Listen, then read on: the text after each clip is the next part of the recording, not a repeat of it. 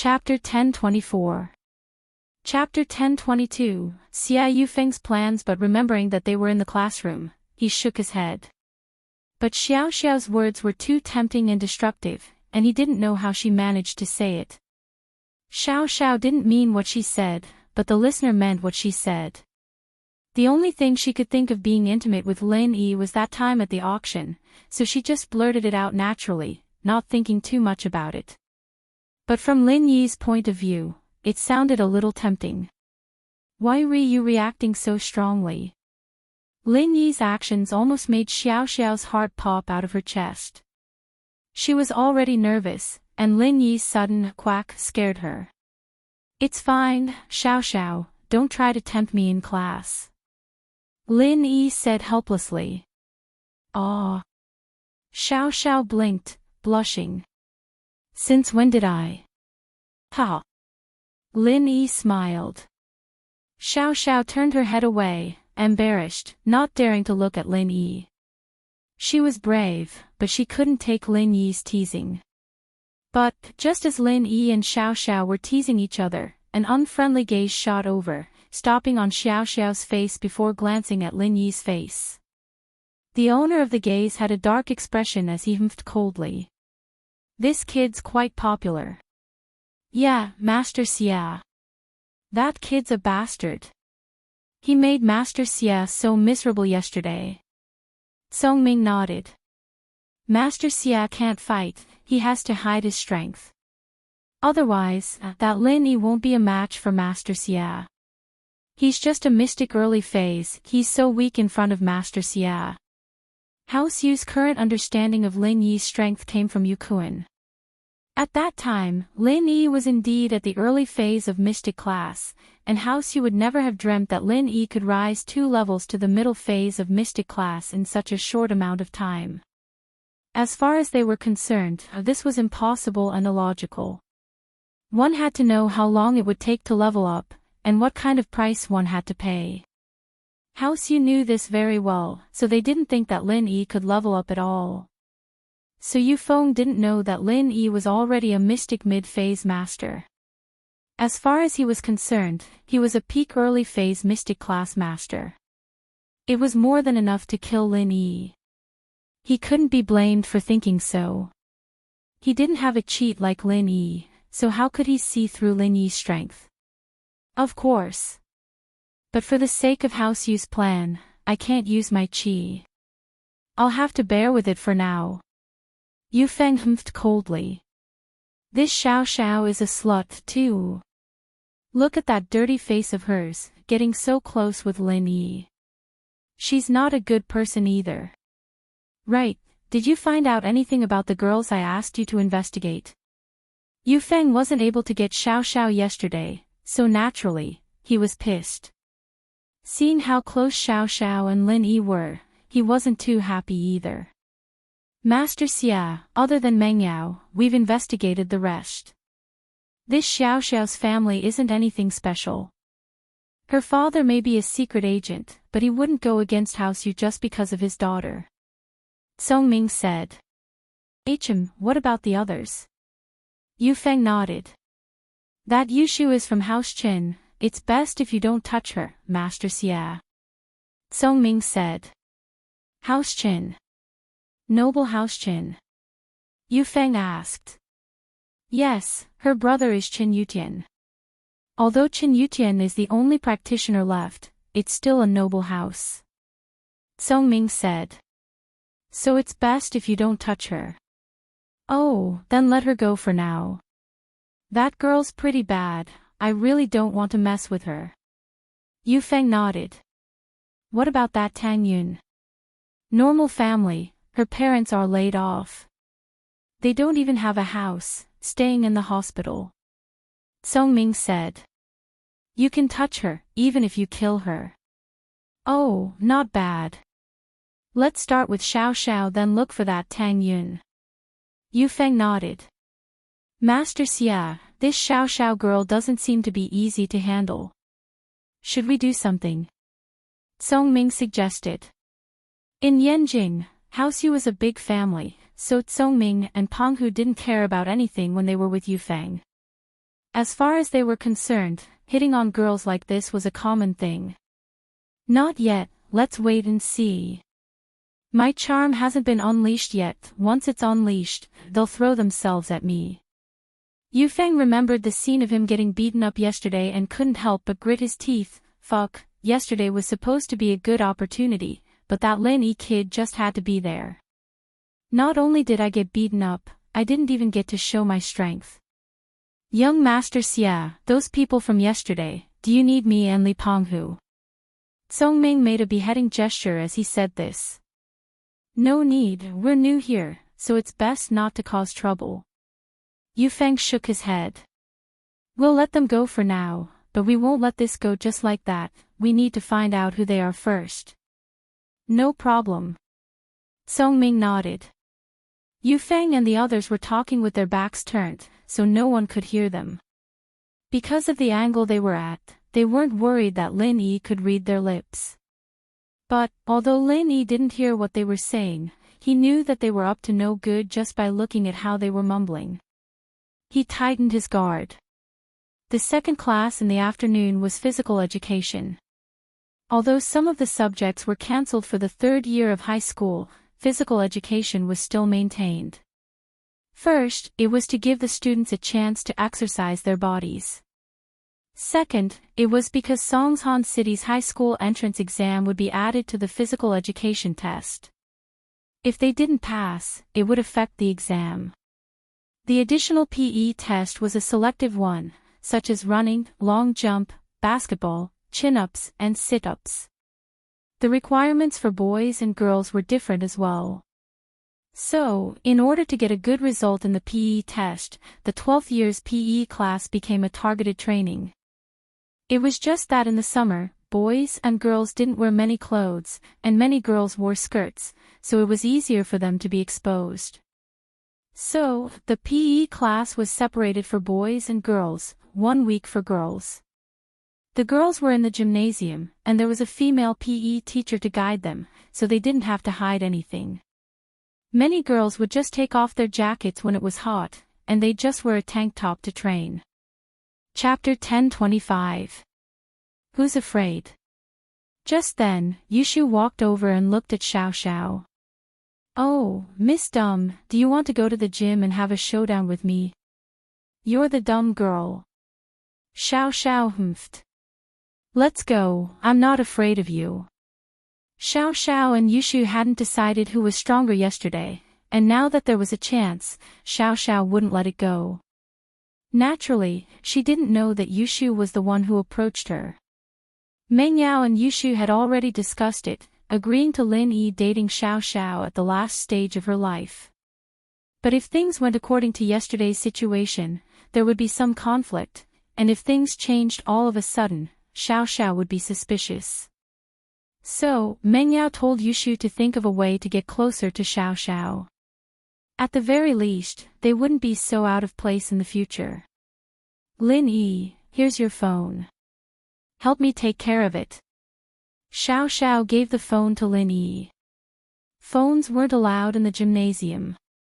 One reason was that it would affect training, and the other was that people with bad intentions might take pictures of students with their phones. That would be a problem. And so, there were electronic detectors at the entrance of the gymnasium, and as time went by, no one brought their phones in anymore. They didn't feel safe leaving their phone in the box at the entrance, afraid that someone might take it away. Okay. Lin Yi nodded and took Xiao Xiao's phone, watching her and Yushu leave the classroom. A smile appeared on Lin Yi's lips. It seemed that Yushu had made her move. With Shu's methods, these two devils would probably be playing together soon. Lin Yi's guess was correct. Yushu was indeed making her move. She was planning to become Xiao Xiao's rival first, and then occasionally work together to mess with her. Their relationship would definitely grow stronger. Lin Yi's previous phone was broken by Ma Zhu, so he was using a phone that was similar to Shu's flip phone, but it had fewer functions. The system wasn't smart, and there wasn't much to play in the games. This class was a physical education class for the girls, but it was a self-study class for the boys. They could read in the classroom, and of course, no one would stop them if they wanted to go to the field to play. However, Year 3 students were more or less self-conscious. Who would want to play when the college entrance examination was coming up? Besides, even if he went to play, who would he play with? Could it be that he was playing by himself? Although Lin Yi would listen attentively in class, he would not review after class. After Xiao Xiao left, Lin Yi played with Xiao Xiao's phone casually, pulling out Plants vs. Zombies and playing it out of boredom. "Boss, you're with Xiao Xiao." Kong Xiaobo waited until all the girls were gone before turning around and asking with shifty eyes. "What do you mean by with?" "It sounds so bad," Lin Yi smiled bitterly. "Heh heh, I heard you guys whispering in class. I think Xiao Xiao even asked you to touch her chest," Xiaobo said with a chuckle. Lin Yi was speechless. Did Kong Xiaobo hear that? But Lin Yi could only explain, "I didn't touch her just now. You know how she is, she dares to say anything." Oh. Kong Xiaobo nodded, "I know you didn't touch her, but you guys are developing pretty fast, aren't you? Plus, I saw her with Tang Yun this afternoon." "Yeah," Lin Yi nodded. "No way, she's that close with Tang Yun. Tang Yun agreed to your relationship with Xiao Xiao?" Kong Xiaobo's eyes widened in shock. He had guessed that Tang Yun and Xiao Xiao were getting along peacefully, since they were talking and laughing when he saw them at noon. They didn't look like enemies at all. But hearing Lin Yi's confirmation, Kong Xiaobo gave him a thumbs up. "Boss, you're amazing. Too awesome.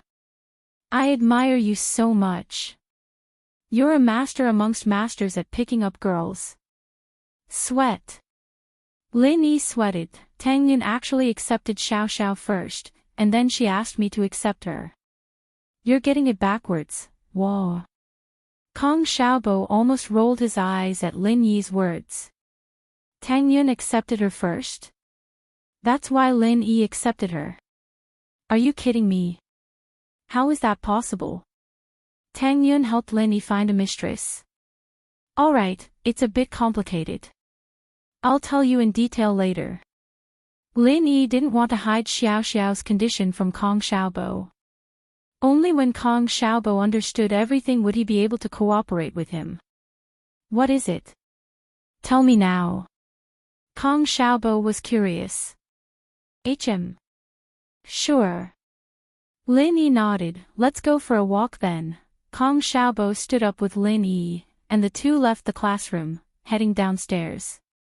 Yufeng, Songming, and Penghu, on the other hand, were whispering to each other, plotting something. Master Xia, I heard that girls don't wear much in PE class, and some of them are revealing. Songming said softly. Oh. Yufeng was interested, really? Of course it's true. Think about it, it's summer now, and the gym is hot. You'd be sweating when you exercise, and then. Ha ha. Songming said with a perverted smile. Then wouldn't there be a lot of peeping? You just transferred here, and you already know about it. How could the people who used to study here not know about it? Yufeng didn't really believe it. Of course they know, but the gym's windows are really high, and the shortest is at least 3 meters. Who can even look up there? Songming smiled, only a master like you can fly up there. But that's not a good idea, right?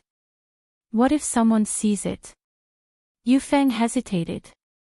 Although peeping was very exciting, he couldn't afford to lose his reputation. Especially when he wanted to pick up girls in school. He might feel good after peeping for a while, but if he was discovered, his reputation would go down the drain. Behind the gym is the mountain behind the school, who would see it? Songming smiled, I've already scouted the area. You've planned this all along, huh? Yufeng nodded after hearing that the back of the gym was facing the mountain behind the school. That's right, I've already thought about it. I'll use the camera to take pictures of Xiao Xiao and the others, and use it to threaten them. If they don't listen to Master Xia, I'll expose them. Let's see how shameless they are. Chapter 10:26. Fight to the death. Alright, we'll go now. Is the camera ready? Yufeng asked. Phones won't be able to record clearly. Of course, it's a new product, 60x optical zoom. I just bought it. Songming took out a small camcorder from his bag and smiled at Yufeng. What do you think? Not bad, right? I heard you can even use it to shoot AV. Oh, it looks pretty good. Yufeng took it and played with it before giving it back to Songming. Let's go, we'll go peep. The three walked out of the classroom, and Yufeng suddenly remembered that Lin Yi had left the classroom as well. Lin Yi wouldn't be peeping too, would he? It's possible. Songming nodded. Why else would he go out? Don't let him see us. Yufeng frowned. It'd be better if he sees us. We'll use the camera to record him, and when the thief calls the thief, we'll expose him to the world. Let's see if he'll lose his reputation. Wang Songming smiled disapprovingly. He was a rather insidious person, and he could always think of some dirty tricks. That's a good idea, killing without leaving a trace. Lin Yi, let's see if he's good with women. We'll expose him for peeping on girls in PE class. Yufeng nodded in approval. Lin Yi, naturally, didn't know that Yufeng was already thinking of him as a pervert. Lin Yi and Kong Xiaobo were sitting on a flower bed in the school field, talking. Boss. Does that mean Xiao Xiao is really going to die? She has a terminal illness, and even you can't do anything about it. Kong Xiaobo's eyes went wide after hearing Lin Yi's explanation. He never would have thought that the energetic Xiao Xiao was someone who was about to die. I can't do anything about it either. Lin Yi shook his head helplessly. My medical skills aren't omnipotent. It's limited to the known illnesses, but for the unknown. I can't do anything about it.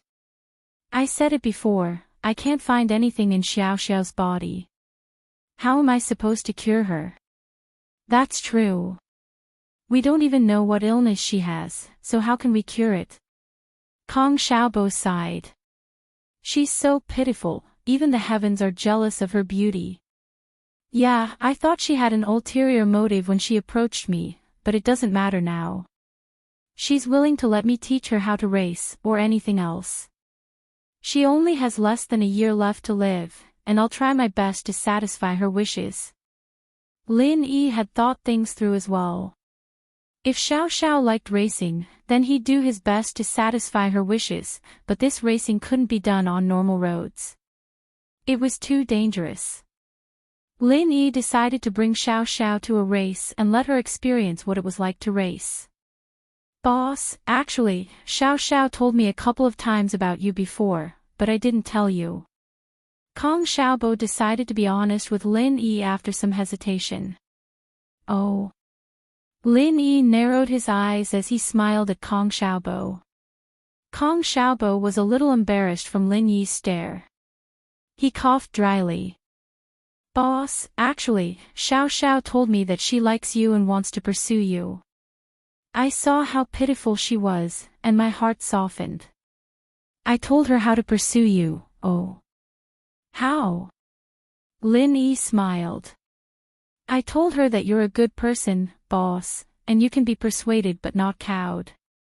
If she goes against you, then there's no hope, but if she goes along with you, then there's still hope. Kong Xiaobo said, embarrassed.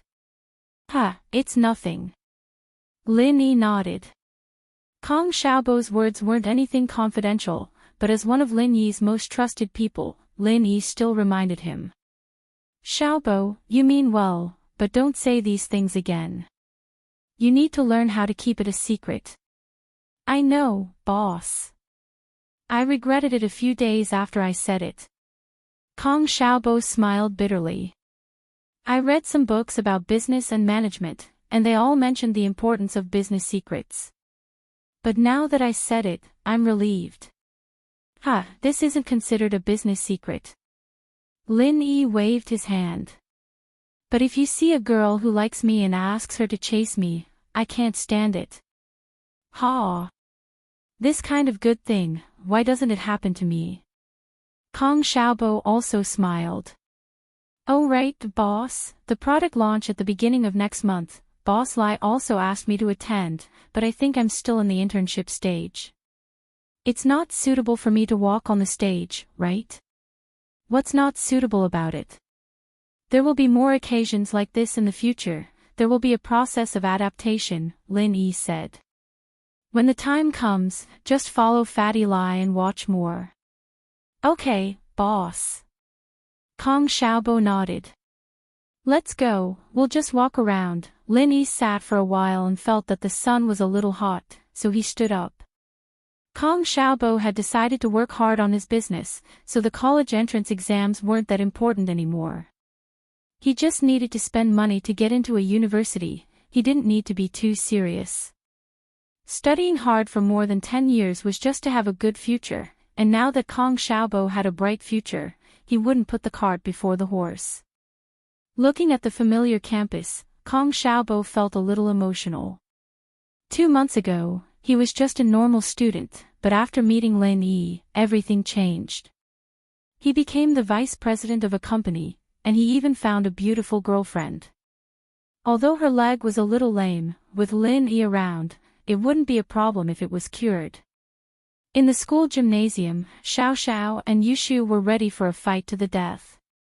The two were at the starting line, their eyes wide open as they glared at each other. I told you couldn't do it, you threw the medicine ball so close, you almost hit your own foot. Yushu said proudly.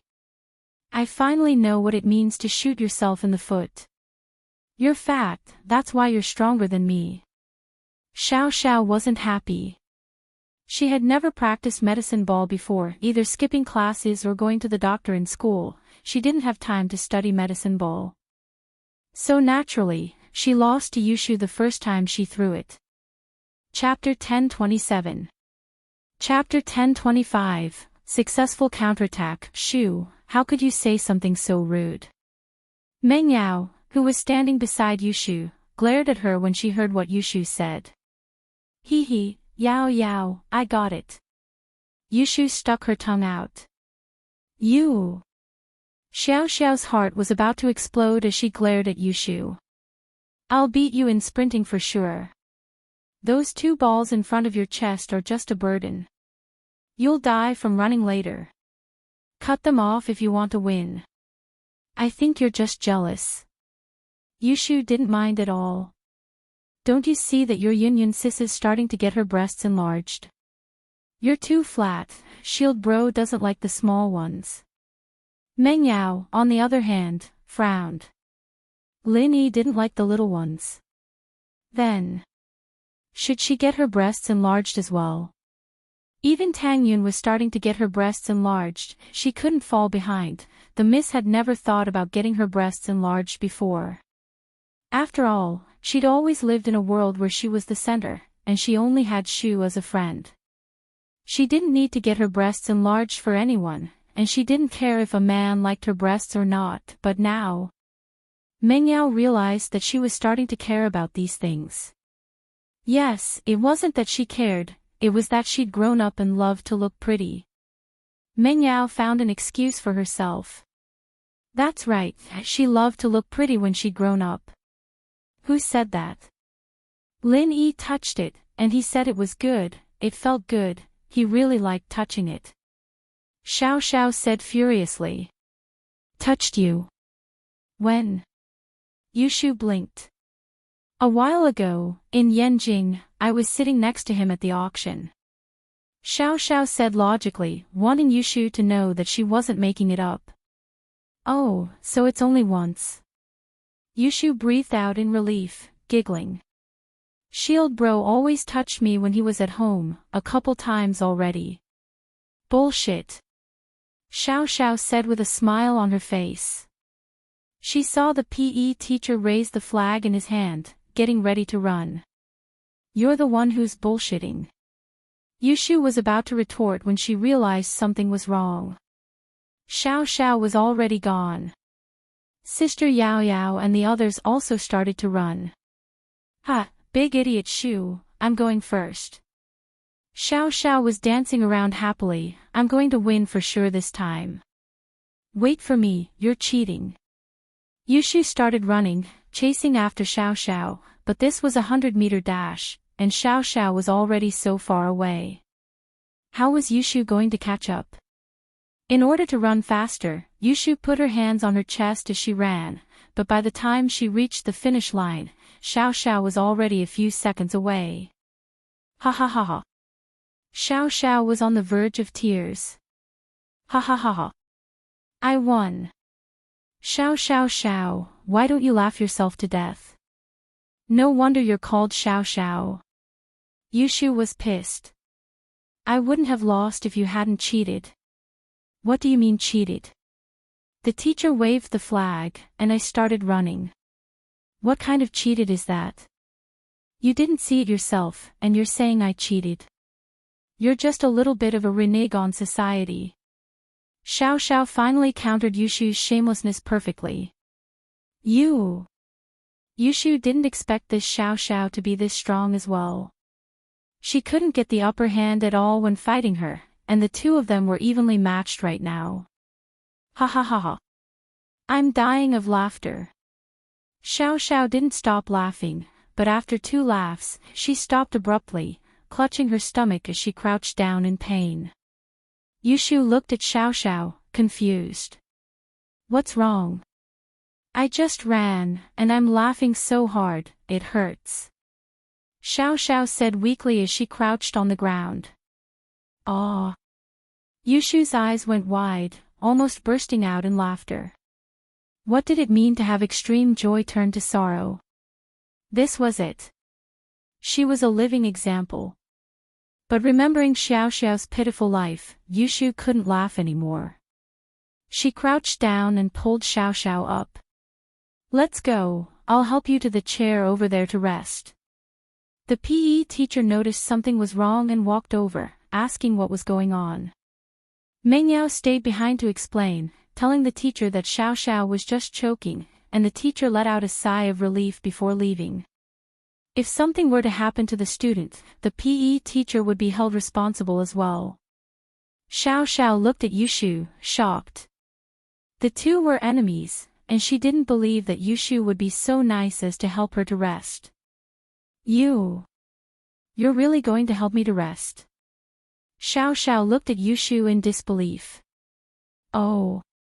Yushu's brain spun furiously. She was indeed acting a little out of the ordinary. Logically speaking, she should be pointing at Xiao Xiao and laughing when she saw her pained face, but Yushu really couldn't laugh at all. However, she finally thought of a reasonable reason and said, I'm evenly matched. Naturally, I won't let you die so quickly. I, little Shu, am a very upright person. I never take advantage of others. So, let's wait for you to rest first, then we'll compete again. It's a tie now. Ah, I see. Xiao Xiao nodded after hearing Yushu's explanation. You're not a bad person. If you didn't fight with me over Lin Yi, we'd be playing together. Yeah, I think so too, Yushu nodded. The two sat on the chairs at the side of the gym and rested. After resting for a while, Xiao Xiao felt more or less recovered, but she didn't dare do any more strenuous exercises. I'm afraid I can't fight you today. I'm still feeling a little uncomfortable, and I'm afraid I'll have a chest ache again. It's fine, we'll fight with words if we can't fight. Yushu said nonchalantly. Fight with words. Xiao Xiao blinked. Fight with pranks, see who's better at pranking. Yushu said. That's a good idea. But who are we pranking? I'll say this first, I'm not going to prank Lin Yi. Xiao Xiao's but hurt just thinking about pranking Lin Yi. Plus, she didn't want to prank Lin Yi right now. Oh, you can't prank Shield Bro, he's too strong. Only an idiot would prank him. Yushu shook her head and looked at Xiao Xiao, smiling evilly. Chapter 1028. Chapter 1026, the prankster duo in action, nothing. Yushu looked up at the sky, as if saying she didn't know anything and didn't need to ask her anything. But all of a sudden, Yushu let out a yelp. What's wrong? Xiao Xiao was curious. Look at the window above us. Yushu pointed at the top of her head with a weird look on her face. What's wrong with the window?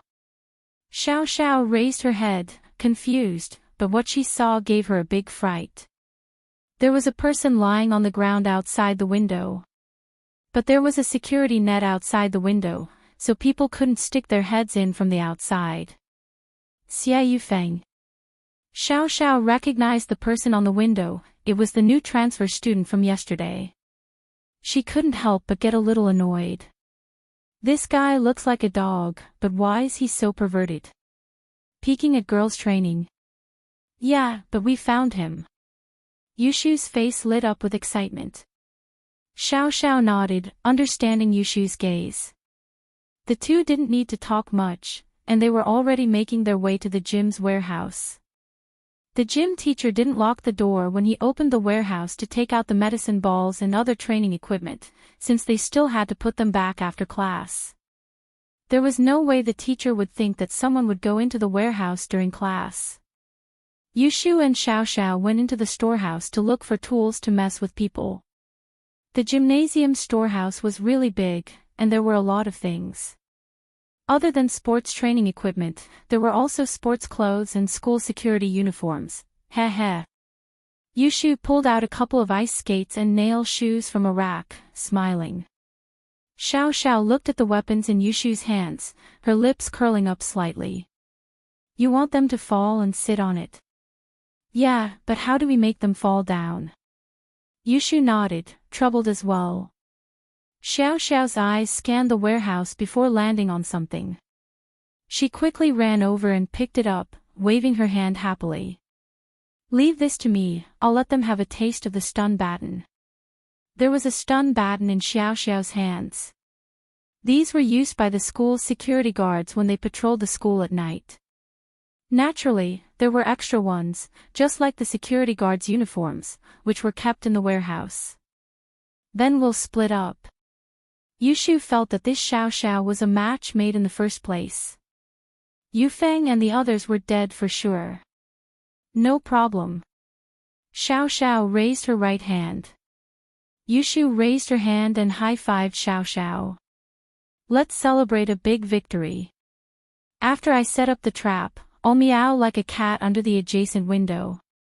Then, you'll shock them down. With that, Yushu ran out of the gymnasium with a bunch of nail shoes and ice skates. Xiao Xiao, on the other hand, took the electric baton and went to the window next to Yufeng's. This was a blind spot, and if Yufeng didn't intentionally look down, he wouldn't be able to see the people on the seats. Xiao Xiao, on the other hand, was sitting next to the window, and it was even harder to see. Yufeng, Penghu, and Songming all climbed up the wire mesh on top of the window. The mesh was a bit high, but with the help of Yufeng's qi, Penghu and Songming were easily pulled up. Did you find her? How come I don't see Xiao Xiao? Yufeng looked outside the window for a long time, but he didn't see Xiao Xiao anywhere. He mumbled to himself, this girl isn't skipping class, is she? Yeah, I don't see her either, but I see Meng Yao. She's wearing shorts, and she didn't take off her shirt, so there's nothing to see. Songming said regretfully. I don't see that big tits Yushu either. Penghu said pervertedly. Every time I think of her breasts, I can't sleep. Yushu had just walked under the three when she heard Penghu talking bad about her. She was pissed. Her breasts were for shield bro, and he dared to fantasize about her. I'll leave this ice skate to you. You better sit on your balls. Yushu lined up the ice skate and nail shoes in the path of the three's fall, and she snuck under the wall next to the window. This way, the three wouldn't be able to see her from their angle. After doing all this, Yushu pinched her nose and meowed like a cat. Meow, the cat's meow gave the three of them a scare. Yufeng was a mystic, but in order to hide his identity, he didn't dare use his qi casually.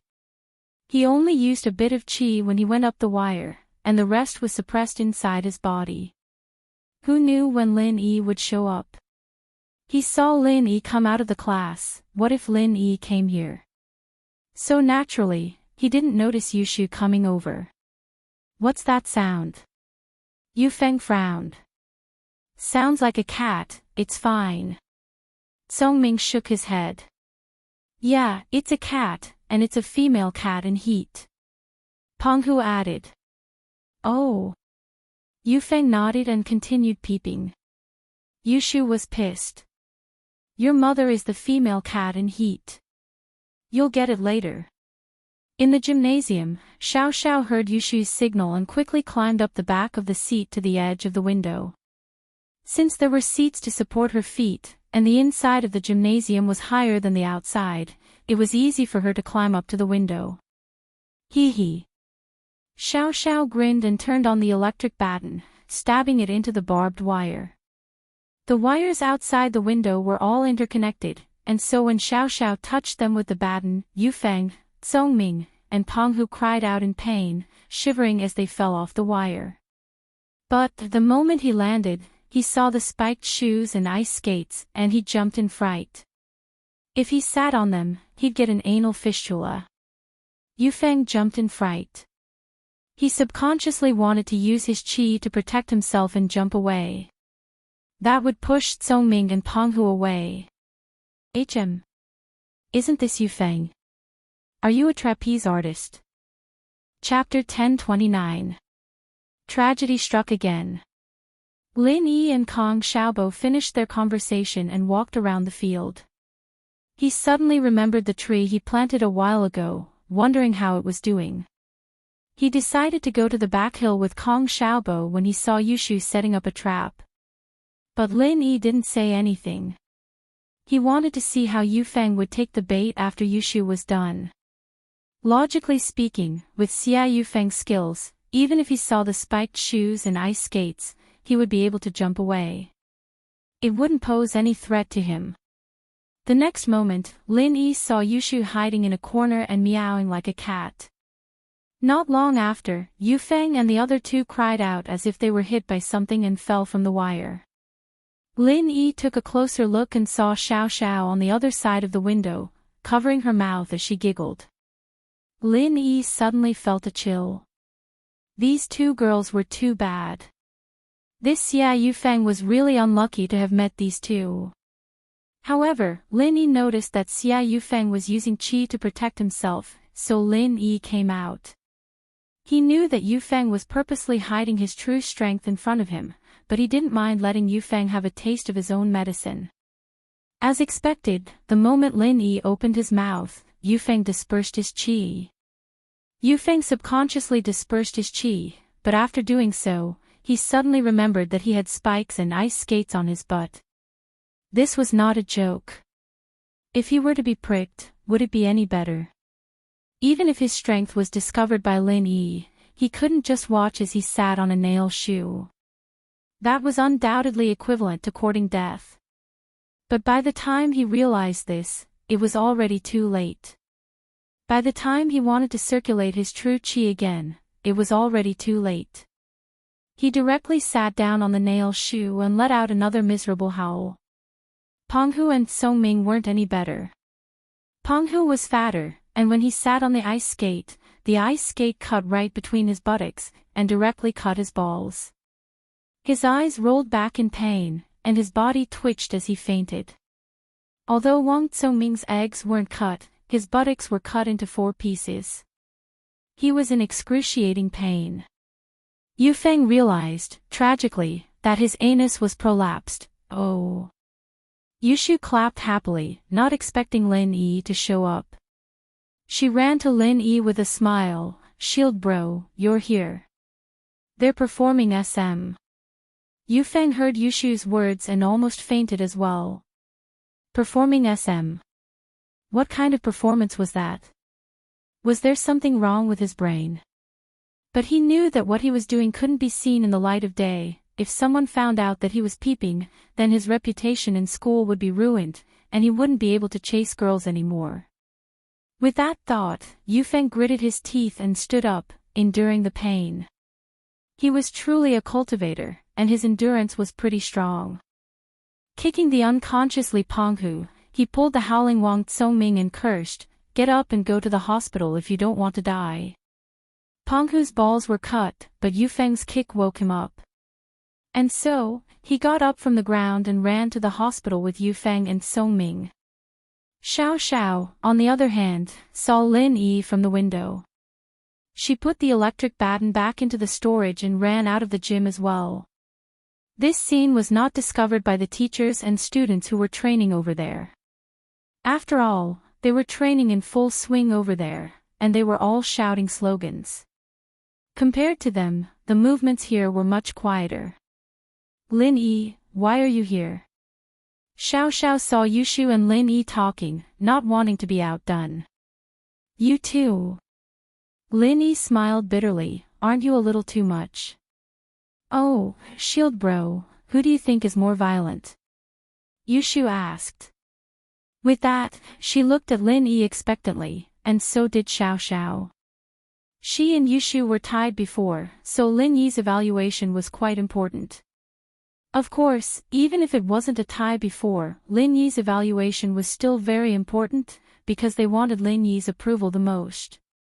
"I think you two need to be together to bring out your full potential," Lin Yi said. "Oh, I see." Yushu frowned after hearing Lin Yi's words. She thought about it and forced herself to say to Xiao Xiao, "Since Shield Bro likes our combo, I'll force myself to team up with you once in a while." Force yourself." Xiao Xiao curled her lips in disdain, "I'm the one who's taking care of Lin Yi's face by teaming up with you. But if you provoke me again, I'll break up with you and go solo."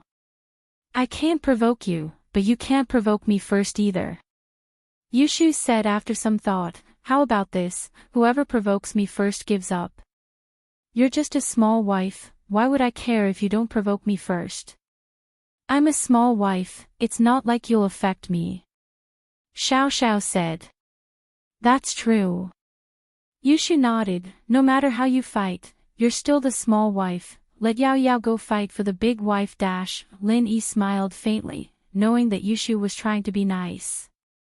If Yushu hadn't lowered her head first, Xiao Xiao wouldn't have lowered her head so easily. But the result was good, the two weren't enemies anymore.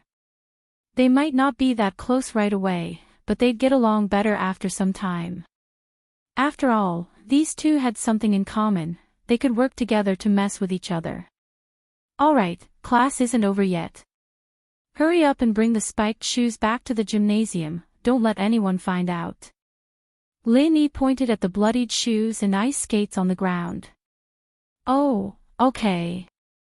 Yushu picked up the shoe, and Xiao Xiao reached out to help as well, and the two of them carried the things back silently. Kong Xiaobo, on the other hand, didn't say anything. He knew he couldn't say anything right now, so he just watched quietly until Xiao Xiao and Yushu left. He sighed, "That Xia Yufeng sure is unlucky, getting his ass kicked. Thank goodness you were able to tame these two devils, boss. Otherwise, how are we supposed to live in the future?" Lin Yi smiled. It was true, Yushu and Xiao Xiao were devils in front of outsiders, but they were very gentle to him. Chapter 10:30. Chapter 10:28, Xiao Xiao's Wish, Camcorder. Kong Xiaobo picked it up and looked at it. It was a small video recorder. "They're not trying to take pictures, are they?" Lin Yi shrugged. "Let's see if there's a video and delete it." Kong Xiaobo pulled up the video and saw that it was indeed from the gymnasium. A group of girls were training, and some of the girls were wearing very little. But Meng Yao and Yushu weren't there. Kong Xiaobo took a quick look and deleted the video. He was a pervert, but he wouldn't look at immoral things like this. "Boss, what do we do with this camcorder?" Kong Xiaobo asked. "You take it back and play with it. You don't want to give it back to Yufeng, do you?" Lin Yi didn't even think about giving it back. Oh, that's fine. I'll give it to Fen to play with. Kong Xiaobo put the camcorder away happily. After this incident, Lin Yi didn't want to stay in the school anymore. He turned to Kong Xiaobo. Let's go back to class. Kong Xiaobo wanted to go back and study the camcorder as well so that he could take a selfie with Fen. He didn't have anything with Fen yet, but it was a good idea. Lin Yi and Kong Xiaobo went back to the classroom, but Yu Feng and the other two weren't back yet. Their seats were empty, evidently at the hospital. But Lin Yi couldn't be bothered with them. Since they wanted to hide their strength, then go hide it. Yushu and Xiao Xiao would mess with them every day until they died. Let's see how long they could take it. Xiaobo went off to figure out how to operate the camcorder, while Lin Yi went back to the game he was playing earlier. After playing for a while, Lin Yi felt bored and exited the game to see if there was anything else on his phone. Lin Yi was just casually looking through the phone, but he accidentally entered a notepad software. There was a file called My Wish. Originally, when Lin Yi saw that it was a private folder, he was ready to push it out immediately after entering. However, when he saw the file called My Wish, Lin Yi hesitated. Lin Yi was very clear about Xiao Xiao's situation. She only had 1 year left at most, and that was the most optimistic scenario. To put it in a sad way, Xiao Xiao might die tomorrow, and so, Lin Yi cared a lot about Xiao Xiao's dying wish. If it was possible, Lin Yi wanted to make it come true for Xiao Xiao. This would allow Xiao Xiao to live a life without regrets. But just when Lin Yi was about to look at the file named My Wish, the bell rang at an untimely time. Lin Yi frowned. There was some distance between the gym and the school building, but Xiao Xiao would be back in a few minutes. With that thought, Lin Yi didn't hesitate any longer. He opened the file called My Wish and looked at the contents. After opening it, Lin Yi realized that this My Wish document wasn't completed in one day. It was divided into many pages. Each page only had one wish and the date of the wish. If the wish was fulfilled, Xiao Xiao would mark it as fulfilled on the index page. If it wasn't fulfilled, there was no mark. Lin Yi smiled bitterly. If it was all written on one page, Lin Yi might be able to finish it in a few minutes, but if he had to go through it page by page, he might not be able to finish it today. But there was physical education every week, and Lin Yi wasn't in a rush to finish it all in one day. He'd read as much as he could today, and pick the easier ones to help Xiao Xiao first. Lin Yi opened the link with the earliest date on the index page and started reading. Can my illness really be cured? I'm going to Yanjing's hospital with Dad tomorrow. I heard it's a hospital that specializes in hereditary diseases. I'm so nervous, I hope this hospital can cure me. Looking at Xiao Xiao's wish, Lin Yi was a little speechless. If her illness could be cured, why would Lin Yi go through all that trouble to fulfill her wish? This Xiao Xiao's wish was really. But looking at the date, Lin Yi shook his head and smiled bitterly. This wish was written 3 years ago, and Xiao Xiao was probably still fantasizing about her illness at that time. But was this phone Xiao Xiao was using 3 years ago? But thinking about it, Xiao Xiao must have imported it after she changed her phone. Lin Yi closed this wish and looked at the second day's wish. Compared to the first wish, the second one was more normal. I want a sports car. This was a wish he'd written 3 years ago as well, but there was a note at the end that said it had been fulfilled. He didn't have time to look at the ones he'd already fulfilled, so he quickly exited and started looking for the ones that hadn't been fulfilled yet. But in this document, most of the wishes were fulfilled. Lin Yi finally found one that wasn't marked fulfilled and opened it. I really want a best friend. I can talk to her about the loneliness in my heart. I can share my happiness and sadness with her on the same bed. But I'm destined to never have a true friend. I don't want my best friend to feel pain because of my death. Looking at Xiao Xiao's wish, Lin Yi couldn't help but take in a deep breath. His heart was heavy. From the tone of this wish, Xiao Xiao must have known that her illness was incurable. That was why she was feeling this way. Perhaps she had lost all hope of curing her illness. She had a friend, a bosom friend. In the eyes of a normal girl, this seemed like a simple thing. Who didn't have a few true friends growing up? Which girl hadn't slept on the same bed with their best friend? But this simple thing was a dream in Xiao Xiao's eyes. And her kindness, not wanting her death to bring pain to her friends, touched Lin Yi deeply. But this wish wasn't something Lin Yi could fulfill. He couldn't be a best friend. He couldn't just castrate himself, could he? But he could suggest Tang Yun and Shu to be Xiao Xiao's best friends. It wasn't a bad choice. Lin Yi quickly took a picture of the wish with his phone, not daring to waste any more time as he opened the other wish that wasn't marked already fulfilled and started reading it. Chapter 1031. Chapter 1029, A Shocking Wish. This was a wish that Lin Yi could consider helping Xiao Xiao. It wasn't too much to ask, and Lin Yi could do it too. It was only now that Lin Yi understood that Xiao Xiao wasn't a rebellious girl who liked racing. She had the dream of being a racer. Yes, everyone had a dream when they were young. But as they grew older, these dreams would slowly fade away. What was his dream back then? A farmer. A spring. A little field. Yes, Lin Yi's dream was very simple. When he was with his old man, Lin Yi didn't think that he would become an assassin in the future, nor did he think about what kind of life he would have in the future. He thought that he would be the same as the other kids from the countryside, like Gooden, farming with him to support the family. But after Lin Yi grew up, he started doing all sorts of simple and complicated missions. Lin Yi didn't know what his dream was anymore. These days of wandering were his life, and when he was free, he would chat with Gooden in his old home. It was the most relaxing time of his life. As time went on, he grew up, and so did Gooden. His fate changed with his old man, and he was destined to never be a farmer, and Gooden's fate changed because of him as well. He was destined to never be a normal farmer. He had to be a farmer in his old home. Thinking of Gooden, Lin Yi started to miss him. He hadn't seen him in a while, and he wondered if he was done with the spring plowing. He should be done, right?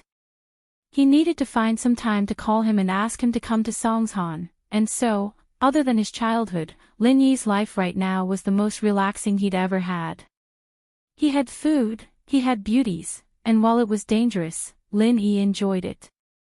But even so, Lin Yi still felt that his life was better than Xiao Xiao's. His life was uncertain, but he had a friend, Gooden. Gooden was a bit rash and reckless, but Lin Yi liked him. At the very least, he was a straightforward person. Whatever Lin Yi said to him, he would only chuckle and would never spread it out.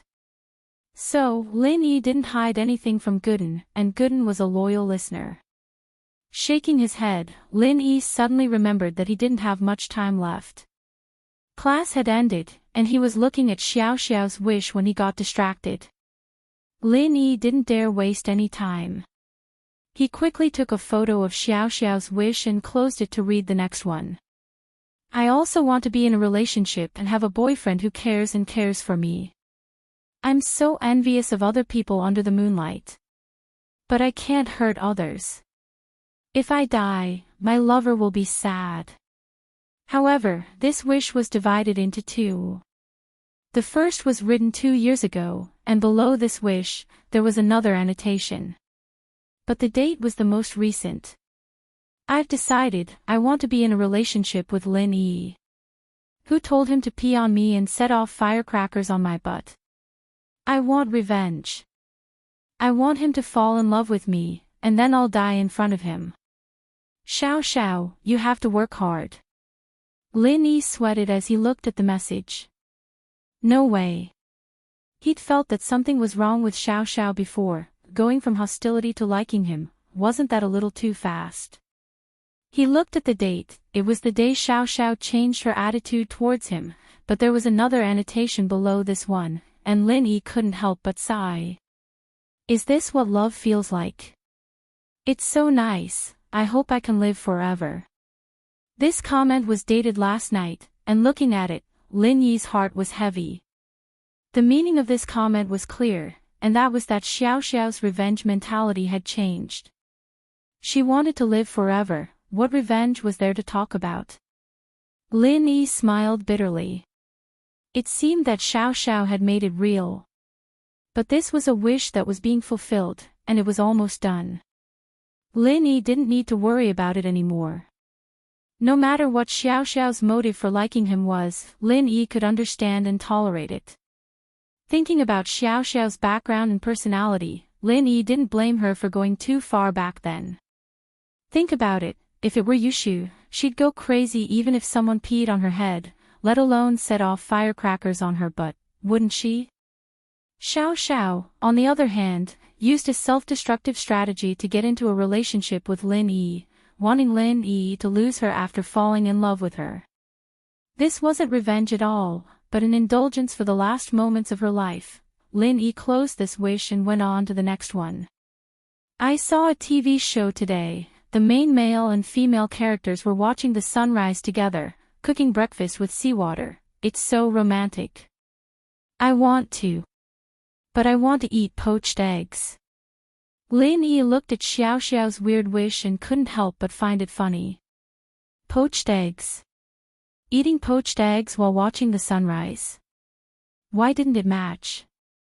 But since it was Xiao Xiao's wish, Lin Yi still took a picture with his phone. After all, this wish was easier to fulfill. There wasn't much time left, and Lin Yi closed this wish and quickly read the next one. Su Shihan is so pretty.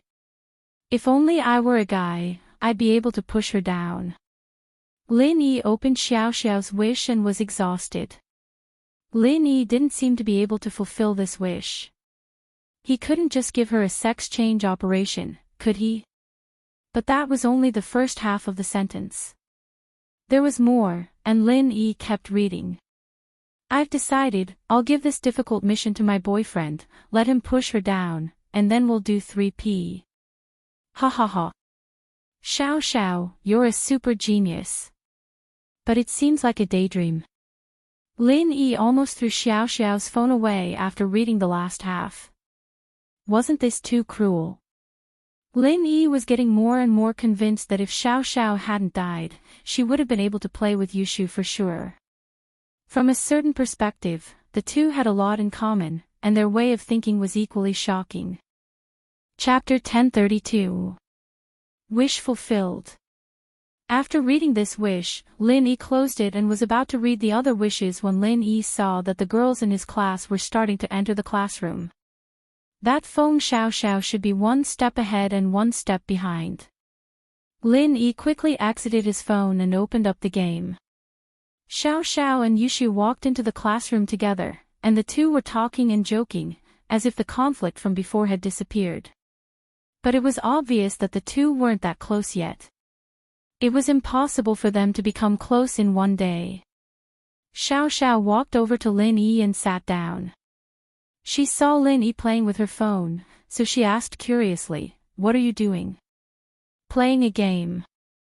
Lin Yi acted like he just saw Xiao Xiao and put the phone on the table. "You're back." "Yeah, I'm back." Xiao Xiao picked up the phone and looked at the game on the screen. "Do you still want to play?"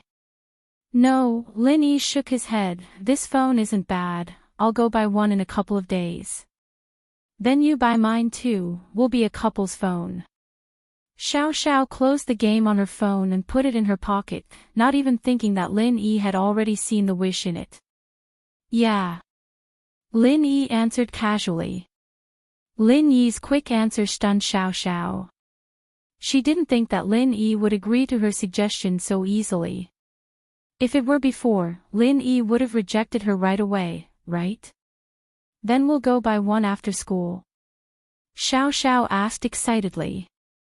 "We'll see," Lin Yi shook his head. "The phone shops are all closed after school, let's wait until the weekend."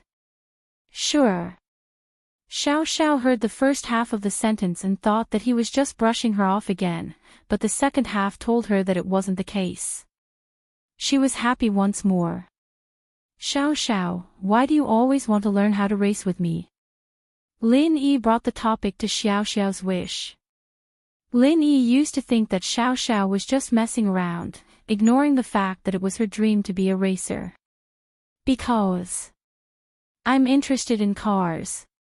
After watching Fast and Furious, I wanted to be a racer. Xiao Xiao didn't hide it and smiled, but I know that's impossible. My skills are just so-so, who would let me race? Oh. I see. Lin Yi nodded, I thought you were just messing around. If you really want to be a racer, I can teach you. Really? Xiao Xiao's eyes went wide. Happiness came too abruptly, and she wasn't prepared for it.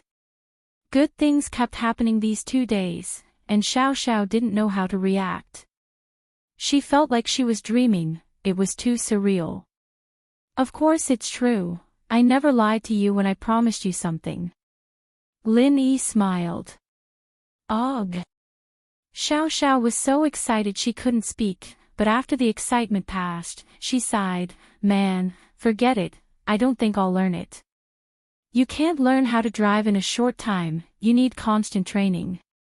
I don't have that much patience. Xiao Xiao said that, but it was just an excuse. What she was really worried about was that she didn't know how much longer she could live. She only had a few months left in her life, and even if she went to learn how to drive, she wouldn't be able to do much. She might as well use this time to do something else. But Lin Yi understood the meaning behind Xiao Xiao's excuse. Xiao Xiao said she didn't have that much patience, but she didn't have that much time left. Lin Yi sighed in his heart, but didn't show anything on his face. Songshan should have those underground racetracks too, right? Have you been there? Of course I have, of course I have. Xiao Xiao perked up at the mention of racing, as if she'd forgotten her sadness. It's on Mount Belong's Coiling Mountain Road. It's an underground racetrack, and there's a race every Friday night. People who love racing go there to practice too. Oh. Have you participated in a race before? Lin Yi asked with a smile. My skills aren't good, I can only practice. I won't be able to do it in a real race. Xiao Xiao shook her head. At most you'll lose, what else? Lin Yi found it strange, at least you'll be able to participate in a race, it's an experience. It's not that simple. The loser has to pay the price.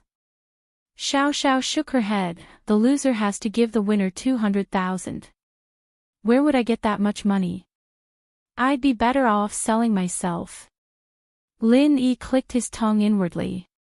As expected, there was some profit involved in this. There wouldn't be a race for no reason. 200,000 wasn't much to Lin Yi, but it was a lot to Xiao Xiao. If she had the money, she wouldn't have just bought an Audi TT. She'd have bought an Audi R8 or something. Then does it mean I get 200,000 if I win? Lin Yi asked. No, the winner only gets 150,000, and the other 50,000 goes to the organizer. Xiao Xiao said. Oh. This organization is quite profitable.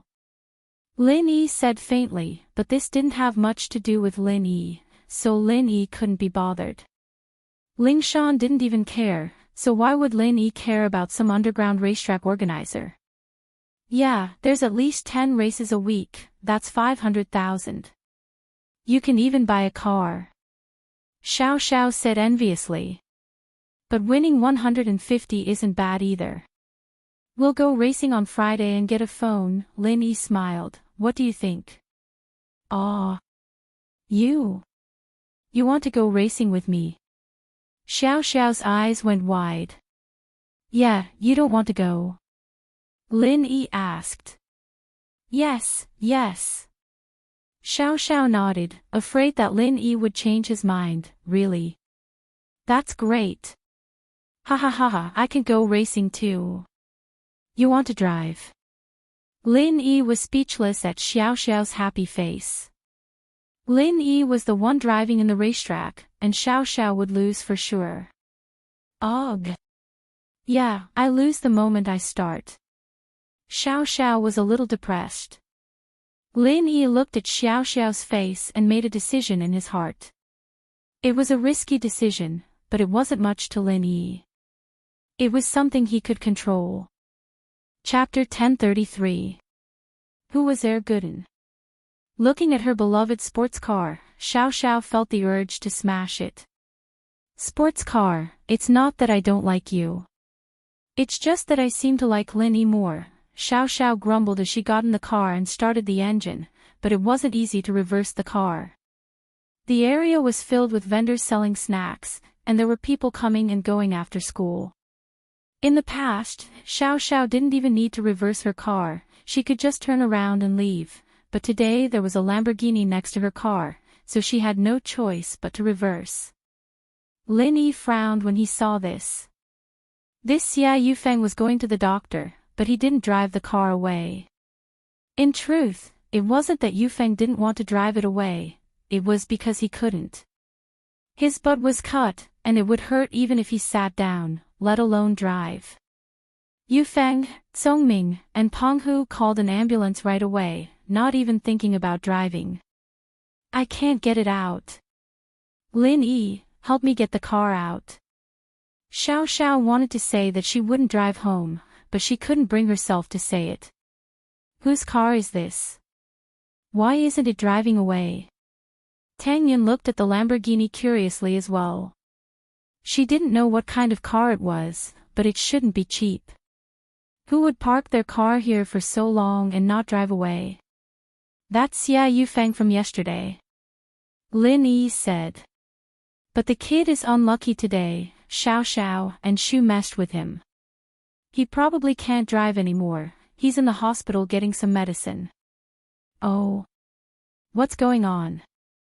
Tang Yun was curious and confused. Xiao Xiao, tell Yun Yun what happened, I'll help you get the car out. Lin Yi said. All right. Xiao Xiao was more than happy to share this with Tang Yun, too. She happily pulled Tang Yun's hand to talk. Compared to Yushu, Xiao Xiao's relationship with Tang Yun was a lot closer. The two had lunch together, and they were even more in sync now. In fact, this was because Xiao Xiao was trying to get to know Tang Yun, and Tang Yun was doing it on purpose. That was why their relationship improved so much. Lin Yi walked over, but he didn't get in Xiao Xiao's car. Instead, he went to Yufeng's Lamborghini and raised his leg to kick it. Bang! A loud bang sounded, and the Lamborghini was kicked sideways by Lin Yi, but Lin Yi didn't stop there. He kicked it again, and the car moved sideways again. Lin Yi frowned and kept kicking, and soon, the brand new Lamborghini was full of dents from Lin Yi's kicks, and the alarm went off. But the people on the food street all knew Lin Yi, and they knew how domineering Lin Yi was. No one tried to stop him, and some were even gloating. This stupid car owner was blocking Lin Yi's way. In the blink of an eye, the Lamborghini was kicked to the bottom of the wall by Lin Yi, and the driver's door was stuck to the wall as well. If he didn't climb over from the passenger seat, he wouldn't even be able to drive the car away. Xiao Xiao and Tang Yun were stunned as they looked at Lin Yi. But Lin Yi had done too many ruthless things. Lin Yi had torn down Zhao Qibing's skyscraper twice, let alone a car. Tang Yun was already used to it, but Xiao Xiao couldn't close her mouth. Damn! That's so cool. Xiao Xiao didn't expect Lin Yi to be this strong, sending the Lamborghini to the wall with just a few kicks. Yufeng would probably be crying tomorrow morning when he saw his new car in the corner of the wall, riddled with scars, wouldn't he? It's done. Lin Yi walked back casually, as if he wasn't the one who kicked the car. He walked to Tang Yun and Xiao Xiao. Let's go. Xiao Xiao told Tang Yun about Yufeng's tragic experience, and Tang Yun started to sympathize with the guy. He was beaten up by gangsters yesterday, and today he was sitting on a nail shoe. Not only that, but his new car was destroyed by Lin Yi. Why was this guy so unlucky? Did he have to go to the West to seek scriptures and come here to suffer? Xiao Xiao didn't want to leave, but she didn't want to make it too obvious. Since Lin Yi had cleared the obstacles around her car, she could drive it out smoothly. The Volkswagen Beetle and Audi TT left the food street behind the school. Lin Yi sent Tang Yun to the hospital and parted ways with Xiao Xiao at the intersection ahead. How's the renovations going? When can we move in? Lin Yi asked as he drove. Mom went to check yesterday, and she said it's almost done. We're just missing the furniture and appliances. We'll be able to move in after a couple of days. Tang Yun said. The new house smells. Fatty Lai used environmentally friendly materials, but it's impossible for there to be no harmful gases. You should get Auntie to buy some charcoal and sprinkle it around. Don't worry about money. Lin Yi nodded. Yeah, I know. Tang Yun obviously knew what kind of person her mother was. She couldn't help but laugh at Lin Yi's words. I really need to talk to her about it. Tell her not to be greedy. Just say that the smell of the renovations affects fertility. If you can't have a baby after smelling it, I won't want you anymore. Lin Yi said to Tang Yun. Ha! Tang Yun blinked and blushed. What kind of lousy reason is that? Lousy reason, but it'll definitely work. Lin Yi smiled. Tang Yun nodded. She had to admit that Lin Yi's method was effective. This was related to her health and the future baby's health. No matter how stingy a mother was, she couldn't risk her own life. Then, if I really can't have a baby, will you still want me? Tang Yun suddenly thought of something. What if there really was something wrong with her body? She had never had a baby before. Who knew if she could have a baby? Ha! I can cure it. Lin Yi smiled. Tang Yun was a little disappointed. She actually wanted to hear him say that he wanted it, not that he could cure it. The results were the same, but Tang Yun was a girl after all, and sometimes she liked to hear romantic words. Lin Yi drove Tang Yun back to the hospital and drove home. He called Widow Wang's grocery store in the village. However, the phone rang a few times and no one picked up. Just as Lin Yi was about to hang up, someone picked up. It wasn't Widow Wang's voice. It was a man's voice. Hello. West Star Mountain Village. Which one are you looking for? Hello, can you help me find Air Gooden? Lin Yi didn't know who this person was. He said politely. Air Gooden. Who is it? The person froze. Chapter 1034. Hercules Air Gooden, ugh. Lin Yi paused, but he remembered that Air Gooden was just a nickname. Air Gooden's real name wasn't Air Gooden, so people who weren't familiar with him wouldn't know. But everyone in Star West Village should know this name. But Lin Yi still said, it's Shou Jiming. Shou Jiming was Air Gooden's real name. Of course, in the village, people called people by their nicknames. Very few people called people by their real names. This was different from the city. Shou Jiming. The man on the other side of the line paused, but he still said, wait, I'll ask for you. Auntie, someone's looking for Shou Jiming. Do you know him? I know. Okay, go set up the goods, I'll take the call. Widow Wang's voice came from the other side of the phone. After a while, Widow Wang picked up the phone. You're looking for Air Gooden. Auntie Wang, it's me, Lin Yi smiled. Who was that? And, it's my relative's child, from another village. He came here to help me with the work. Isn't the spring plowing over? When the villagers are free, they often come here to drink.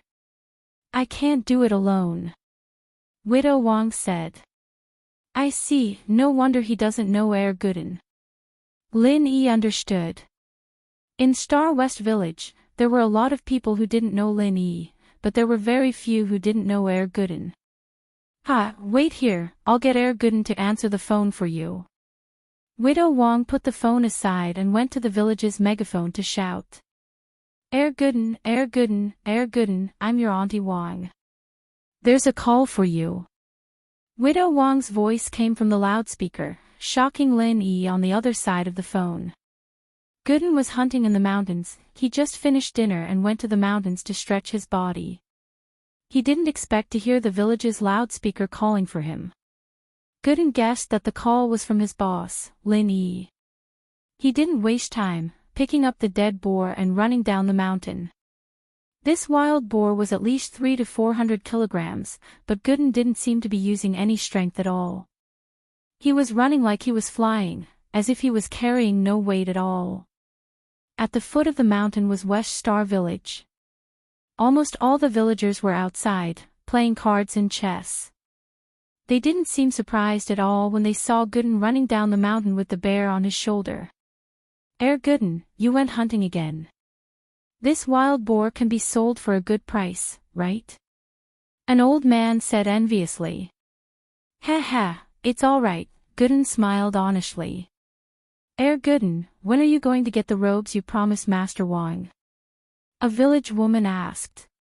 Her husband sold wild animals, and he often caught wild chickens and robes to sell in the market. He used to catch them with traps, but Gooden patted his chest and bought them, saying that he'd help whenever he needed the robes. "Auntie Chang, I'm in a hurry to answer the phone today. I'll get the robes for you tomorrow." Gooden nodded. This Gooden was a legend in the village. When he was 8, he went hunting alone in the mountains. The first day he came back, the villagers saw a black bear coming down the mountain and walking into the village, scaring them to death. They shouted, "The bear is in the village," and all went back to their homes. But when the black bear walked into the village, everyone realized that under the bear's huge body, there was a small, skinny figure. It was Gooden, who came back from hunting. But compared to the black bear's body, Gooden's body was insignificant. They were far away, and it was dark, so the villagers couldn't see Gooden clearly. It was only when they got closer that they realized that the black bear had been killed by Gooden. This shocked the villagers, and they couldn't help but praise Gooden's godly strength. But everything had a freshness, and once the freshness wore off, they wouldn't be surprised anymore. It was the same with Gooden. From then on, he killed wild wolves, wild boars, vultures, and other wild beasts. Everyone was used to it now. Gooden threw the wild boar on the ground. "Everyone, split it. If we can't finish it, we'll give the rest to my dad to sell." Gooden was a simple and honest man. He wouldn't keep things to himself. Every time he went hunting, he would think of the villagers and give them something for free. So, everyone had a good impression of him. In fact, everyone was drooling over the wild boar meat. Normal people couldn't kill a wild boar. There was a saying, 1 boar, 2 bears, 3 tigers. It meant that the wild boar was stronger than a bear or a tiger. Only Gooden could kill a wild boar so easily. If it was someone else, they might have been killed by the boar. After saying that, he quickly ran to Widow Wang's house, and the rest of the villagers happily helped him clean up the wild boar. Of course, they weren't greedy people. They would get some of the meat, but it was the parts that weren't easy to sell. The parts that were easy to sell, like the pork knuckle, they would leave them for Gooden. Gooden excitedly ran into the shop and picked up the phone. "Hello? Gooden, it's me, Lin Yi." Lin Yi heard Gooden's voice and smiled. "Lin Yi bro, I knew it was you. Are you in a hurry?" "I'll leave in 2 days." Gooden said embarrassedly, "It's still far from the autumn harvest, and the family doesn't have much income. I'm thinking of hunting some wild animals for my dad to sell before I leave, otherwise the family won't have any income. Didn't I tell you to get it from my old man?" Lin Yi didn't know whether to laugh or cry. "You can pay for the road. I'm thinking I'll earn the money for the house. I have hands and feet, hunting isn't a problem." Gooden said with an honest smile. Alright, come back as soon as you're done. I really miss you. Lin Yi sighed. I really want you to stay in Songshan forever. I want to follow you, boss, to explore the world. But I can't. Gooden frowned and said helplessly, I can't leave home for too long. That's right. Apart from that spiritual spring, there's really no other alternative solution. Lin Yi sighed, but it's fine, you just have to come out once in a while. Chapter 1035. Chapter 1033, Being Xiao Xiao's best friend. Alright, write down my phone number and address. Contact me when you get to Songshan, I'll pick you up. Lin Yi said as he gave Gooden his phone number and address. Gooden found a piece of paper and wrote it down before putting it in his pocket. After the call with Gooden, Lin Yi got home. The Miss and Shu were still watching TV on the sofa. Shield bro, I did well today, didn't I? Yushu said excitedly when she saw Lin Yi, Xiao Xiao and I became best friends. Yeah. But we need to keep working hard and try to improve. Lin Yi nodded. Improve? Yushu asked.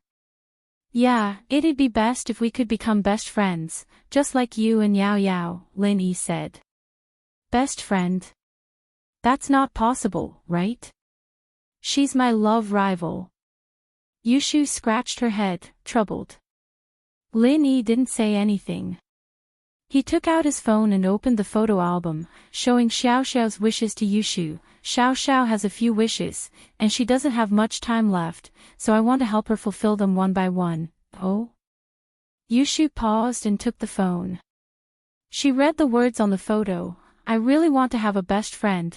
I can talk to her about the loneliness in my heart. I can share happiness and sadness with her on the same bed. But I'm destined to never have a true friend. I don't want my best friend to feel pain because of my death. Meng Yao came over curiously as well, frowning as she looked at the photo on Lin Yi's phone. Lin Yi, where did you see this? From Xiao Xiao's phone. Lin Yi didn't hide it. There's a file called My Wish. I just opened it. I didn't think. I see. Meng Yao nodded. Xiao Xiao's wish moved Meng Yao. Having a best friend was a normal thing, but in Xiao Xiao's eyes, it was an extravagant wish.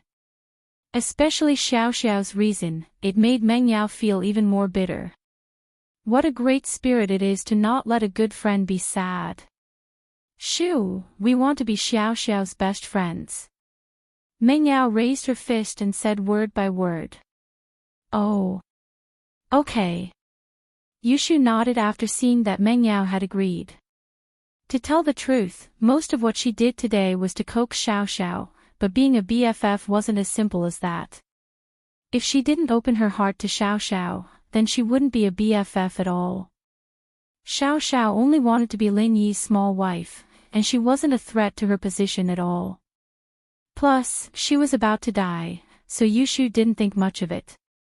The two came to an agreement, and the matter was settled for now. But Yushu suddenly realized that the picture wasn't the last one, so she kept scrolling. Lin Yi wanted to stop her, but it was too late. Yushu's hands were faster, and she was already scrolling. If Lin Yi were to take the phone back now, it would mean that something was wrong. Lin Yi couldn't help but regret taking a picture of that threesome wish. Yushu and Meng Yao read Xiao Xiao's other wishes, but they weren't really interested in things like racing or watching the sunrise. It had nothing to do with them, but when they saw Xiao Xiao's threesome, their eyes went wide, their mouths wide open.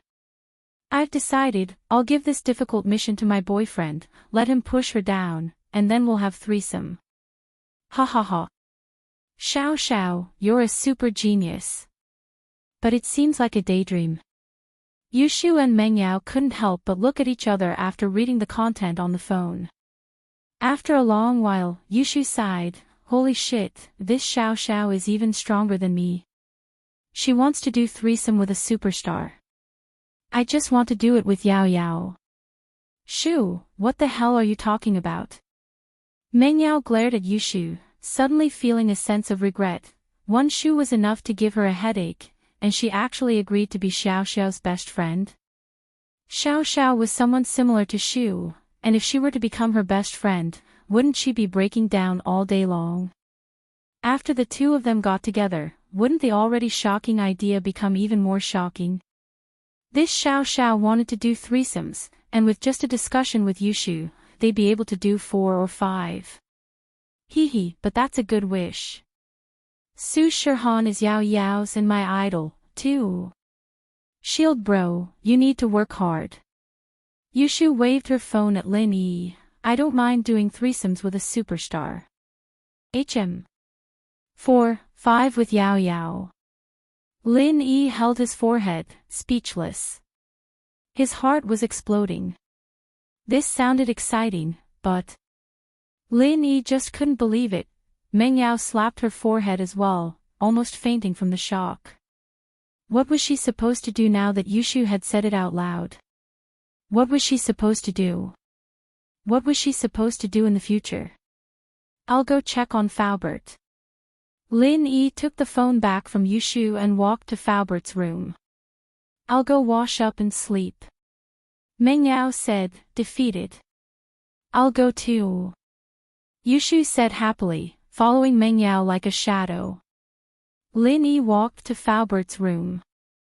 The door wasn't locked, so he pushed it open and walked in. Faubert was practicing on his bed when he felt Lin Yi walk in. He opened his eyes slowly. You're back. Evidently, he didn't hear the conversation between Lin Yi and Meng Yao in the living room. He could only sense movements within a certain range. Yeah, how is it, Faubert? Lin Yi nodded. I've already started training my family's martial arts again. Golden class late phase peak, this is a good starting point. I'm already satisfied. Uncle Fu said this from the bottom of his heart. He didn't seem to be forcing it at all. Faubert, I want to try again.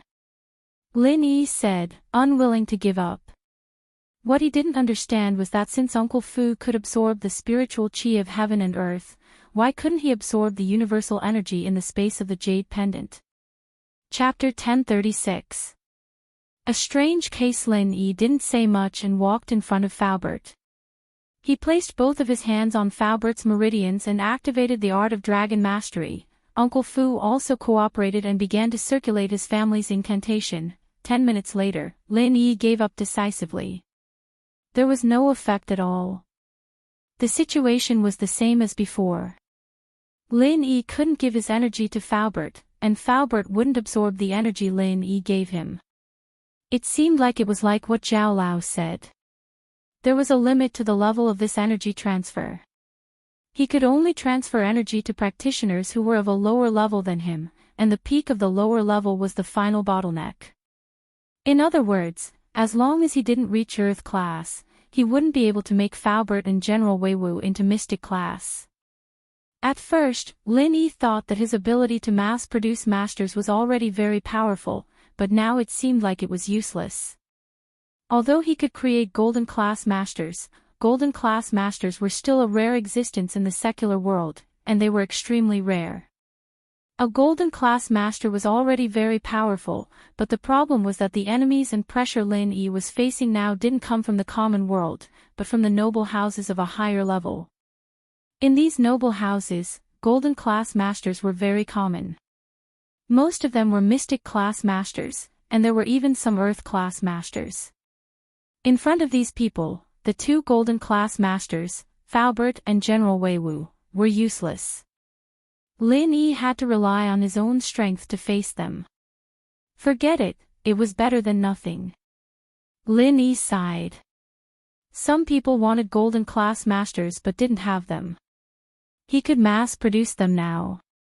With that thought, Lin Yi gave up on the idea of creating Faubert and returned to his room. On the surface, Songshan was quite safe these days.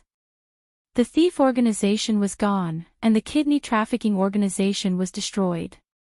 The evil forces led by Zihua had also laid low, and they didn't make any big moves. Logically speaking, Lingshan should be happy in this kind of peaceful atmosphere, and in fact, the leader did praise Lingshan a few times.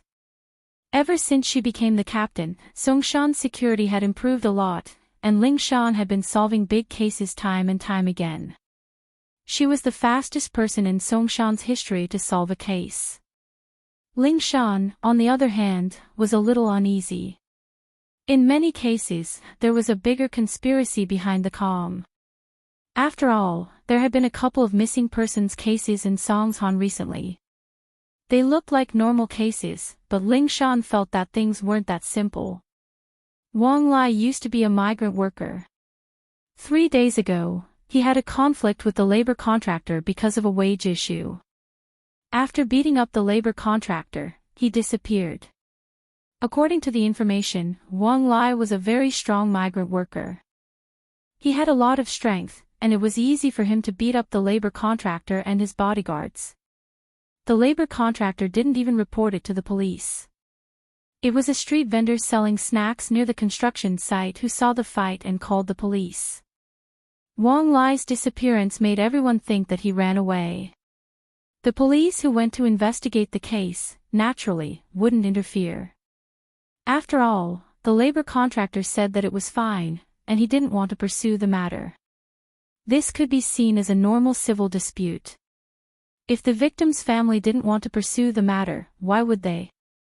Besides, the labor contractor wasn't hurt, not even a light injury. Therefore, the police simply recorded it down and left. If it weren't for the fact that something similar had happened recently, this seemingly random case wouldn't have caught Ling Shan's attention. Now that the case was in front of Ling Shan's desk once more, she frowned at the unusualness of it. Although Wang Lai injured the labor contractor before, the labor contractor did not suffer much damage. There were just some bruises on his body and some scratches on his face. The same was true for the bodyguards. They did not even have any broken bones. Under these circumstances, was there a need for Wang Lai to run away? Even the police didn't want to arrest him. Why would he run? From the labor contractor's words, it was obvious that he was unlucky. Wang Lai could have found out about these things by asking around, but Wang Lai disappeared. The second case was similar to this one. Sun Kaoli was a stevedore for a freight company. When he was working, he accidentally broke a piece of glassware. His boss didn't say anything. He didn't even mention deducting his salary. Yet, Sun Kaoli disappeared. Why the hell was Sun Kaoli running? When Sun Kaoli disappeared, the boss felt that something was wrong and called the police. But after calling the police, they realized that nothing was missing from the company, and the reason for Sun Kaoli's escape was something they had to think about. Of course, this wasn't much. If these two missing cases were coincidental, then what about today's case? Yang Maolin was a small gangster, bullying people around the market. Today, when he was collecting protection money, he bumped into someone who was serious, and so he used the scale plate on the side to smack the guy's face into a pulp. After washing away the blood, it was just a nose bleeding. It wasn't a big deal at all. Everyone thought that this was over, and the guy who got beaten up would obediently hand over protection money the next day. It wasn't like Yang Maolin hadn't beaten up merchants before. There were a lot more serious cases, but it wasn't a big deal. But the guy who got beaten up wasn't happy and called the police. The police came to mediate the situation. After all, Yang Maolin was the manager of this farmer's market, and he was collecting money for benefits. It could be seen as a commercial action of a mall, collecting rent. It was a little more than usual, but the guy didn't have to come at all. Even if they were to argue about it, they wouldn't be able to come out with a good reason. The market was private, and it was normal for Yang Maolin to collect fees. You didn't pay up, so you got punched. It was a normal civil dispute, but the weird thing was that Yang Maolin disappeared after he beat up the guy. Never seen again. It looked like he was afraid that something would happen to the guy, and so he ran away, but in reality, the guy who got beaten up wasn't a problem at all. If these 3 incidents were to be singled out, they could all be regarded as coincidences. But when the 3 incidents were put together, it was somewhat unusual. Chapter 1037. Chapter 1035. I Miss Yulingshan felt like there was a problem here, but she couldn't put her finger on it. Why did these people run away? Where did they go? What was their purpose? This series of questions gave Lingshan a headache. On the surface, nothing had happened yet, and Lingshan's actions made it seem like she was making a fuss over nothing, but Lingshan was a person who hated evil. Things that didn't make sense to her would always be suspicious of them. Phew. Lingshan put the file aside and rubbed her temples. It seemed like being a leader wasn't that easy after all, it was much easier being a soldier. She had to worry about all these things, and she didn't want anything to happen to the peaceful Songshan. She hoped that she was just being too sensitive, and that it was just a coincidence. Who knew what Lin Yi was doing? Lin Yi had lost contact with Lingshan recently, and Lingshan wanted to call him to ask about Lin Yi's whereabouts, but she didn't have a good reason to do so. She'd always asked Lin Yi to help her solve cases, but now that she didn't have an excuse, she didn't know what to say.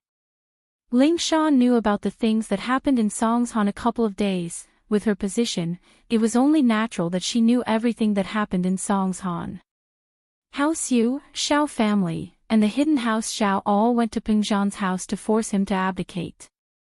Lingshan knew about all of this, but she couldn't do anything about it.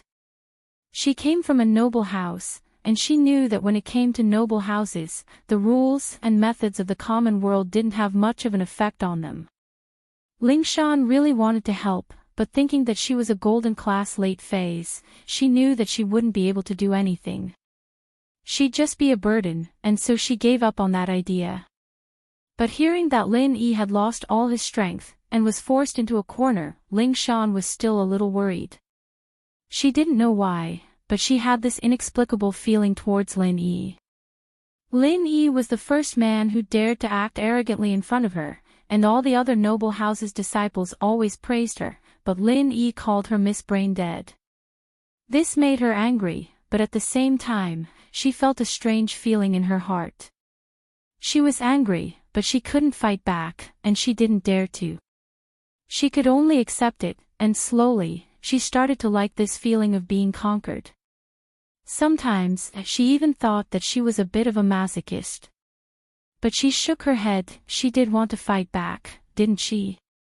However, there was no way to resist, so he could only compromise. It was just a habit that had become second nature. Lingshan couldn't stay calm at the thought of Lin Yi. She hurriedly tidied up the documents on her desk and glanced at the clock on the wall. It was already past 9. Lingshan was single, and because of her profession, she would sleep in the resting room when she worked late. She washed her face, brushed her teeth, and laid on the bed. She wanted to call Lin Yi, but she couldn't fall asleep. She washed her face and brushed her teeth before lying on the bed. She wanted to give Lin Yi a call, but couldn't fall asleep after tossing and turning. She looked at the time, it was already 10, and she was afraid that Lin Yi would fall asleep. But, for some reason, she still picked up her phone and called Lin Yi. Lin Yi, naturally, wasn't sleeping. He had just returned from Faubert's place, and was taking a shower when Lingshan's call came in. Hello. Lin Yi picked up. It's me. Lingshan said carefully, a little hesitant. Oh, what's up? Lin Yi asked. Lingshan usually didn't call him for anything good, either she couldn't catch the bad guys, or she had some trouble that she needed his help with. Nothing. Lingshan was a little awkward. She didn't know what she was thinking, but she didn't know what to say when the call went through to Lin Yi. Nothing. Why would you call me then? Lin Yi was confused. As far as he was concerned, Lingshan would always call him for trouble, but Lin Yi had always helped as much as he could. Lingshan's hesitation made Lin Yi think that something big had happened. So he said, "Is there something troublesome that you need my help with?" Nothing. Lingshan had been very bold these past few days, but it was only temporary. It had been a few days since she contacted Lin Yi, and she found it hard to talk about it. Then I'll hang up. Lin Yi didn't know what was going on. If you have something to say, just say it. Why did you call me? Don't hang up. Ling Shan hesitated, but seeing that Lin Yi was about to hang up, she got bolder. She was already prepared to give up, so she didn't care anymore. I miss you. Wah. Lin Yi paused. What did you say? I miss dumb misses you. Ling Shan didn't hold back anymore and said it boldly. Lin Yi frowned. He didn't have much of a good impression of Ling Shan. He admired her, but it was only because of her body. As for her personality, Lin Yi didn't really like it. Although Ling Shan had changed a lot recently, Lin Yi didn't think of it as a relationship at all. As far as he was concerned, he and Ling Shan weren't the same kind of people, and Ling Shan would never understand his life. So, Lin Yi purposely kept a certain distance from Ling Shan. This was also the reason why Lin Yi didn't go any further when he saw Ling Shan's naked body in the basement of Jiang Wen's kidney trafficking organization. It would be a lie to say that he wasn't moved. Lin Yi was a normal man, but Lin Yi had better self-control. If he only relied on impulse to do things, then Lin Yi wouldn't be able to live until now. Now, Ling Shan's hints were a little obvious, and it gave Lin Yi a headache. He decided to find a chance to have a good talk with Ling Shan. Lin Yi didn't think that Ling Shan really fell in love with him. With Ling Shan's strong personality, Lin Yi could guess the reason why she would have feelings for him. Chen Yutian and the other pursuers were all obedient to Ling Shan, but Lin Yi was someone who did the opposite. This made Ling Shan feel fresh. Chapter 1038. Help me level up. But none of this was the reason why Ling Shan fell in love with Lin Yi. The time they spent together was limited, and Lin Yi hadn't even spent as much time with Ling Shan as Xiao Xiao did. How could she have feelings for him? If she were to talk about feelings, it was all because of the chaotic scene in the basement. Maybe things wouldn't be like this anymore once she thought it through. And so, Lin Yi said to Ling Shan, "You miss me?" Yeah, Ling Shan nodded without hesitation. What do you miss? Lin Yi asked. I want you to help me level up. Ling Shan blushed. If someone else said this, it would be a very normal thing to say. For example, when Faubert told Lin Yi to help him level up, it wouldn't be a big deal. He was just asking Lin Yi to use his energy to help him level up. In fact, Lin Yi had been helping Faubert level up for the past few days. But Ling Shan asking Lin Yi to help her level up was a little ambiguous. How and under what circumstances did Ling Shan break through last time? Both Lin Yi and Ling Shan knew it very well. This kind of breakthrough method gave Lin Yi a headache. Lin Yi was Ling Shan's fantasy partner, and he broke through just like that. It was a little unbelievable, but it really happened. Of course, Lin Yi didn't think that was the reason for the breakthrough. It was just a trigger. If that was the case, Ling Shan would have reached Sky Class a long time ago. So this method wasn't going to work. Ling Shan was already at the point of breakthrough, and that thing was just a trigger. Of course, Lin Yi didn't delve too deeply into it. This wasn't something he could understand. Every family's practice was different, and Lin Yi didn't have the time to study it. Alright, when can I help you level up? Lin Yi hesitated before agreeing. Ugh. Ling Shan was taken aback by Lin Yi's straightforwardness. Lin Yi agreed just like that. No hesitation at all. What's wrong? Lin Yi asked when Ling Shan didn't say anything. No, but this weekend, you'll come to my house. Ling Shan said excitedly. Sure, Lin Yi nodded. Then I'll be waiting. Ling Shan's heart was pounding furiously. She was really happy that Lin Yi had agreed. Ling Shan's breathing quickened as she held the phone in her hand. She suddenly felt hot all over, remembering the special feeling she had in the basement that day. Ling Shan couldn't help but reach her hand into the blanket. After hanging up, Lin Yi didn't think too much about it and went straight into practicing mode. The situation wasn't looking good right now. House Yu and House Xiao had temporarily quieted down, but who knew if there would be any bigger movements after that. So Lin Yi couldn't slack off for even a second. He had to train hard and break through as soon as possible. Only when he had enough strength would he be able to intimidate these noble houses. That night, Lin Yi would spend his time training. That night, Faubert would spend his time training as well. That night, the Miss and Shu slowly fell asleep as they whispered to each other. They were talking about Xiao Xiao, their best friend life. There was something they needed to discuss about suddenly accepting a third person into their life. Tang Yun, on the other hand, had a good night's sleep.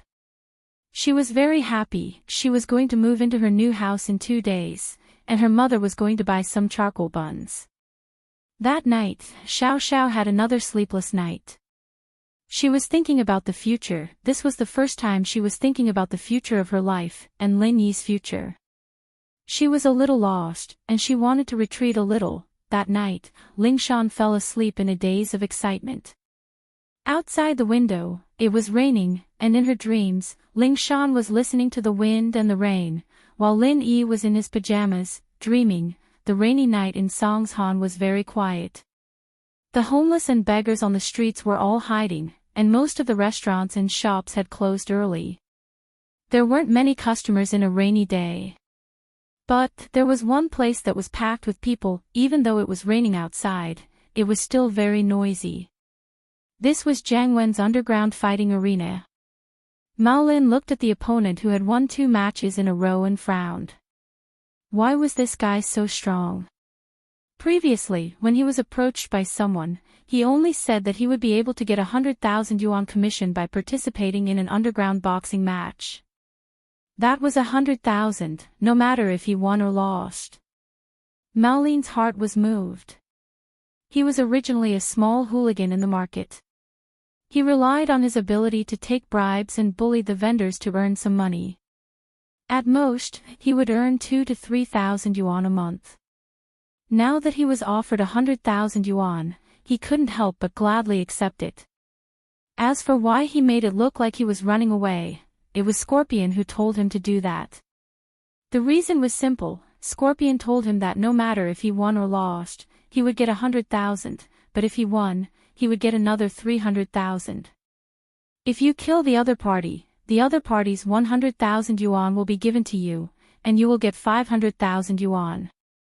But if he killed someone, he would have to run, right? If you disappeared inexplicably, others would definitely suspect you. However, if you absconded because of some small matters, others would naturally ignore you. Small issues wouldn't make him a wanted criminal, so Mao Lin thought about it and agreed. He was a big guy, and he came from a gangster background. Getting into fights was a common occurrence. If he really killed the opponent accidentally, it wouldn't be too hard. Plus, he heard that he would get another 300,000 if he won, and Mao Lin knew that this match would be a life and death kind of fight. If he really didn't have the last bit of strength left, who would be willing to let the 300,000 slip away? So, in order to win, he had to beat the opponent to death. That was the only way he could win for sure. He could also get his opponent's 100,000. Mao Lin was a gangster in the first place, and he didn't really care about human lives, especially in an underground arena like this. If he really did kill someone, the boss wouldn't want things to get out of hand. He'd just walk away, and after a few years, he'd have nothing to do with it. But Mao Lin's idea was good, but the reality was cruel. Chapter 1039. The underground arena. Although he was a hooligan and fighting was a common occurrence, the short, brawny man on the stage was indeed very skilled. If Mao Lin's judgment was correct, this man was an underground fighter who made a living by fighting underground fighters. His attacks were sharp and ruthless, all of them killing moves. This was a world of difference from Mao Lin's usual fighting style. No matter how good Mao Lin was at fighting, that was just fighting, beating people up until they hurt them. This short man, on the other hand, was beating people to death. Every punch was aimed at the opponent's vitals, either the head or the chest, and every move was fatal. Maolin's forehead was sweating profusely as he watched the short man's opponent get beaten senseless, getting dragged off the stage like a dead dog. He regretted it. He really regretted it. He shouldn't have believed Scorpion's words, he shouldn't have had this unrealistic dream of getting rich. Finally, the short brawny man made his move again. With a bang, he punched his opponent's temple. Suddenly, his opponent's temple caved in, and then suddenly swelled up, turning into a huge tumor-like bump. His opponent, who was as strong as a bear, twitched twice and fell to the ground with a loud bang, without the slightest bit of sloppiness. The short man won again. He raised his hands, accepting the cheers of victory from the audience. 2 fights, and he'd earned $1 million. After the 3rd fight, he'd be able to earn $1,500,000 today. This was the highest amount he'd ever earned in his underground fighting career. Otherwise, the short man wouldn't have come all the way from Thailand to Songshan. He was a Muay Thai master, and used to be a professional athlete, but he'd been focusing on underground fights ever since he retired. Many retired boxers became weaker and weaker, but the short man was different. His current strength was even greater than his peak strength as a regular athlete. Especially after learning some killer moves from a third-rate assassin, he became even more powerful. Of course, that wasn't all. The reason why he was so powerful was because he had embarked on the path of a cultivator. He was a physical cultivator, and he was about to reach the golden rank. That was why his strength was so tyrannical. Scorpion bro. I don't want to compete anymore. Maolin was sweating as he watched the stream. He loved money, but he didn't want to die. The life and death agreement has been signed, you only have one choice, and that is to fight. Scorpion said coldly.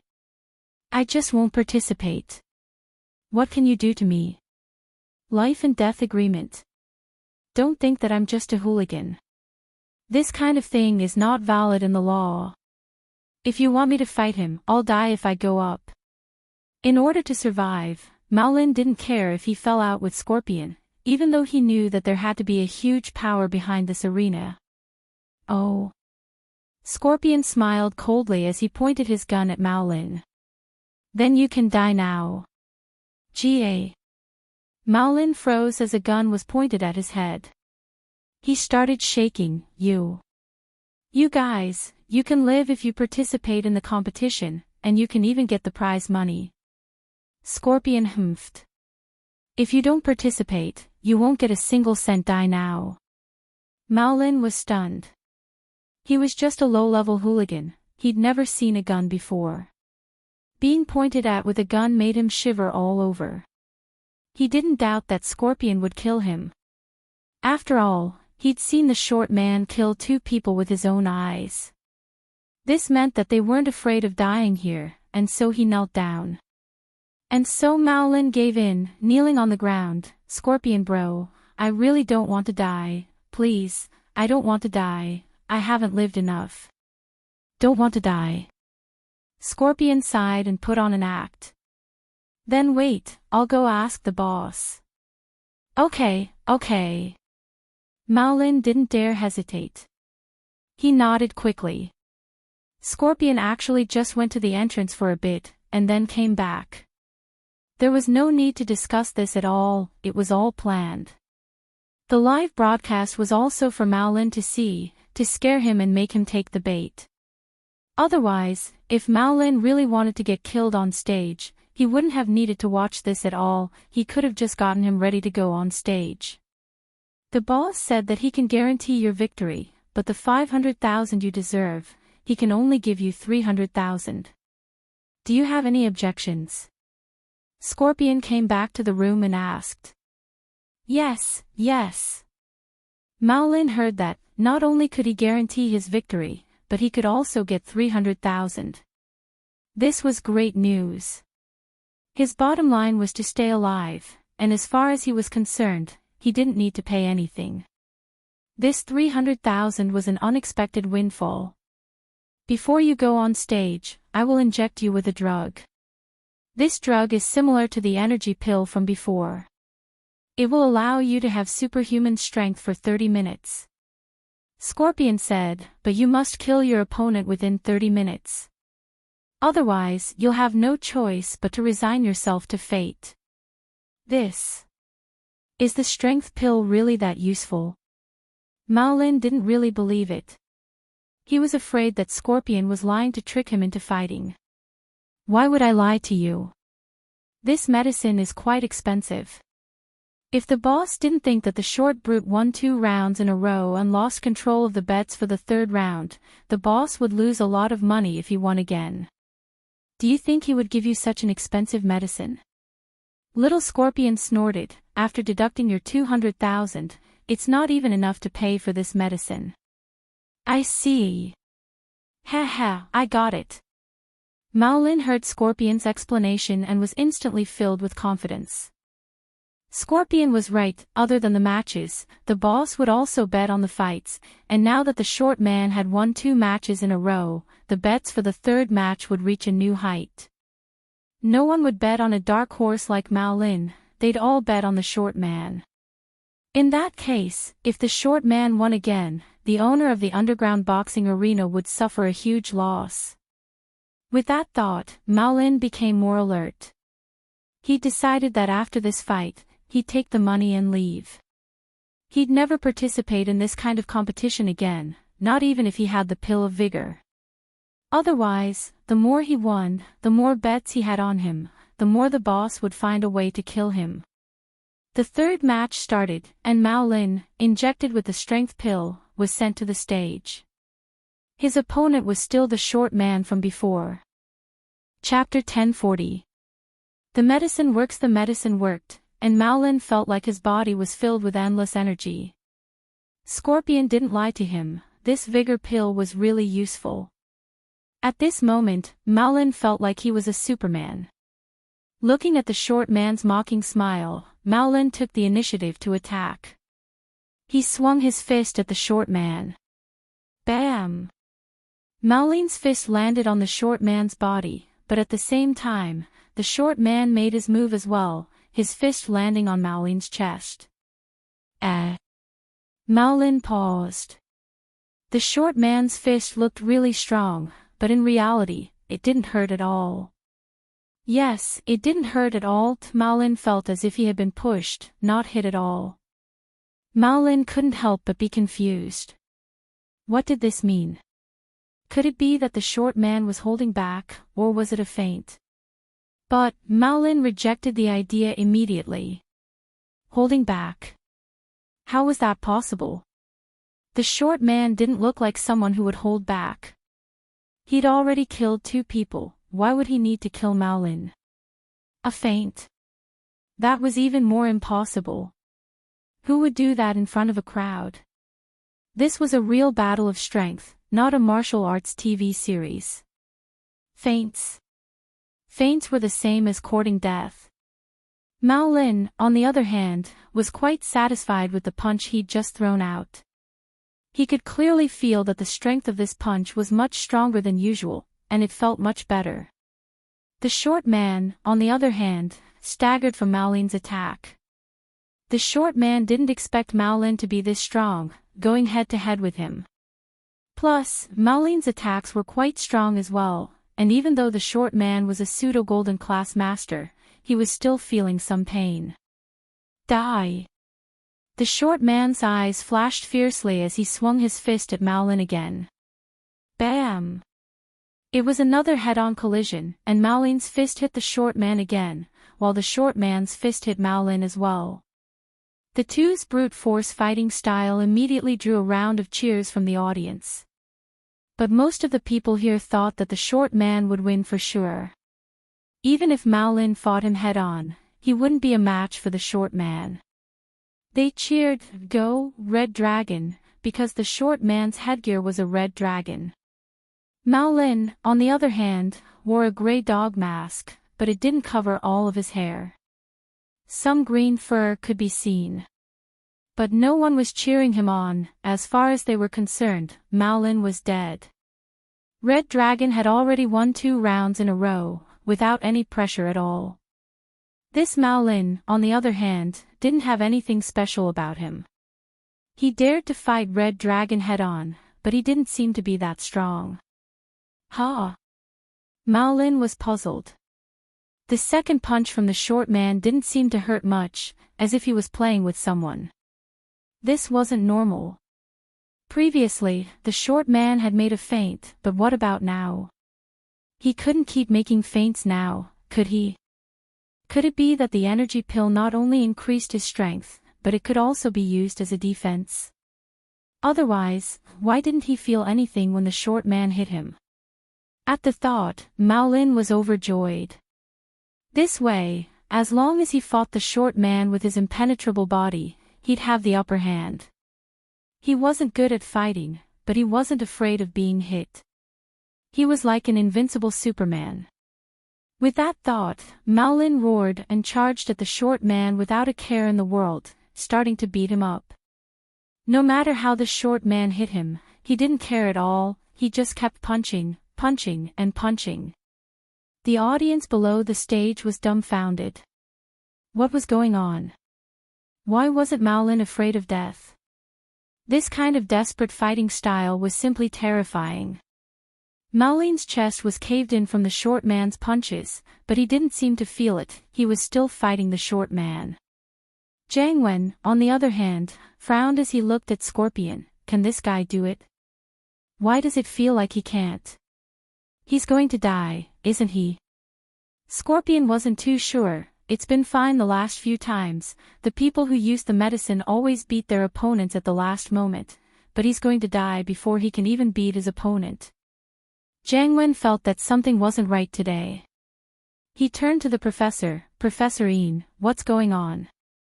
This opponent is too strong. Right now, the drug is only in the initial testing stage. After injecting it, dealing with ordinary people is naturally no problem. But the person we are dealing with now should be a practitioner. Professor Yin also frowned. Let's find Fighter Li and ask him. Practitioner? No way. A practitioner fighting in an underground fight. Jiang Wen paused and turned to Scorpion. Go get Fighter Li and see what's going on with this guy. Yes. Scorpion replied and went to look for Fighter Li. Soon, Scorpion brought Fighter Li into the room. Fighter Li said, Master Wen, you were looking for me. Yes, look at this guy. How come he can't beat him even after the injection? Jiang Wen pointed at the screen. Fighter Li looked at the screen. From what I can see, this guy looks like a physical practitioner, but he's not golden class yet. He's a pseudo-golden class, and Professor Yin's medicine shouldn't be able to beat him. Unless the person injected with the medicine is abnormally strong. Oh. So you're saying that this young Mao Lin can't win? Jiang Wen frowned. It doesn't bode well for him. Fighter Li said with certainty. Fuck. Jiang Wen couldn't help but curse. I bet more than 20 million on Red Dragon today. If Red Dragon wins, I'll lose everything even if the odds are 1-to-1. Don't worry, Master Wen.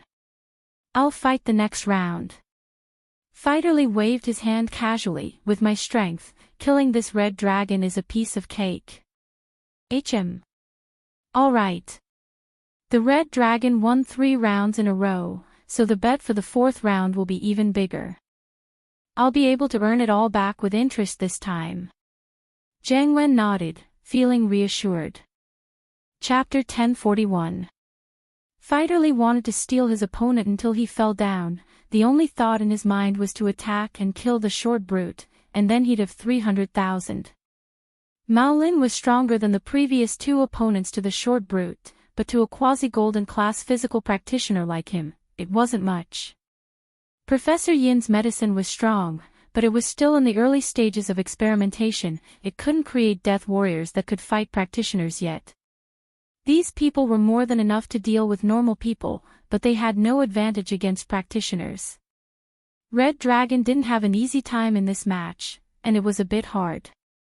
The punches he took were a few times more than the previous 2 matches, but he wasn't injured at all. He was a physical practitioner, and his body was extremely strong. Mauline's strength wasn't bad, but he didn't hit Red Dragon's vitals at all, and so he raised his hands up like nothing had happened to him, welcoming the victory of 3 consecutive championships. The crowd cheered, and these were all people who had bet on Red Dragon's victory, and Red Dragon really did win again. "Boss Lee, how much did you bet today?" A fat white boss asked another boss beside him. "I didn't bet much." I bet 5 million. Although the boss said that he didn't bet much, he still said it with some pride. "Then you'll get 10 million back in one go." "Congratulations." The fat boss said enviously, "I only bet 300,000. If Red Dragon comes out tomorrow, I'll bet 5 million as well." "No, 10 million. "Oh. You're not afraid of losing all 10 million? The boss asked hesitantly. "Lose? How is that possible? Red Dragon is so strong, I'll bet if he comes out." The fat boss gritted his teeth. "Look at today. None of the Red Dragon's opponents are weak, but this Red Dragon is too strong." "You're right, but I'm afraid that the arena will be rigged and Red Dragon will lose on purpose." The boss said worriedly. "Lose on purpose? How is that possible?" The fat boss said with disdain, "You've seen quite a few matches, and which one of them wasn't a fight to the death? Which one didn't have people dying? The final victor was always the one who killed the enemy. How could it be faked? Unless the Red Dragon is a fool, why would he collude with the boxing arena to fake it when he's so powerful? The key is that there's no benefit at all after the fake. He's already dead, so what's the use of any benefits?" "That's right." The boss who won the money also nodded. "Then I will bet more tomorrow, but I have to see how many matches this Red Dragon will fight tomorrow. If it's going to fight 3 more matches, I will bet on the later ones. I will wait and see what happens first."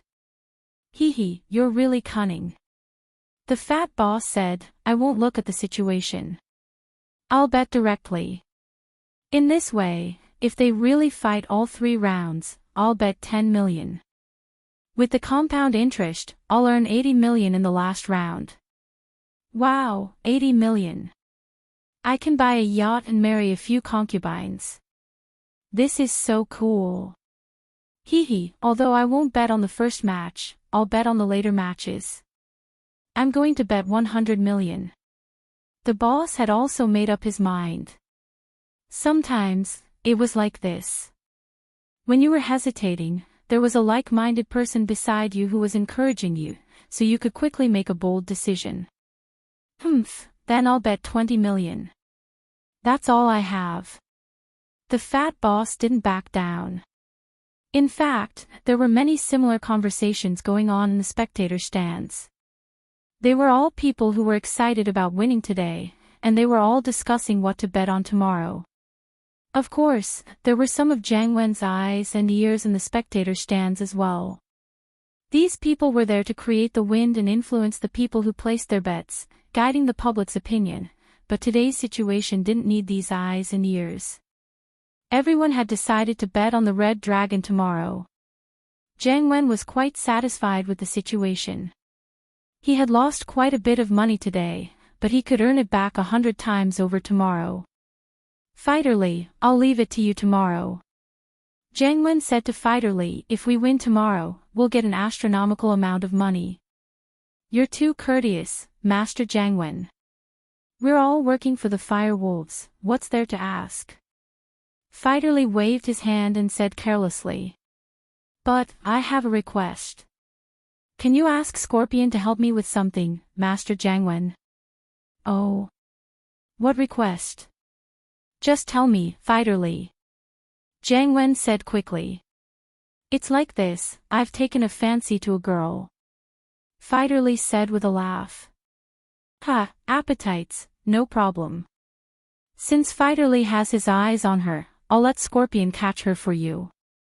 Jiang Wen waved his hand nonchalantly after hearing that it was just a small matter like this.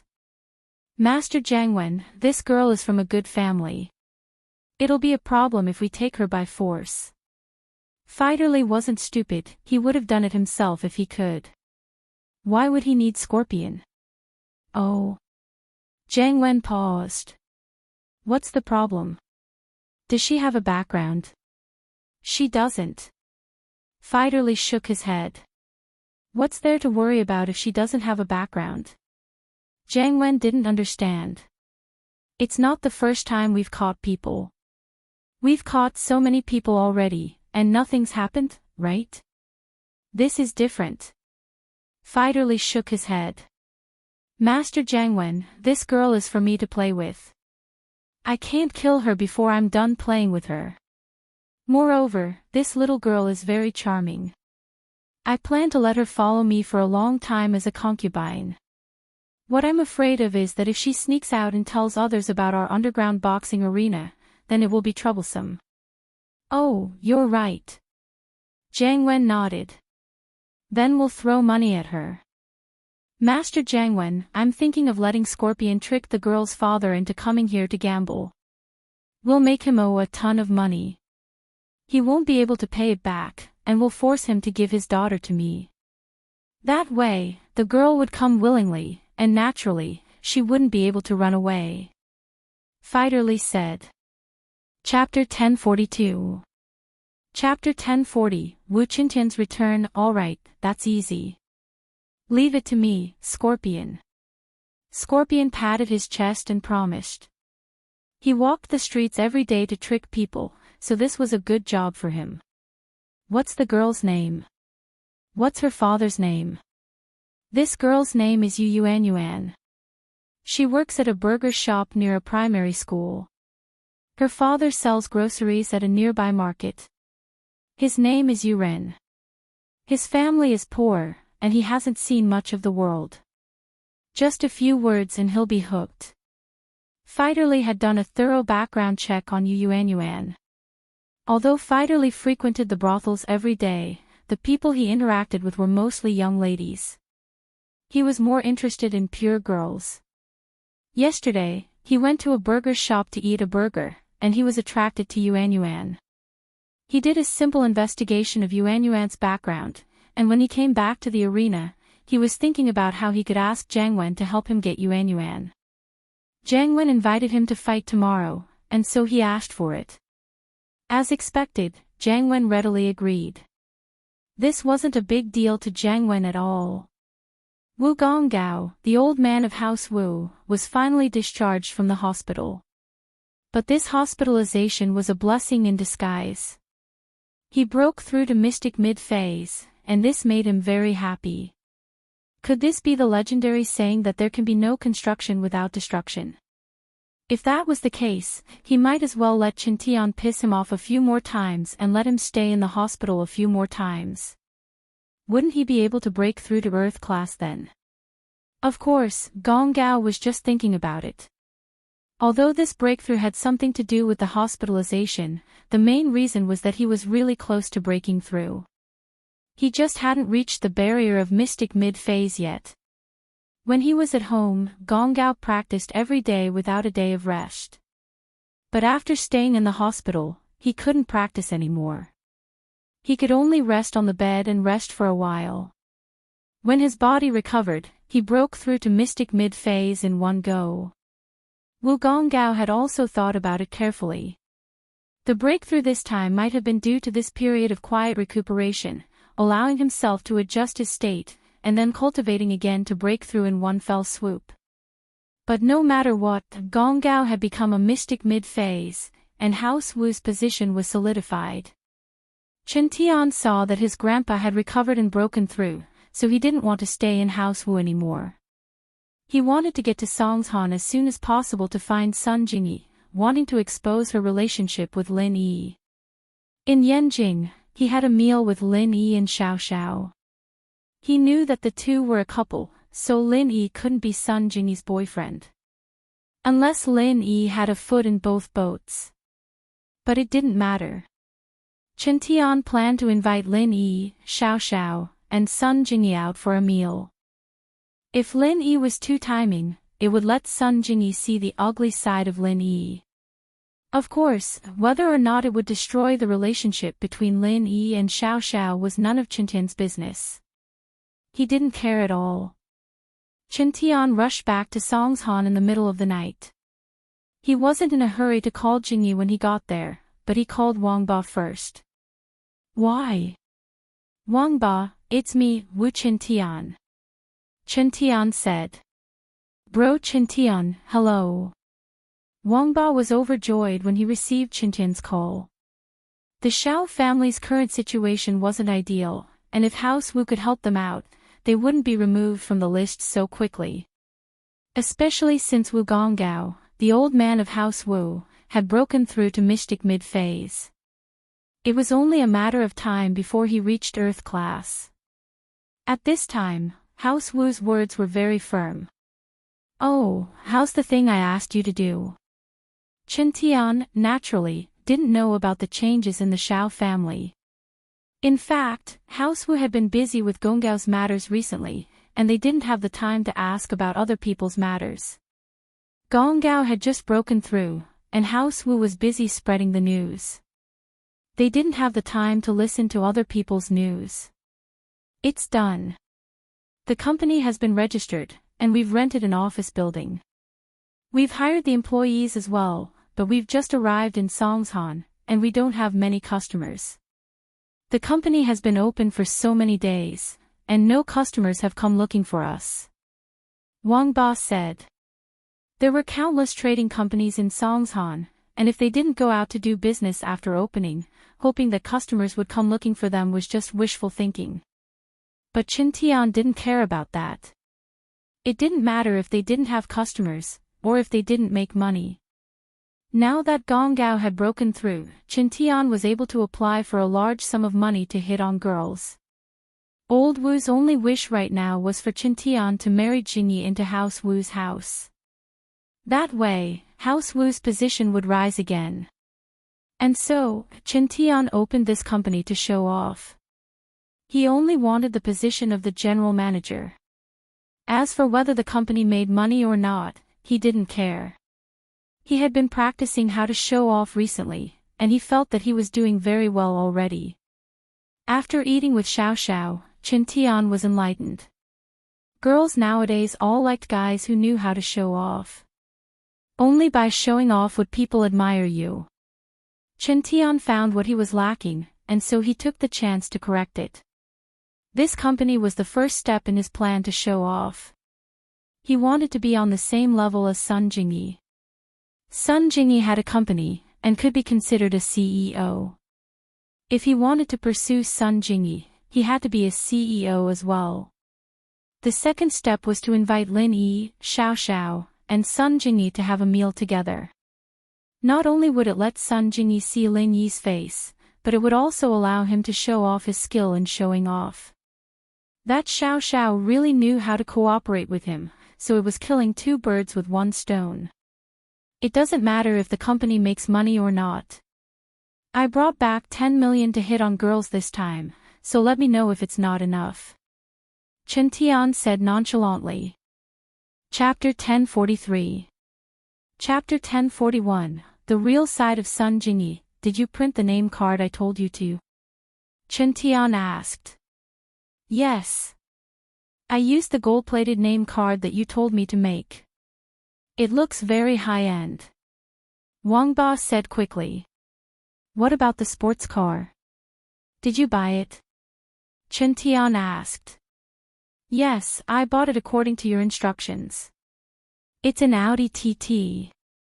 Wang Ba said, it's a new car, and I don't have a license plate yet.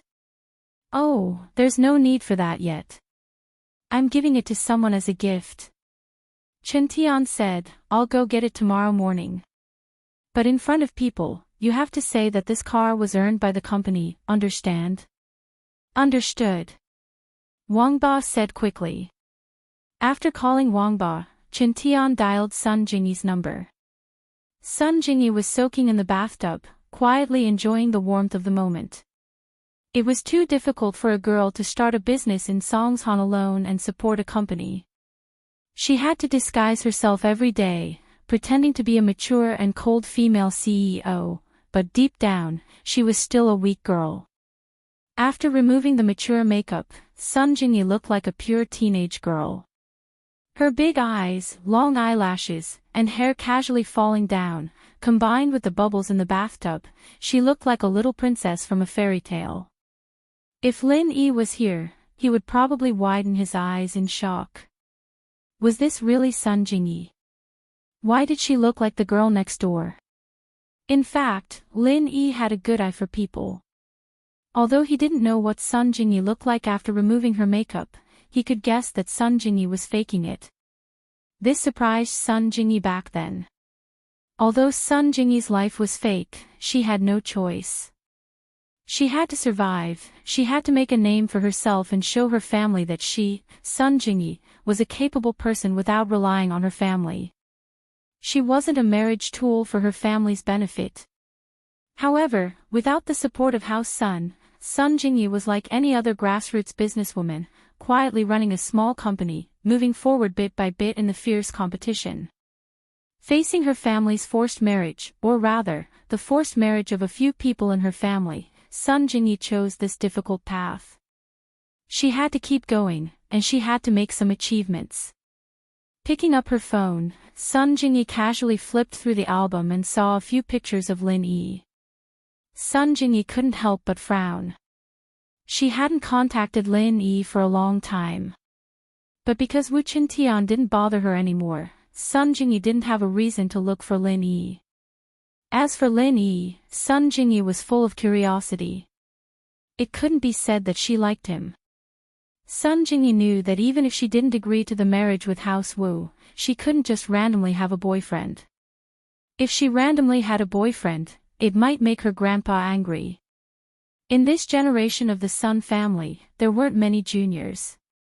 Those who successfully broke through the first level of the internal martial technique were also very few.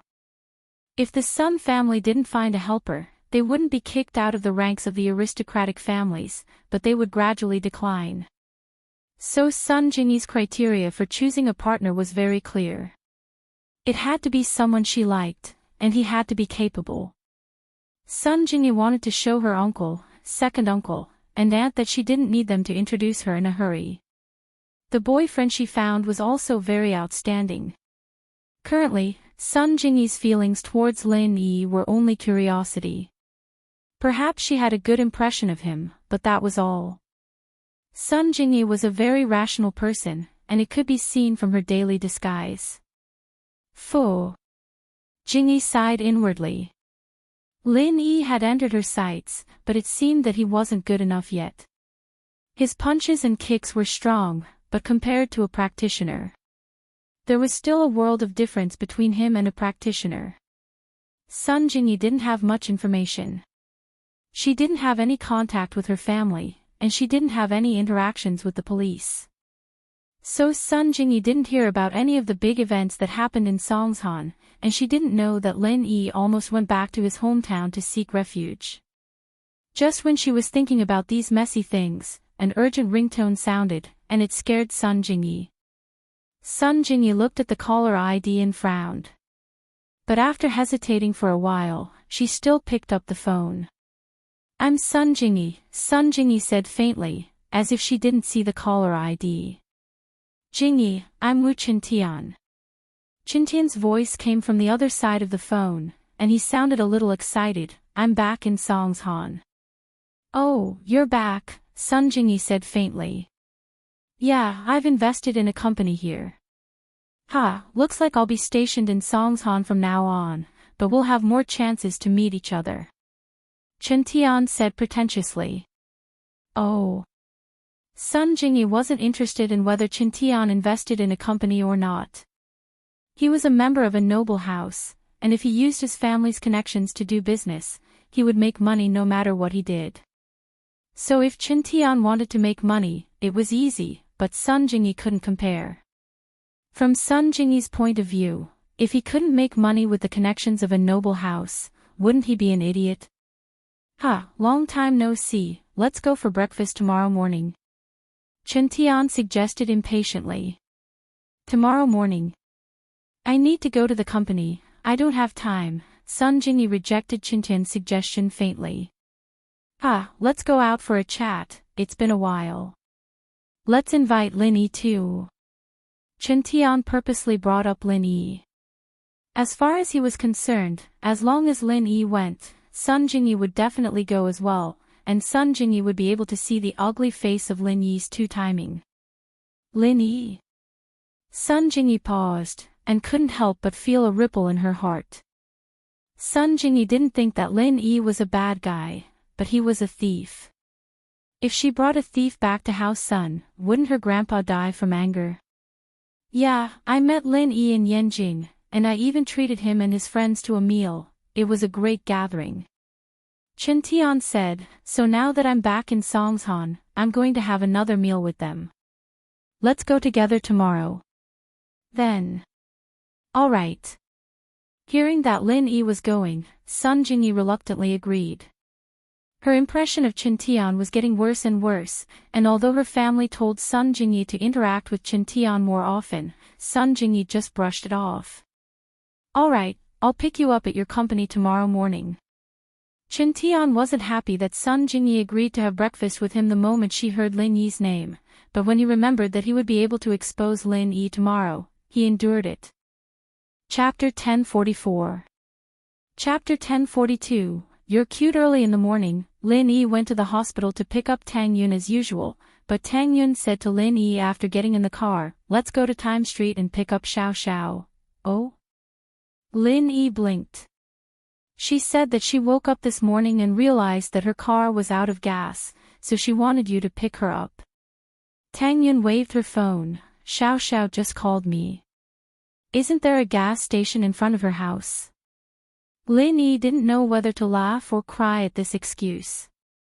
Is that so? Tang Yun blinked before bursting into laughter. This Xiao Xiao, next time I'll get her to come up with a more reasonable excuse. You knew she was lying? Lin Yi smiled. Yeah. She admitted it. Tang Yun smiled as well. You won't blame me for not telling the truth, right? I won't. Lin Yi shook his head. With Tang Yun's personality, naturally, she'd want Xiao Xiao to be happier when Xiao Xiao was in this state, so it was normal for her to work with Xiao Xiao to trick him. With that, Lin Yi drove the car to Xiao Xiao's neighborhood. At Xiao Xiao's neighborhood, Lin Yi saw Xiao Xiao, who was dressed up nicely, standing in front of her house with a smile on her face. Her petite figure was filled with an indescribable youthfulness. This was completely different from someone who was walking towards the end of their life. If Lin Yi didn't know what was going on with Xiao Xiao's body, he wouldn't believe that she was really going to die. Xiao Xiao had her usual smile on her face as she ran over excitedly when she saw Lin Yi's car. Tang Yun and Xiao Xiao sat in the back of the Beetle, leaving an empty seat in the front passenger seat. Heh, I'm sorry, the car ran out of gas, so I had to ask you to pick me up. Xiao Xiao said apologetically to Lin Yi after getting in. Oh, okay. Lin Yi nodded. Okay. Xiao Xiao didn't understand Lin Yi's response. What did he mean by okay? Tang Yun covered her mouth and giggled. Xiao Xiao still didn't understand. He drove the car to the entrance of Xiao Xiao's house and turned into a small street, stopping at a gas station after a few turns. My car's out of gas, too. Lin Yi said faintly, not exposing Xiao Xiao's lie. But Xiao Xiao's face went red. She was a weird girl who lied without blinking, but that was only for other people. She was facing Lin Yi now, and she couldn't help but feel embarrassed. Although Lin Yi didn't expose her directly, what was the difference between this situation and him exposing her? Xiao Xiao didn't think that Lin Yi would know that there was a gas station near her house. It was very secluded, in a small street. If it wasn't someone who lived nearby or someone who was very familiar with the area, they wouldn't be able to find it. But Lin Yi found it, and he wanted to refuel here. Lin Yi got out of the car and went to get the gas gun. Xiao Xiao, who was in the car, held her burning cheeks, fidgeting. Ah, what do I do, Yun sis? Does he know that I lied to him? Ha! Tang Yun looked at Xiao Xiao mischievously. So what if he knows? Then he won't believe me anymore. Xiao Xiao said worriedly. Ha, it's fine. He guessed it already. Tang Yun smiled. Aw. I guessed it already. Xiao Xiao was even more embarrassed. She didn't think that Lin Yi would know that she was lying.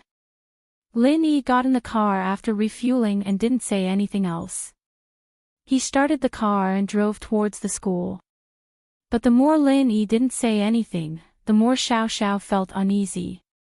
If Lin Yi said something to her, she'd feel more normal. So there's a gas station here, I didn't know. I'll come here to refuel too. Xiao Xiao pretended like she just found out. Lin Yi honey, you're amazing. You even found a gas station on a small street like this. Oh, it's not that amazing.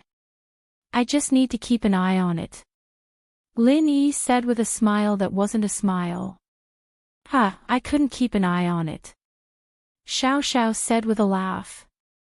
Oh, I saw a receipt from the gas station in your car. There's this address on it, so I wrote it down. Lin Yi said. Ha. Xiao Xiao's eyes and mouth were wide open. She was so shocked that she couldn't say a word. Her body stiffened, and her forehead almost hit the roof of the car. She stared at Lin Yi blankly, her face burning up. She felt like she was going to explode. Ah! I don't want to live anymore. This is too embarrassing. Xiao Xiao was going crazy.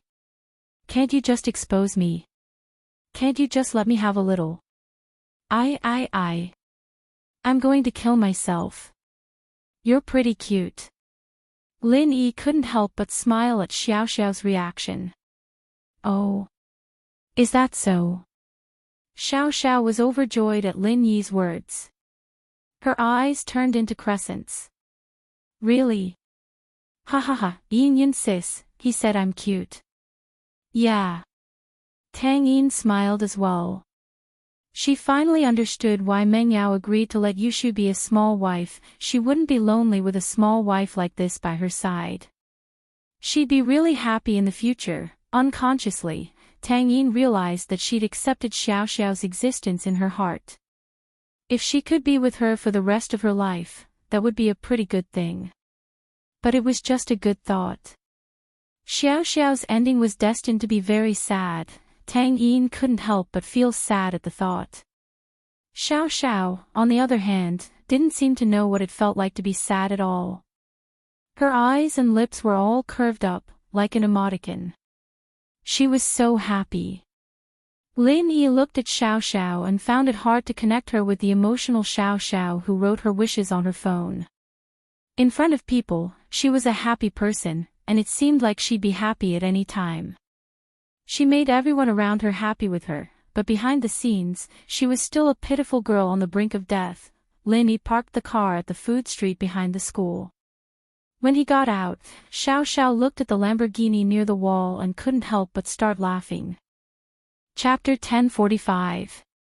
Cake with love to outsiders. She looked like Tang Yun's best friend, and no one would suspect that she had anything to do with Lin Yi. It wasn't until they reached the school building and Tang Yun entered Class 9's classroom that Xiao Xiao acted a little closer to Lin Yi. They were about to reach class anyway, and there weren't many people in the hallway. Xiao Xiao didn't hold back anymore and put her hand in front of Lin Yi. Question mark. Lin Yi blinked. What are you doing? Holding hands. I didn't fight for anything when my wife was here, but now that she's gone, can't I get better treatment? Xiao Xiao said urgently. Quick, it's my turn. Ha. Lin Yi smiled and held Xiao Xiao's hand. It only took a few steps for them to reach Class 5, and Lin Yi let go of her. It was just a short distance, but Xiao Xiao was happy enough. She hummed a little tune as she followed Lin Yi into class, waiting for Lin Yi to sit down before quietly sitting beside Lin Yi like a little wife. Seeing how easily Xiao Xiao was satisfied made Lin Yi feel pity for this girl, but there was nothing Lin Yi could do. His medical skills weren't good enough, and he couldn't let Xiao Xiao live. Lin Yi, honey, I brought you good food. Xiao Xiao sat down and opened her bag excitedly, talking to herself. Oh. Lin Yi really liked Xiao Xiao from the bottom of his heart now. This was why Lin Yi didn't get angry when she lied to him about running out of gas. If it were before, Lin Yi wouldn't have spoiled Xiao Xiao like this. I made a cake with love myself. Xiao Xiao was a little smug as she rummaged through her bag and pulled out a food preservation bag. Here it is, dang dang dang dang. Love cakes. Ha! Xiao Xiao was excitedly trying to show Lin Yi the cake she made, but when she took it out, she realized that the cake in the bag was squashed. The heart-shaped pastry was originally decorated with cherries and strawberries, but now it was crushed beyond recognition. Oh! Xiao Xiao was going crazy. I woke up at 3 in the morning, how did this happen? How unlucky. Xiao Xiao slapped her forehead, a little dejected. She was a little sleepy after baking the cake in the morning, so she put the cake in her bag and fell asleep. She didn't even know what was going on when she fell asleep, using her bag as a pillow. The pastries were still in her school bag. Now that she had pressed on them, the result was obvious. But Xiao Xiao forgot about it after she woke up. She called Tang Yun, dressed up, and left with her bag. She forgot about using her bag as a pillow. She didn't even think that the cake she made was crushed. Lin Yi looked at Xiao Xiao in front of him. He was really happy, really touched. Xiao Xiao had written clearly on her phone that she wanted him to fall in love with her and then die in front of him to get her revenge, but Lin Yi didn't believe her anymore. If it was just a lie, why would she wake up in the middle of the night to make a cake with love? Whatever, throw it away. I'll make it again tomorrow, and use a food preservation bag this time. I learn from my mistakes. Xiao Xiao said, a little depressed. I'm too stupid, putting it in my bag and using it as a pillow to sleep. Sigh. Lin Yi couldn't help but laugh at Xiao Xiao's words. Why are you laughing? Xiao Xiao pouted. Why would I throw it away? It's just a little out of shape, nothing bad. Lin Yi took the food preservation bag from Xiao Xiao's hands and opened it, stuffing the cake into his mouth. I haven't eaten anything this morning, so I'm pretty hungry. It's not bad. Lin Yi finished the cake in 2 or 3 bites, not minding the shape and beauty of the cake at all. Ah. Xiao Xiao didn't expect Lin Yi to eat it just like that. She paused. No more. Lin Yi asked after eating. Ugh. No more. I'll make more tomorrow. Xiao Xiao was happy again, her eyes looking at Lin Yi a little more tenderness. Lin Yi was touched, but so was Xiao Xiao. She didn't even know how to eat the cake after it was squashed like that, but Lin Yi ate it without a care, even asking if she had any more. This made Xiao Xiao feel that Lin Yi was really, really nice to her.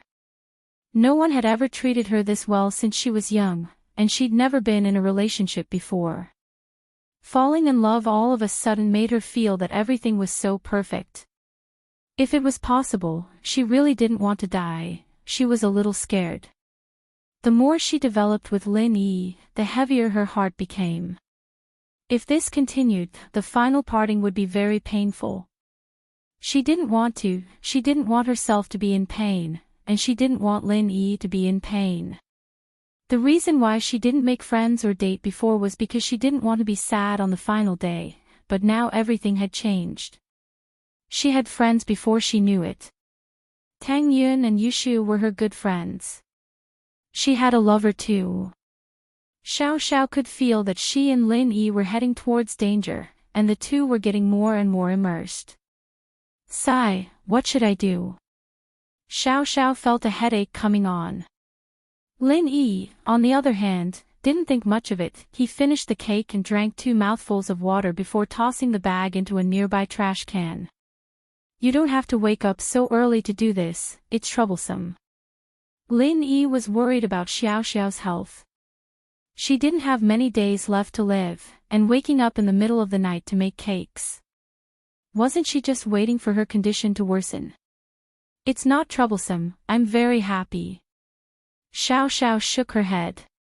I'll prepare it tonight, and I'll bake it tomorrow morning.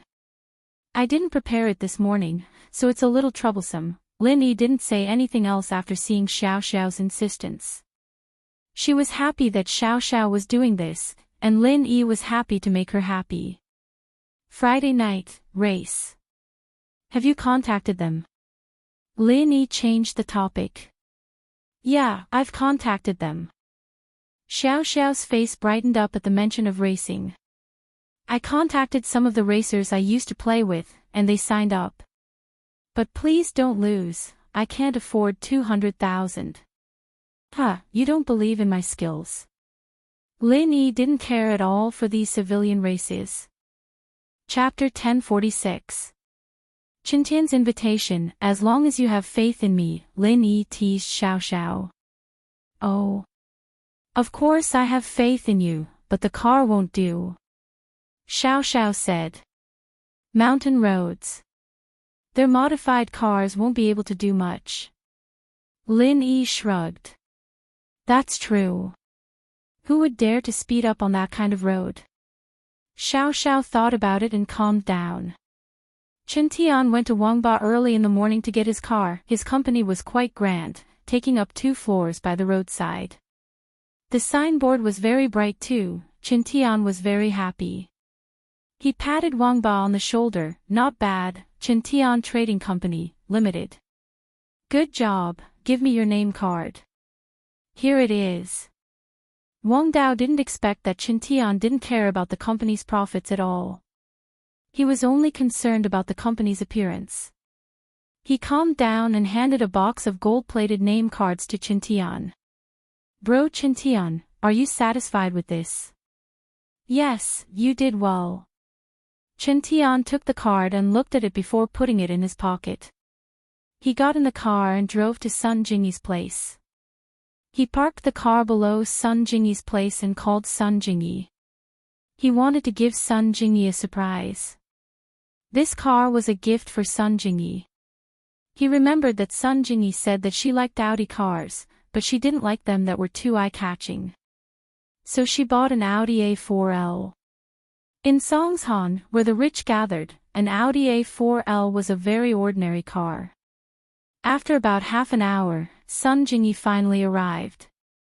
But today, Sun Jingyi didn't look as serious as before. Her makeup was more playful and cute. Qintian was taken aback. He knew that Sun Jingyi's mature look was fake, but he didn't expect Sun Jingyi to look so cute. He hadn't seen Sun Jingyi in this style for many years.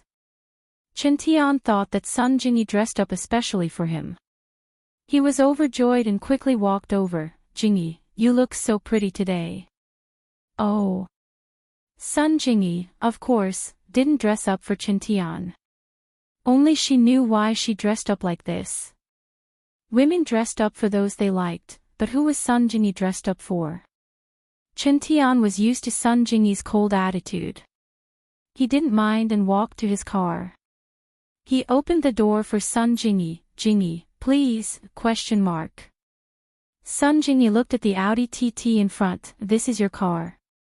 Yeah, I started a company and made money, so I bought a car. Qintian was very proud of himself when he said that, showing off his coolness to the fullest. Although he hadn't gone out for a while, he had read some novels about coolness, like So Pure So Flirtatious prequel. The main character, Lu Lei, was very coolness, and Qintian had always wanted to imitate him. However, he neglected one thing: coolness required strength, and without strength, he'd be an idiot. Oh, I'll drive my own car. Sun Jingyi rejected Qintian's invitation and walked to her car. Qintian's face froze. He remembered that Sun Jingyi wouldn't sit in his car with him. If he gave the car to Sun Jingyi later, it would be Sun Jingyi's. She'd want it then, right? Chen Tian wanted to give the car to Jingyi right now, but then he thought about giving it to Jingyi at the dinner table. With Xiao Xiao helping him act cool and complimenting him a bit, wouldn't he be able to gain a lot of face? With that thought, Chen Tian decided to hold it in a little longer. He'd give the car to her during dinner. If Chen Tian didn't say that he'd treat Lin Yi, Sun Jingyi wouldn't have agreed to eat with him. She'd use work as an excuse to cancel the meeting. But when Chen Tian said that he'd treat Lin Yi, Sun Jingyi hesitated. She hadn't seen Lin Yi for a long time, and Sun Jingyi really wanted to see Lin Yi. No matter what, she was half his lover, and Sun Jingyi had a good impression of Lin Yi. She would be happy if the two met occasionally. The two cars headed towards Songshan's first high school one after the other. Sun Jingyi led the way, and Chen Tian followed behind. Sun Jingyi parked the car at the food street behind Songshan's first school. This was where Sun Jingyi picked up Lin Yi last time. She didn't know that Lin Yi was a student of Songshan's first school, but she thought that Lin Yi lived nearby. Sun Jingyi's car stopped next to the Beetle, and Chen Tian's Audi TT stopped next to Sun Jingyi's Audi A4L. The two got out of the car, and Chen Tian walked over. I'll call Lin Yi now. Where is this? Should we wait for him here? Oh. Sun Jingyi frowned, and walked towards the street not far away. She didn't want to stand so close to Chen Tian, it made her uncomfortable. As for why they parked the car here, it was because they picked up Lin Yi last time, and the most important reason was that Sun Jingyi didn't want to wait with Chen Tian in front of her house. Sun Jingyi didn't want others to see her with Chen Tian, and Sun Jingyi felt that it would be embarrassing if people she knew saw her. As for coming here, it was just something Sun Jingyi did. But Chen Tian didn't seem to notice Sun Jingyi's disgust. Sun Jingyi left, and he followed beside Sun Jingyi, calling Lin Yi as he walked. Not long after Lin Yi and Xiao Xiao entered the classroom, the phone in his pocket vibrated. Lin Yi took it out and looked at the caller ID. He didn't know it. But Lin Yi still picked it up. Hello, who are you looking for? Lin Yi? Chen Tian asked. I am, and you are. Lin Yi didn't recognize Chen Tian's voice. He didn't care about people like Chen Tian, and naturally, he wouldn't remember his phone number or voice. I'm Chen Tian, I'm back in Songshan now, with Jingyi. I want to treat you and your girlfriend to a feast, do you have time? Chen Tian asked. With Sun Jingyi. Girlfriend? Lin Yi blinked, but understood immediately. The girlfriend Chen Tian was talking about must be Xiao Xiao. Lin Yi wanted to reject him directly, but thinking about Xiao Xiao's personality, he decided that she might like to go to parties. Wait, I'll ask Xiao Xiao. Chapter 1047. The car was smashed. Xiao Xiao, Wu Chen Tian called saying he wants to treat us to a big meal. Do you want to go? Lin Yi turned to Xiao Xiao. Wu Chen Tian. Xiao Xiao blinked before remembering who Chen Tian was. That iron-fisted Wu. He wants to treat us to a big meal. Let's go, I love big meals. When? When? Lin Yi asked Chen Tian. Right now, Jingyi and I are at the food street behind Songshan's first school. I heard you live nearby. Chen Tian said. Now, do you want to go? Lin Yi didn't answer Chen Tian's question but asked Xiao Xiao instead. Of course. Xiao Xiao didn't have any interest in studying at all. She was about to die, why would she study? She didn't even have time to study for college. And so Xiao Xiao happily agreed. Then wait for me, we'll go now. Lin Yi said to Chen Tian and hung up. Lin Yi didn't have a good impression of Chen Tian, but he didn't have a bad impression either. He was just one of Sun Jingyi's pursuers. If there was a conflict, it was just that he stole Lin Yi's wallet, but Lin Yi stole his wallet as well. In comparison, Qintian's loss was bigger. Especially when they were in Yanjing, Qintian had been screwed over by Feng Xiaoxiao to the point where he lost a lot. Lin Yi, on the other hand, was a bit troubled. Did this Qintian have a screw loose in his head? Didn't he learn from last time's lesson? He wanted to treat Xiaoxiao to a meal now that he was back in Songshan. But thinking about how Sun Jingyi was with Qintian, Lin Yi felt that he probably wanted to let Sun Jingyi see his relationship with Xiaoxiao, to let Sun Jingyi know that he was a two-timer. But Lin Yi didn't care at all. He knew what his relationship with Sun Jingyi was. Lin Yi was just Sun Jingyi pretending to be her lover, in name only. There was no real relationship at all. And so, bringing Xiaoxiao with him didn't bother Lin Yi. As long as Xiaoxiao could eat happily, Lin Yi would be satisfied. Lin Yi and Xiaoxiao cleaned up, and Lin Yi sent a message to the Miss and Tang Yun, saying that he was bringing Xiaoxiao to eat with a friend. The Miss and Tang Yun both knew about Xiaoxiao, so they didn't say anything about Lin Yi bringing Xiaoxiao out alone. They only told Lin Yi to be careful and take care of Xiaoxiao. Yu Feng was a practitioner, after all. His butt was pricked, but he could still walk after being bandaged. He was from House Yu, and naturally, he had Dr. Kong and Miracle Dr. Guan's Jinchuang and Jinchuang medicine. He didn't hesitate to apply it on himself, Tsongming, and Penghu. But Penghu's egg was cut off, and this medicine couldn't fix it. He could only be an Eggman in the future. In the morning, the three of them came out of the hospital. With the Jinchuang ointment, they didn't have to worry about the slow recovery of the wound.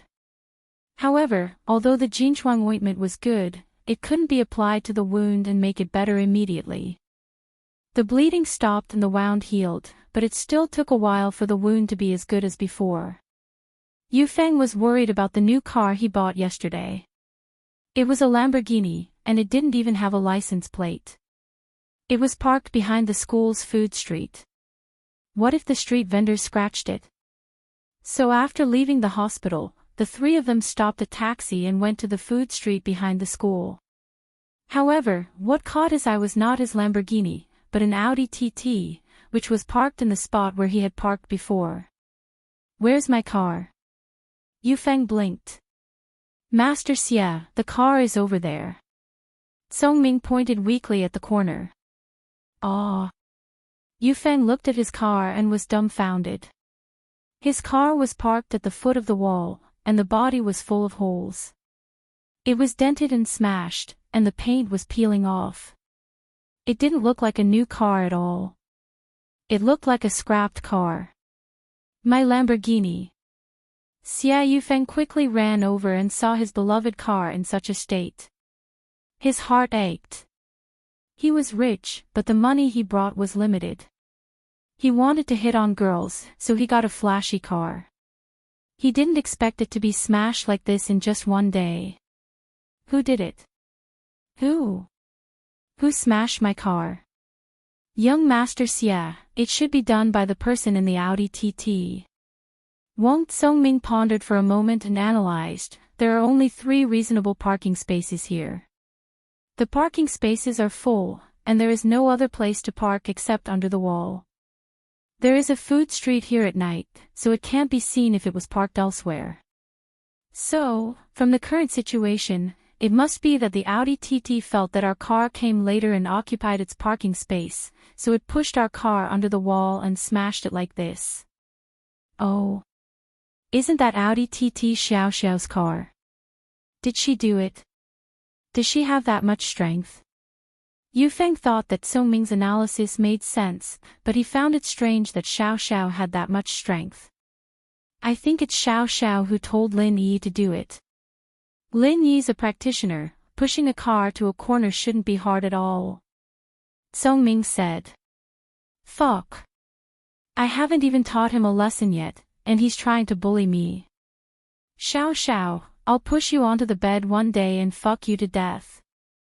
Yu Feng gritted his teeth. Smash it, smash both Lin Yi and Xiao Xiao's cars. That beetle is Lin Yi's. Wait. Song Ming waved his hand, stopping the furious Yufeng. Master Xia, please calm down. Oh. What? He's trying to bully me, and I can't fight back. Yufeng humphed. No, Master Xia, I think it's best not to smash Lin Yi's car. Song Ming waved his hand. Master Xia, Lin Yi's a practitioner, you think he'll just let you go after smashing his car? He's a practitioner, and so am I. He's just a mystic early phase, and I'm a mystic early phase peak. What's there to be afraid of? Yufeng smiled coldly. Master Xia, but you have to hide your strength. You can't expose it, you have to investigate in secret. Song Ming said. Chapter 1048. Chapter 1046, perfect timing, but he didn't want to just let this go. Wasn't this too much of a waste? After some thought, Yufeng said, then let's smash Xiao Xiao's car. That Yushu girl messed with us yesterday, Xiao Xiao must have had a part in it. She must have been the one who came up with the idea to smash the car. Let's do it as a warning to Lin Yi that we're not pushovers, and we can't touch Lin Yi's bottom line, killing two birds with one stone. All right. Let's do it as a warning to Lin Yi. Song Ming nodded in agreement, then let's just smash Xiao Xiao's car. Lin Yi doesn't have any proof anyway, and if we don't admit it, what can he do to us? It's not Lin Yi's car, it's just a girl's car. Lin Yi won't lose any face. Then what are we waiting for? Let's do it. Yufeng had been itching to give it a try. He picked up a brick from the ground and walked over to Xiao Xiao's Audi TT, slamming it down on the windshield without saying a word. Pang! The windshield was smashed by Xia Yufeng's brick. Song Ming and Peng Hu, on the other hand, found their tools and started smashing the car with Yufeng.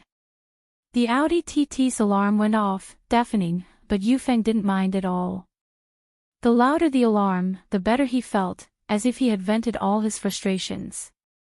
Bitch, let's see how you act, let's see how you smash my car. I'll smash yours too.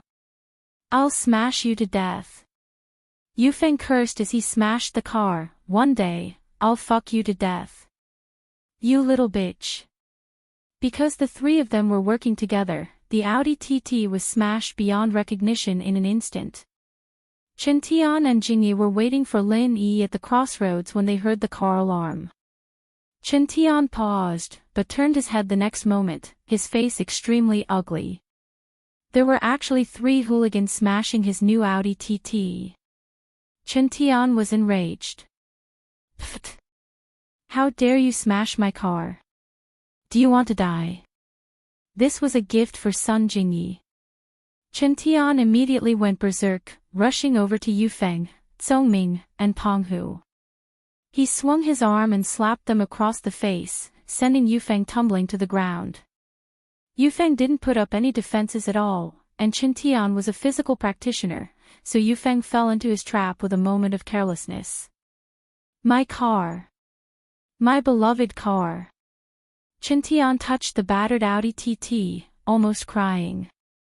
This is my present for Jingyi. You bastards. How dare you smash my car? I'll kill you. Chen Tian attacked again, sending Peng Hu flying with a punch. Song Ming wasn't spared either. Neither of them were practitioners, so they weren't even worth mentioning in front of Chen Tian. They landed on the ground, their butts split open once more. Yufeng was confused by Chen Tian's sudden appearance. But after hearing his words, he was puzzled. This was his car. Wasn't this Xiao Xiao's car? What was going on? Could it be that he hit the wrong car? But Yufeng was the young master of House Yu, so what if he hit the wrong car? How dare he hit the young master of House Yu? Did he not want to live anymore? These few days, Yufeng had suffered a lot from Lin Yi, Yushu, and Xiao Xiao. How could he take it lying down in front of a random person? He jumped up from the ground and looked at Chen Tian coldly, pointing at his Lamborghini. You're the one who smashed my car. Your car. That broken car is yours. Yufeng looked in the direction Yufeng was pointing at and frowned. Why would I smash your car? Humph, even if you didn't smash my car, I did smash yours. What are you going to do about it? Yufeng's face turned dark. You're just a physical practitioner at the early phase of golden class, and you dare act cool in front of me. You really don't know what's good for you. Chen Tian had shown his strength just now, and Yufeng, naturally, knew who he was. But he didn't know who he was, nor did he know who Sun Jingyi was. He was the trump card of House Yu, and he had never shown his face in public. He didn't interact with other noble houses either. This was why he was able to hide his identity and come to Songshan. Wouldn't he be exposed if someone he knew saw him? What the hell? You smash my car and you dare talk to me like that? Don't you know who I am? Chen Tian didn't think that Yufeng wouldn't kneel down and beg for forgiveness after being caught red-handed. Instead, he was acting like a dead pig that wasn't afraid of boiling water. Chen Tian was infuriated. He wanted to use these three to build up his heroic image in front of Sun Jingyi. I don't need to know who you are. What I do know is that you're dead. Yufeng circulated his chi secretly. He couldn't hold it in any more these few days. In front of Lin Yi, all he could do was hold it in. But in front of these outsiders, he didn't need to hold it in anymore. Since this guy in front of him didn't care, he'd use him to calm his anger. Yufeng smiled coldly.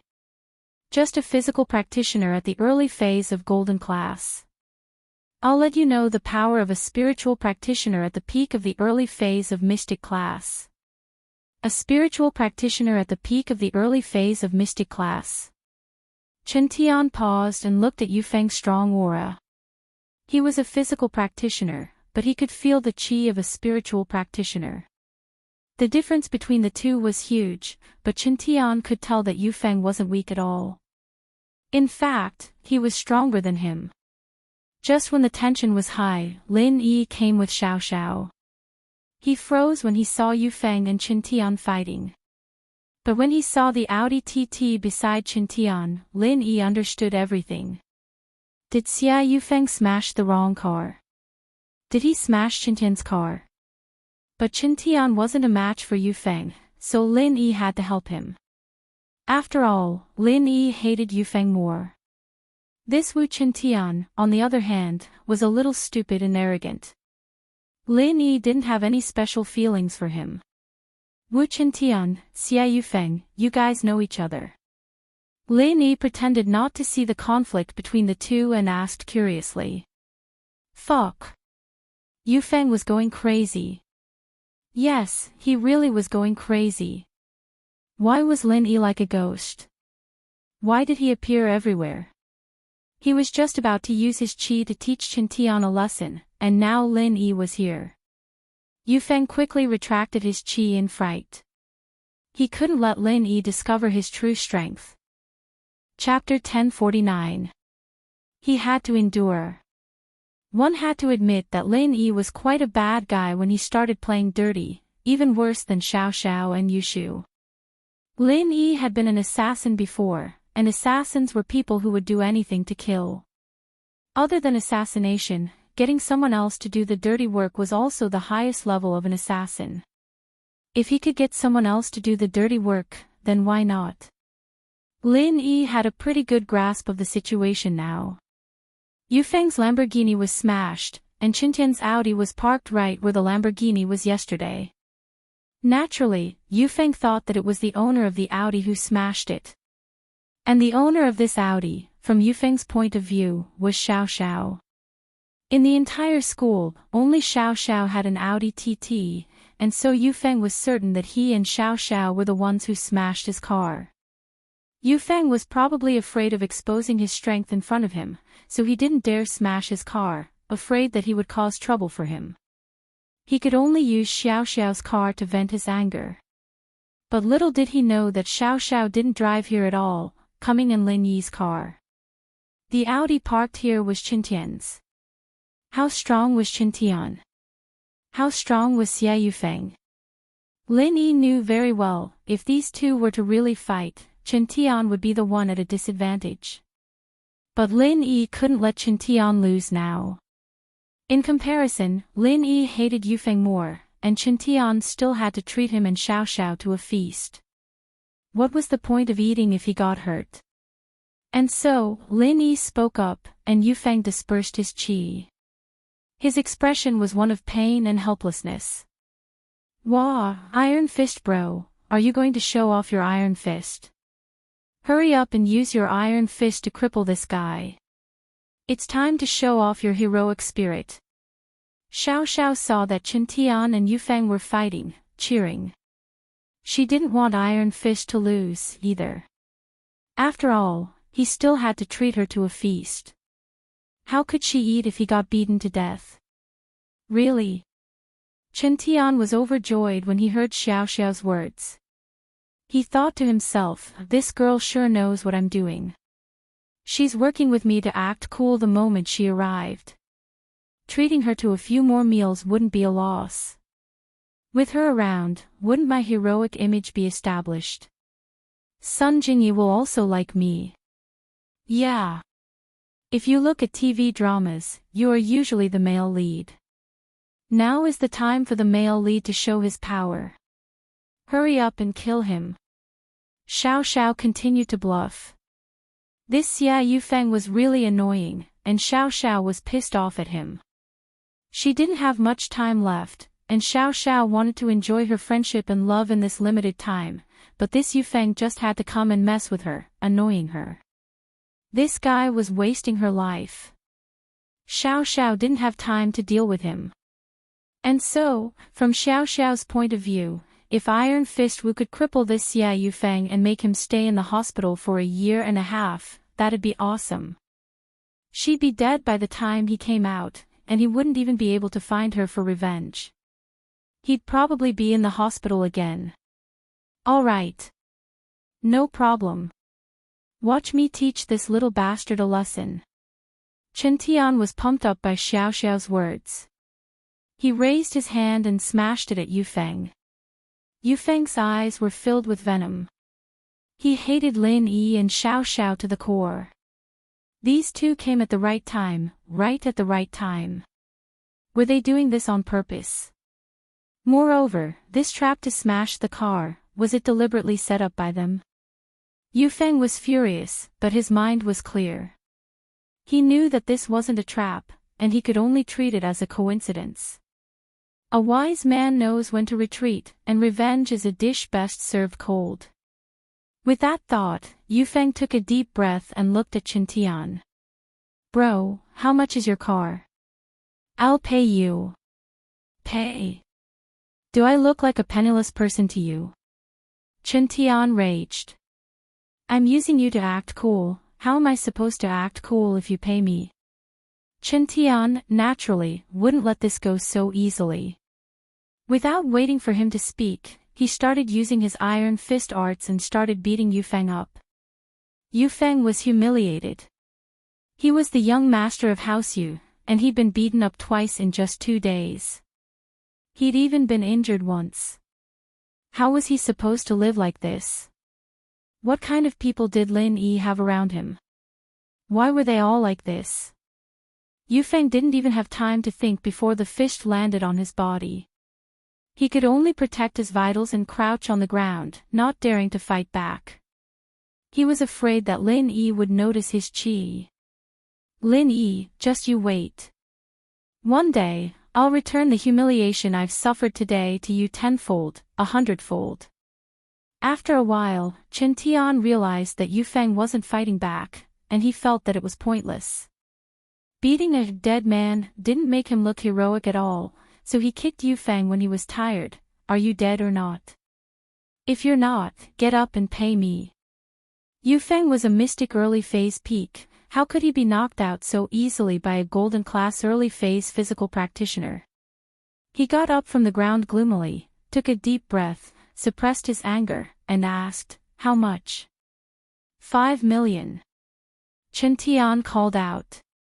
Wah. Yufeng paused. An Audi TT for 5 million. What kind of joke was this? 5 million was enough to buy 10 of them. Hurry up, stop bullshitting. Do you want to get beaten up again? Did I not beat you up enough just now? Chen Tian glared at him angrily. You motherfucker. Yu Feng couldn't take it anymore. A golden class early phase physical practitioner dared to talk to him like this. Did he not want to live anymore? Yu Feng was at his limit. He had an urge to kill this guy even if he had to expose his strength. If Lin Yi interfered, he'd kill Lin Yi on the spot. Even if someone came to investigate, Yu Feng could say that he didn't know Lin Yi's background. It was just a conflict that turned into a tragedy. He couldn't be blamed, right?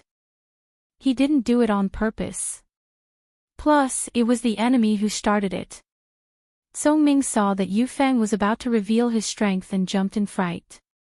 He ran over and grabbed Yu Feng's hand. Master Xia, hold it in. We have to hold it in. Chapter 1050. His girlfriend admires others but Lin Yi still killed Yu Bide and injured Uncle Pai. And so, Yu Feng knew that if he really killed Lin Yi today, it'd be fine if Lin Yi didn't have a strong background, but if he did, then House Yu would be in danger after he killed Lin Yi. If the hidden House Yu didn't come out, then the common world would be the one in trouble. With that thought, Yu Feng gritted his teeth. All right, Song Ming, give him 5 million. Chen Tian was just saying it casually, wasn't that what this thing was? He was asking for a high price, waiting for Xia Yu Feng to pay him back. Chen Tian's bottom line was 500,000, and he only spent 500,000 on the car. He hadn't even registered it yet, so he didn't lose anything. But who knew that this idiot Yu Feng would agree? Chen Tian was overjoyed. He didn't think that he could be this strong when he acted like a hero. The guy was scared. Yu Feng transferred 5 million to Chen Tian's account and brought Song Ming and Peng Hu back to school, depressed. He was a little confused. Back when he was studying in Yanjing, how prestigious was he? He didn't even need to use House Yu's name, and he was the king of the school.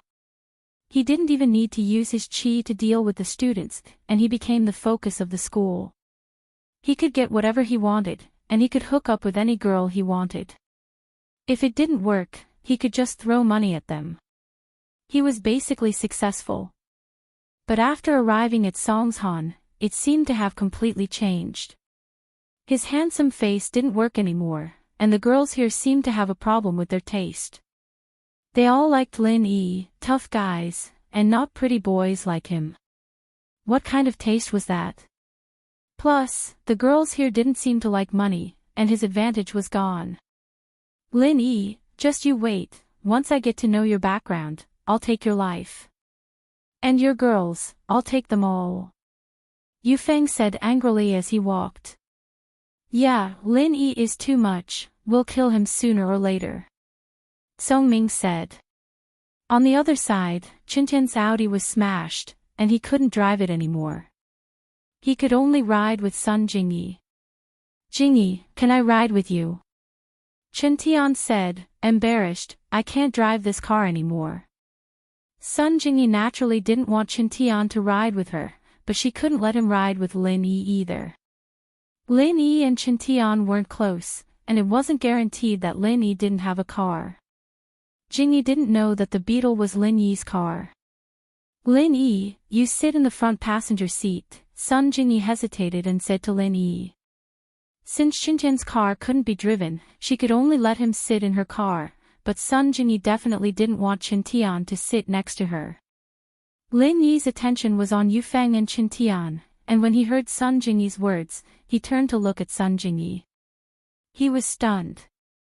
The person in front of him was Sun Jingyi, but compared to the Sun Jingyi he saw last time, she was much more youthful and lively. Sun Jingyi's appearance could be said to be very old-fashioned, pretending to be mature, but now it seemed that this was Sun Jingyi's true face. Right now, Sun Jingyi looked about the same age as Lin Yi and Xiao Xiao. Even if she was older, it wouldn't be more than 1 or 2 years. Xiao Xiao looked at Sun Jingyi, then at Lin Yi, and couldn't help but frown. Just what was the relationship between this pretty girl and Lin Yi? Why did she let Lin Yi sit in the front passenger seat? They weren't here to ruin the good things between her and Lin Yi, were they? Xiao Xiao didn't want to fight with her love rival anymore. She didn't know how many days she had left to live, and if she wasted it on fighting with her love rival, how was she supposed to enjoy love? She just made friends with Tang Yun and Yushu, and she didn't have to worry about fighting with them. Where did this Sun Jingyi come from? Lin Yi, honey, what's your relationship with this pretty girl? Xiao Xiao whispered into Lin Yi's ear. Pretty girl. Lin Yi blinked, not sure if he should laugh or cry at the nickname Xiao Xiao gave Sun Jingyi. Nothing, just a fake lover to trick Qintian. Oh.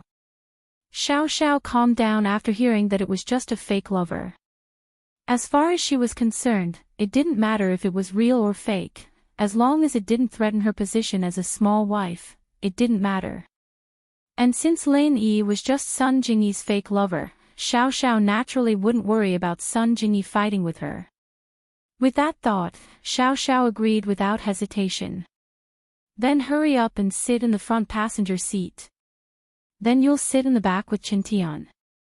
Lin Yi blinked, not expecting Xiao Xiao to be this generous. Yeah, that idiot just got 5 million, that's 5 million. I'll think of a way to get more, and then we'll be rich. Xiao Xiao said sneakily. Ha. Lin Yi smiled. 5 million wasn't much to Lin Yi, but since Xiao Xiao was so interested, Lin Yi naturally wouldn't stop her from scamming people. Iron Fist bro, it's been a while since I talked to you.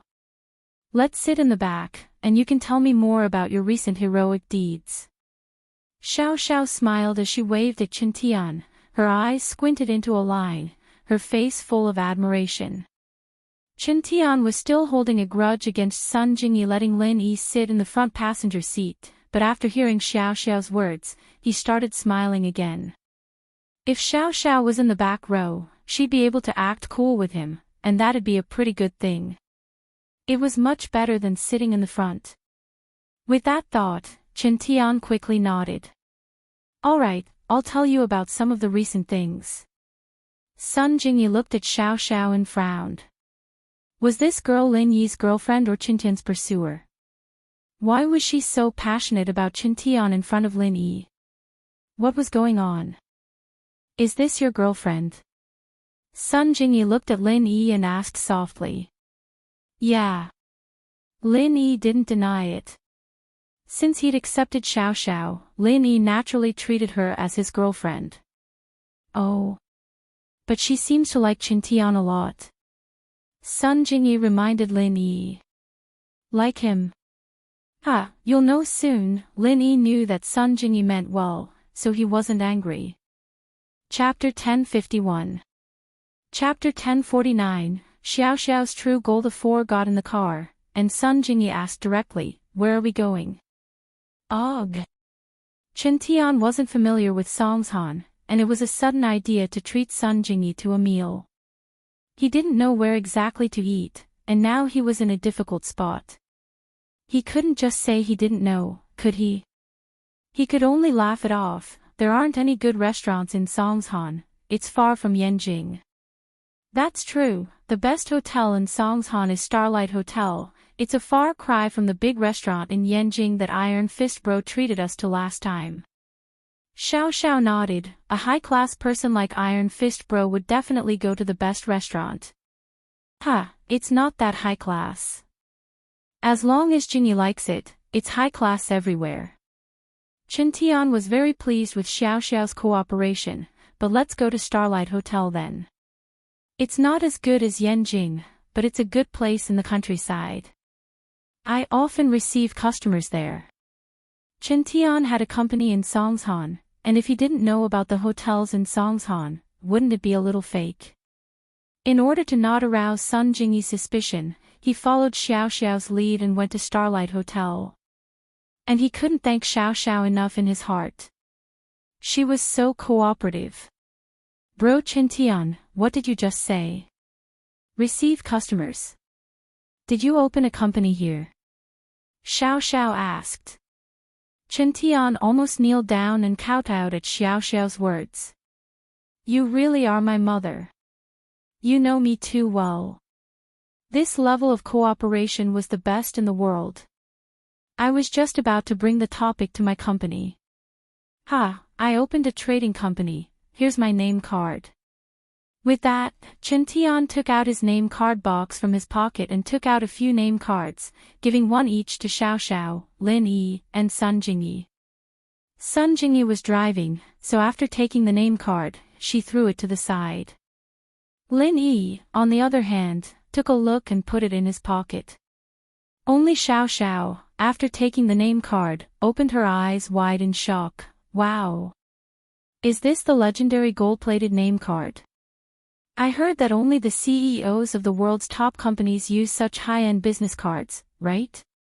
This is the symbol of success. It's just a business card. Chen Tian was delighted. It's such a big company, it'd be weird if we didn't do something to show off. That's true. Xiao Xiao nodded. Looks like your company is pretty big, bro Chen Tian. You must be making a lot of money, right? It's alright, it's just some pocket money.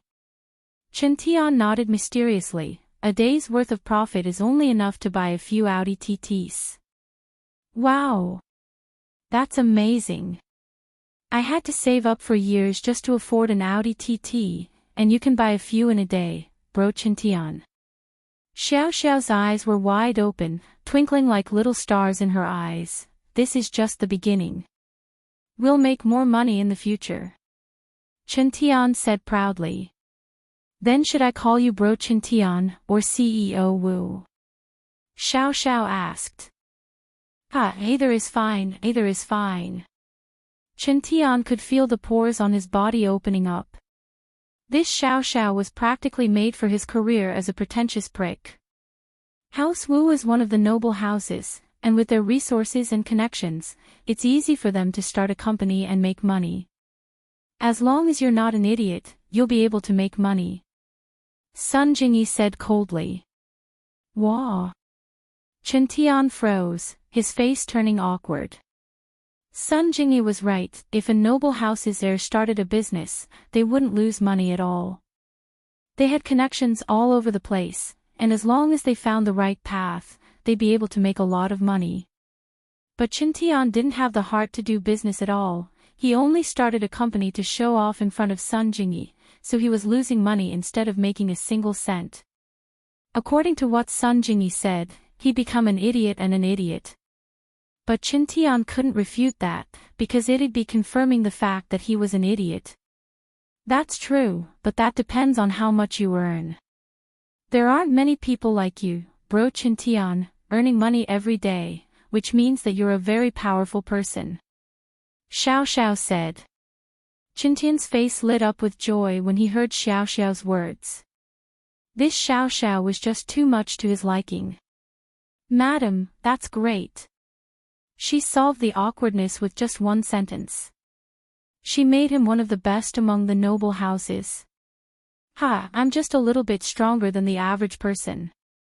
Chen Tian said proudly. Yeah, didn't you see how domineering bro Chen Tian was when he taught those bastards a lesson? Xiao Xiao said in admiration. Bro Chen Tian said, do I look like someone without money? So imposing. That's right, a bunch of bastards, thinking that they'd lose money after wrecking my car. Dream on. If I didn't beat them up so badly that they couldn't even recognize each other, then I wouldn't be Iron-Fisted Wu. Chen Tian laughed heartily. He'd already accepted the nickname Iron-Fisted Wu. He felt that it was very domineering. Yeah, the money they paid was nothing to you, bro Chen Tian. It was just a day's profit, right? Xiao Xiao asked. Of course, 5 million is nothing to me. Chen Tian nodded in agreement. It's just a day's worth of profit, I guess. Yeah, that's what I said. Bro Chen Tian asked them for money because he wanted to teach them a lesson, so that they wouldn't wreck cars so easily in the future. Xiao Xiao nodded.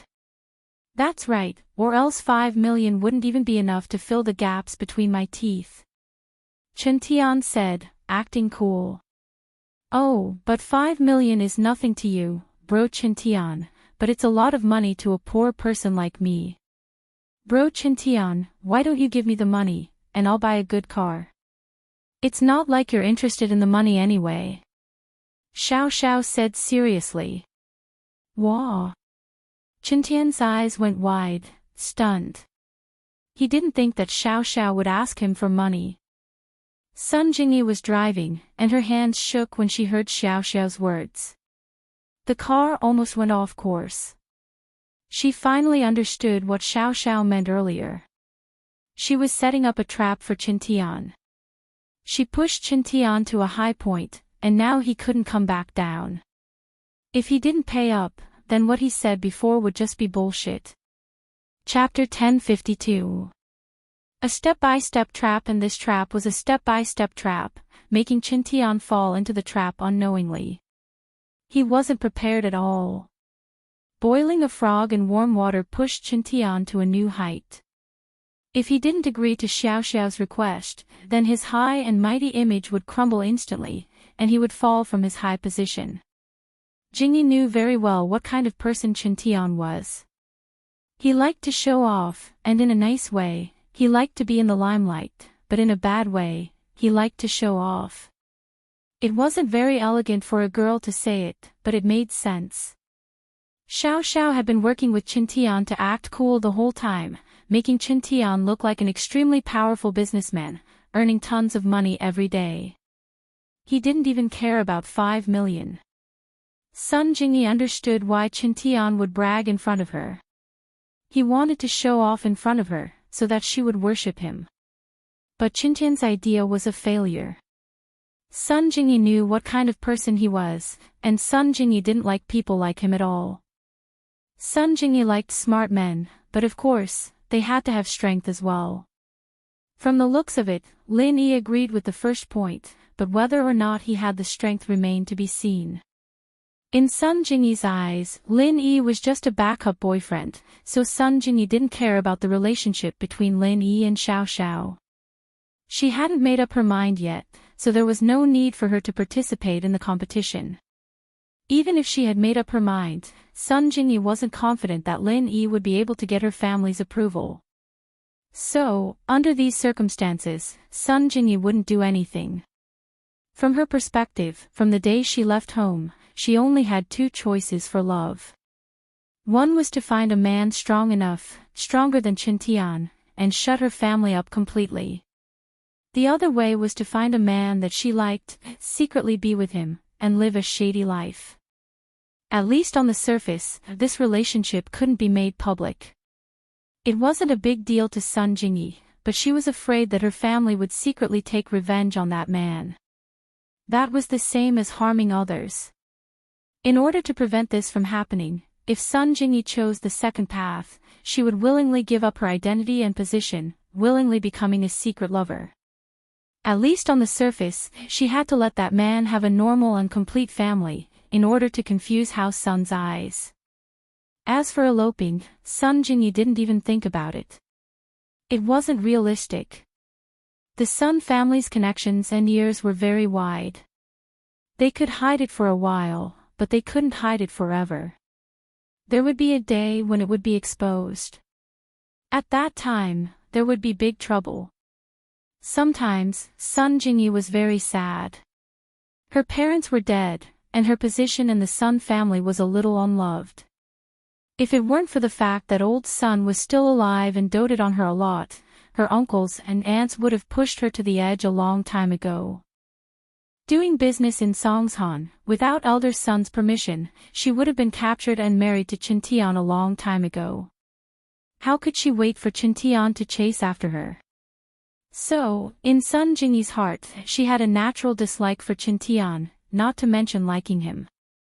Now that Chintian was humiliated in front of Xiao Xiao, she was very happy to see it. It'd be best if Xiao Xiao came every day to humiliate Chintian, making him unable to stay in Songshan anymore. Chintian's face was red, and he didn't know how to answer. Yes, he was a little reckless, but no matter how reckless he was, he knew that money was a good thing.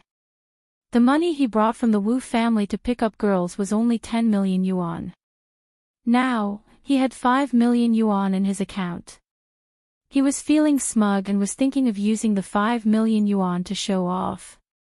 In the end, he did show off, but it didn't achieve the effect he had expected. In his opinion, he would have to show off a few times, right? Now, it was all used up after one time.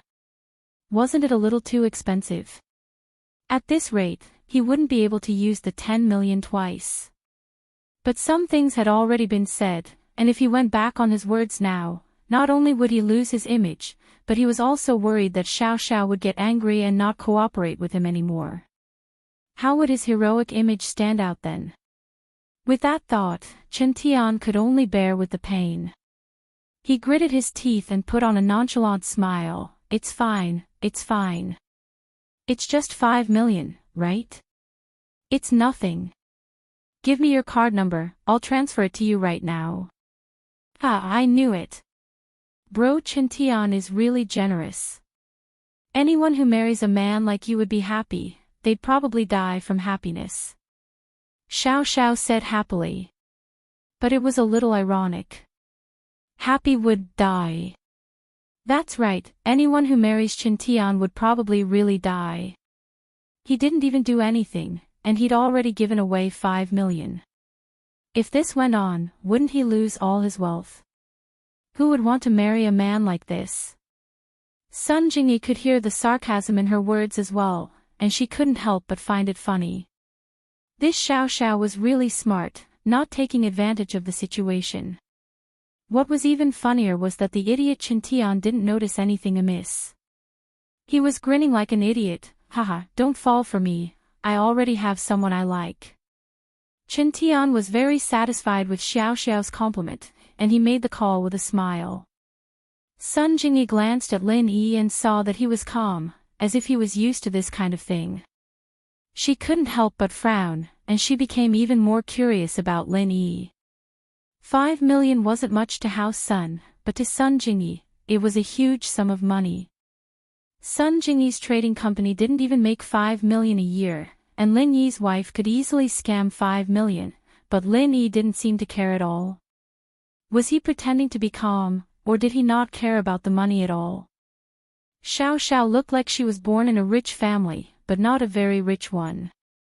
Otherwise, she wouldn't be interested in Chen Tian's 5 million. But Lin Yi didn't care about it. What a strange combination. Sun Jingyi drove into the parking lot of Starlight Hotel and parked the car in an empty spot. Chapter 1053. Keep screwing over, sir, is there a total of 4? A waiter came over the moment they entered the hotel lobby, asking Chen Tian and Lin Yi. Yes, give us a room. Chen Tian nodded. Sir, you 4 are here for breakfast, right? Why don't you take a booth? There's a minimum fee for a room, and it's quiet at this hour, there's no one. The waiter reminded them kindly. After all, it was early in the morning, and people usually came to the hotel for breakfast. Breakfast didn't cost much, and they couldn't spend tens of thousands all of a sudden. It wasn't even enough to cover the minimum fee for a room. Chen Tian frowned when he heard this. He'd spent so much effort to treat Sun Jingyi to a meal, and he was here to show off, but the waiter's words made him feel like the waiter was looking down on him. What kind of status did he have? He was the grandson of the noble House Wu, why would he care about the minimum fee? And with his current identity, he was the big boss of Songshan City, he could afford to eat a meal here. What's the minimum fee? Chen Tian frowned, impatient. The waiter here was good at reading people's body language, and he knew that Chen Tian was getting impatient. He didn't care about the minimum fee, he was rich. But the doorman told him that they came in an Audi A4L. How much was an Audi A4L? Even if they were rich, they might not be able to spend tens of thousands on a meal, right? At that thought, the waiter wasn't sure about Chen Tian's spending level. The rooms here were separated into different classes, and if he said too much, he was afraid that Chintian wouldn't be able to afford it. He'd lose face, and if he said too little, he was afraid that Chintian would think that he was looking down on him. Chintian bro is a big boss, his name card is made of gold, why would he care about the minimum fee? Xiao Xiao spoke up, today, Chintian bro's car got smashed, and they paid him 5 million, but he didn't even look at it before giving it to me. You're questioning someone like him for not being able to afford the minimum fee. Chintian looked at Xiao Xiao, thinking, you really know how to fight for me, aren't you? Very good, it seems that this 5 million is not a loss. If you can build up my image in front of Sun Jingyi today and let me win her heart, then this money will not be wasted. Ah. The waiter paused. So, he drove an Audi A4L here because his car was smashed. What kind of car could be smashed and get 5 million yuan as compensation? No matter what, it should be at the level of Bentley or Rolls-Royce, right? Plus, Chintian didn't even care about the compensation, giving it to the people around him. Just how rich was he? Are business cards made of gold? Now that 1 gram of gold had risen to more than 300 yuan, a business card should be at least 2 or 3 grams, right? Then, the cost would be over 1,000 yuan. Is this a business card? If an ordinary person obtained a business card, wouldn't they become rich? It seemed like the people Chintian interacted with were all important people, or else people would be fighting over his name card. Rich people, definitely rich people. The waiter thought about this and quickly said, Sir, the most luxurious room here is the Crystal Palace on the top floor. It's currently vacant, but the minimum fee is 500,000, 500,000. The minimum fee was 500,000. Chintian froze. This restaurant sure was shady. He had only brought 10 million with him. After deducting the 1 million used to open Xiao Wangba's company and buy a car, he only had 8 million left.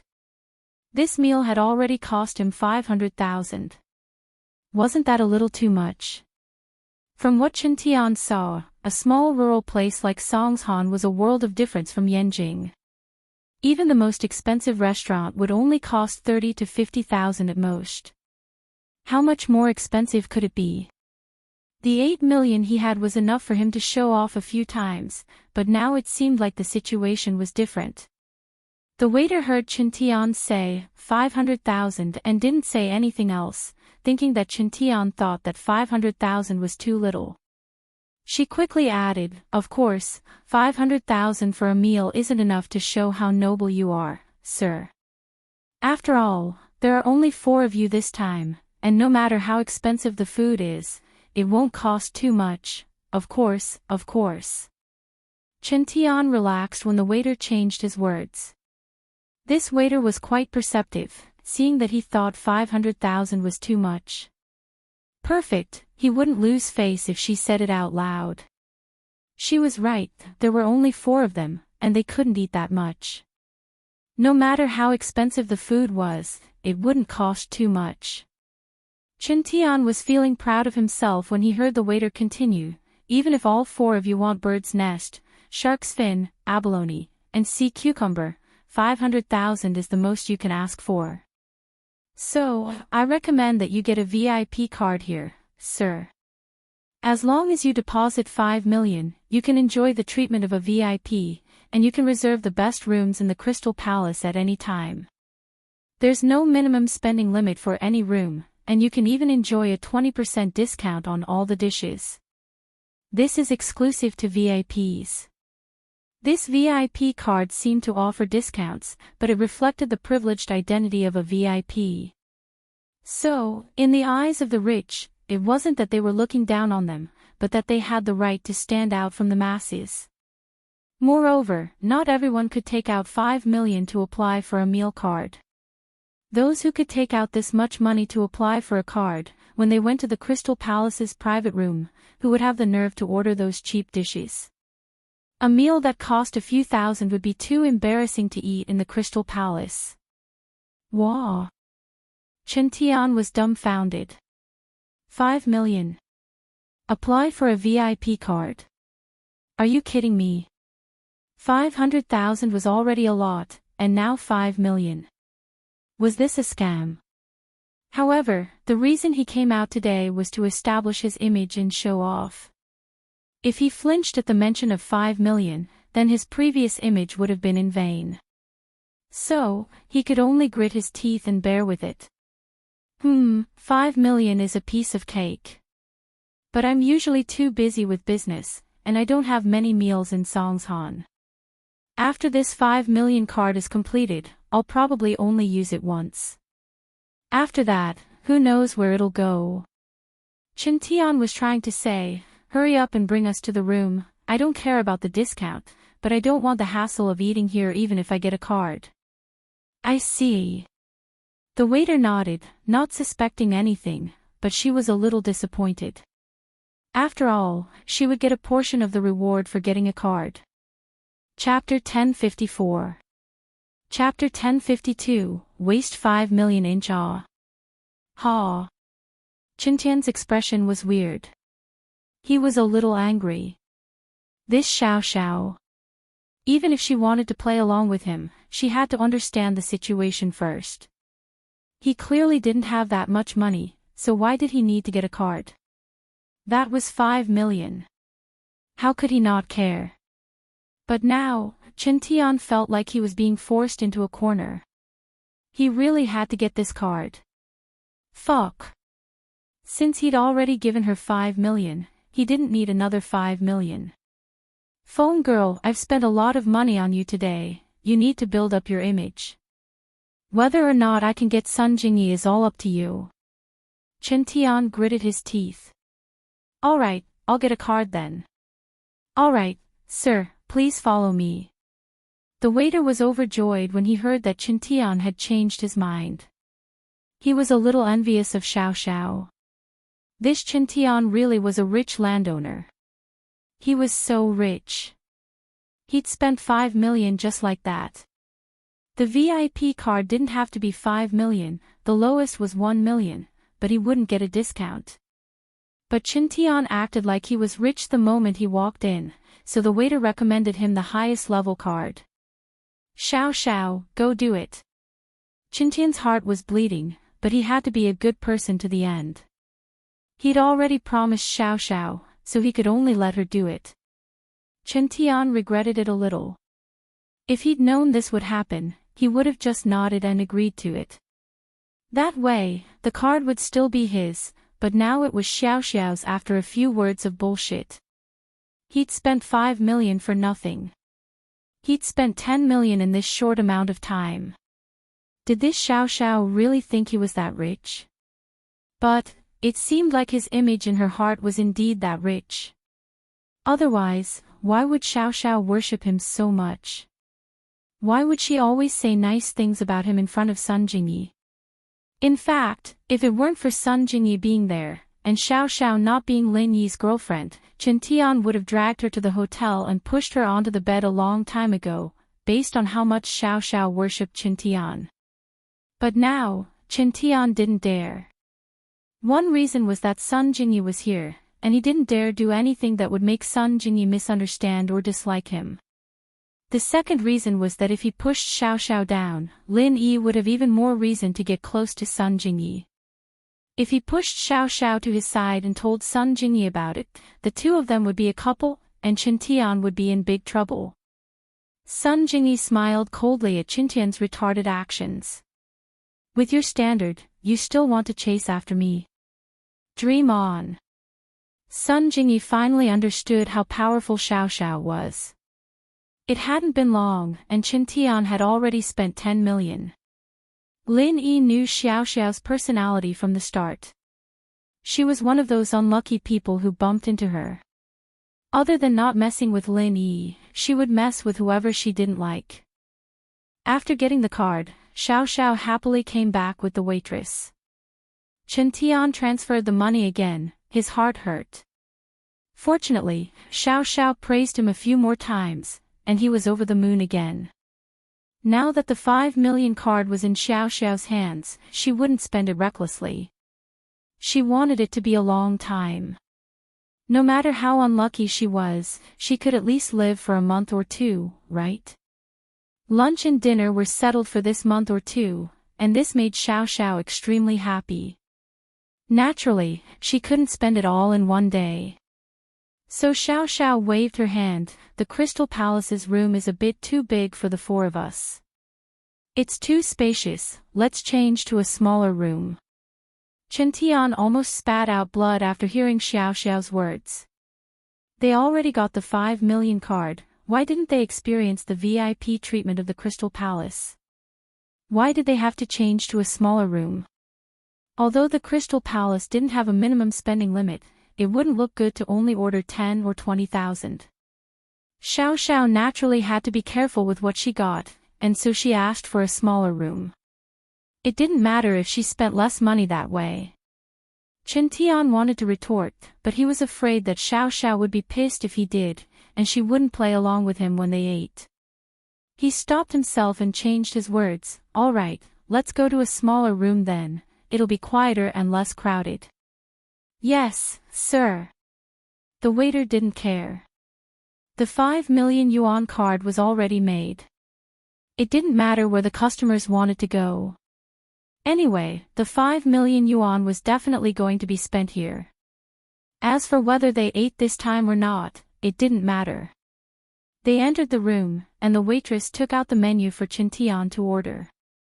Jingyi, Xiao Xiao, Lin Yi Lil Bro, what do you guys want to eat? Chen Tian flipped open the menu, his eyes going back and forth between the expensive delicacies. He'd already spent 5 million, and he could only eat it once. Naturally, he wanted more delicious food to enjoy. That was his own money. There were many delicacies that he hadn't tried before, and he wanted to try them all today. Even if he didn't spend all 5 million, he had to spend at least 3 million. Wouldn't that be a huge loss? Xiao Xiao held her card in her hand, getting nervous when she saw Chen Tian ordering those expensive dishes. She wanted to spend it slowly, she didn't want to spend it all in one day.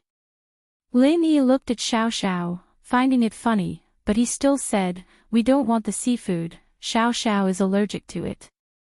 She got sick after eating seafood in Yanjing last time. Xiao Xiao heard Lin Yi's words and gave him a thumbs up under the table. Lin Yi's honey was so awesome. She was just thinking about how to get Chen Tian to order less, and Lin Yi helped. No wonder that Yushu girl liked to stick to Lin Yi so much. Lin Yi's methods were top-notch as well. Ah. Chen Tian paused, his face turning bitter. I can't eat seafood. Then, what other expensive dishes are there? In the restaurant, the most expensive dishes were all related to seafood, so of course the seafood wasn't allowed. It's early in the morning, let's eat something light. Forget about the big fish and meat. Sun Jingyi was a shrewd person. How could she not see what Xiao Xiao was thinking? Since Lin Yi was helping her, Sun Jingyi wouldn't mind helping her screw Chen Tian over. Sun Jingyi thought that she was on Lin Yi's side. As for Chen Tian, go play somewhere else. Chapter 1055. Admitting her identity, Sun Jingyi smiled and took the menu, ordering a few dishes that were relatively light. They weren't very cheap, but compared to the delicacies, it was extremely cheap. The dishes added up to less than 8,000. This made Chen Tian's face change slightly, but these dishes were ordered by Sun Jingyi. What could he say? What could he say? Take a look. Sun Jingyi passed the menu to Xiao Xiao and Lin Yi. Lin Yi didn't look at it and passed it to Xiao Xiao. Xiao Xiao didn't hold back and ordered a few of her favorite dishes, but they weren't very expensive. They were all cheap and delicious. As for the weird dishes, Xiao Xiao naturally didn't order them. After all, it was her own money now. She had to live a long life. That's all. Xiao Xiao said and passed the menu back to the waiter. Chen Tian wanted to add a few more, but before he could say anything, Xiao Xiao continued, Big bro Chen Tian is a big boss. He's sick of eating those single-headed abalones. There's nothing good here, so why not change to something lighter? Otherwise, ordering too many delicacies will ruin Big Bro Chintian's image. Wah! Chintian froze and waved his hand with a smile. That's right. These things are too crappy. It's better to eat something lighter. It's early in the morning, and it's bad for your stomach. The waiter didn't think there was anything wrong with it. The guy had already made a 5 million VIP card. He could eat whatever he wanted. Even if he didn't want to eat, he had to greet him with a smile if he wanted a few free plates. 5 million just like that was enough to show off Chintian's wealth. Who would spend money like this without a few $100 million? The waiter took the menu and left the room. Chintian's heart ached for a while before he remembered today's business. Today, he wanted to invite Lin Yi and Xiao Xiao to prove their relationship in front of Sun Jingyi. If this was done, then his 10 million wouldn't be wasted. Old bro Lin Yi, this is the first time Xiao Xiao has met Jingyi, right? As the host, let me introduce them to you. With that, Chen Tian stood up with a smile and introduced her to Sun Jingyi. Jingyi, this is Lin Yi's girlfriend, Feng Xiao Xiao. We met at the auction in Yanjing, and we got along quite well. Hello, Xiao Xiao.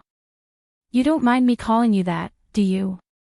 Sun Jingyi smiled as she extended her hand to Xiao Xiao. This was their first official meeting. If you don't mind, I'll call you Big Sis Jingyi. Xiao Xiao had found out about Sun Jingyi's identity from Lin Yi, and she didn't rule her out either. As long as they weren't here to cause trouble between her and Lin Yi, Xiao Xiao would accept them easily. Hee, then I'll call you little sister Xiao Xiao. Sun Jingyi smiled and nodded. Xiao Xiao, this is Sun Jingyi, she's. Jingyi, how should I introduce you to Lin Yi? Chen Tian looked at Sun Jingyi with a troubled expression, giving this difficult problem to Sun Jingyi. Chen Tian was a little arrogant, but he wasn't stupid. At least he knew that letting Xiao Xiao and Lin Yi come to eat with Sun Jingyi and expose the relationship between Sun Jingyi and Lin Yi was a strategy. At this time, putting out the relationship between Sun Jingyi and Lin Yi and letting Sun Jingyi explain herself was also a strategy.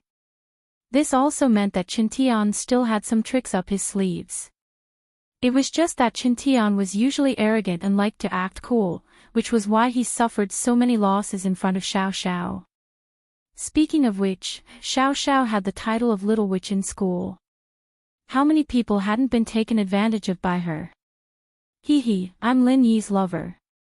Sun Jingyi smiled and nodded at Xiao Xiao. Wah! Chen Tian's eyes widened. He never would have thought that Sun Jingyi would say that she was Lin Yi's lover in front of Xiao Xiao. Wasn't this just asking for trouble? Would Xiao Xiao be willing? Would she be able to continue eating? Chen Tian didn't know what Sun Jingyi was thinking. She still dared to say that she was Lin Yi's lover in a situation like this. Before, Chen Tian thought that Lin Yi was two-timing, and Sun Jingyi didn't know about Lin Yi's ugly side.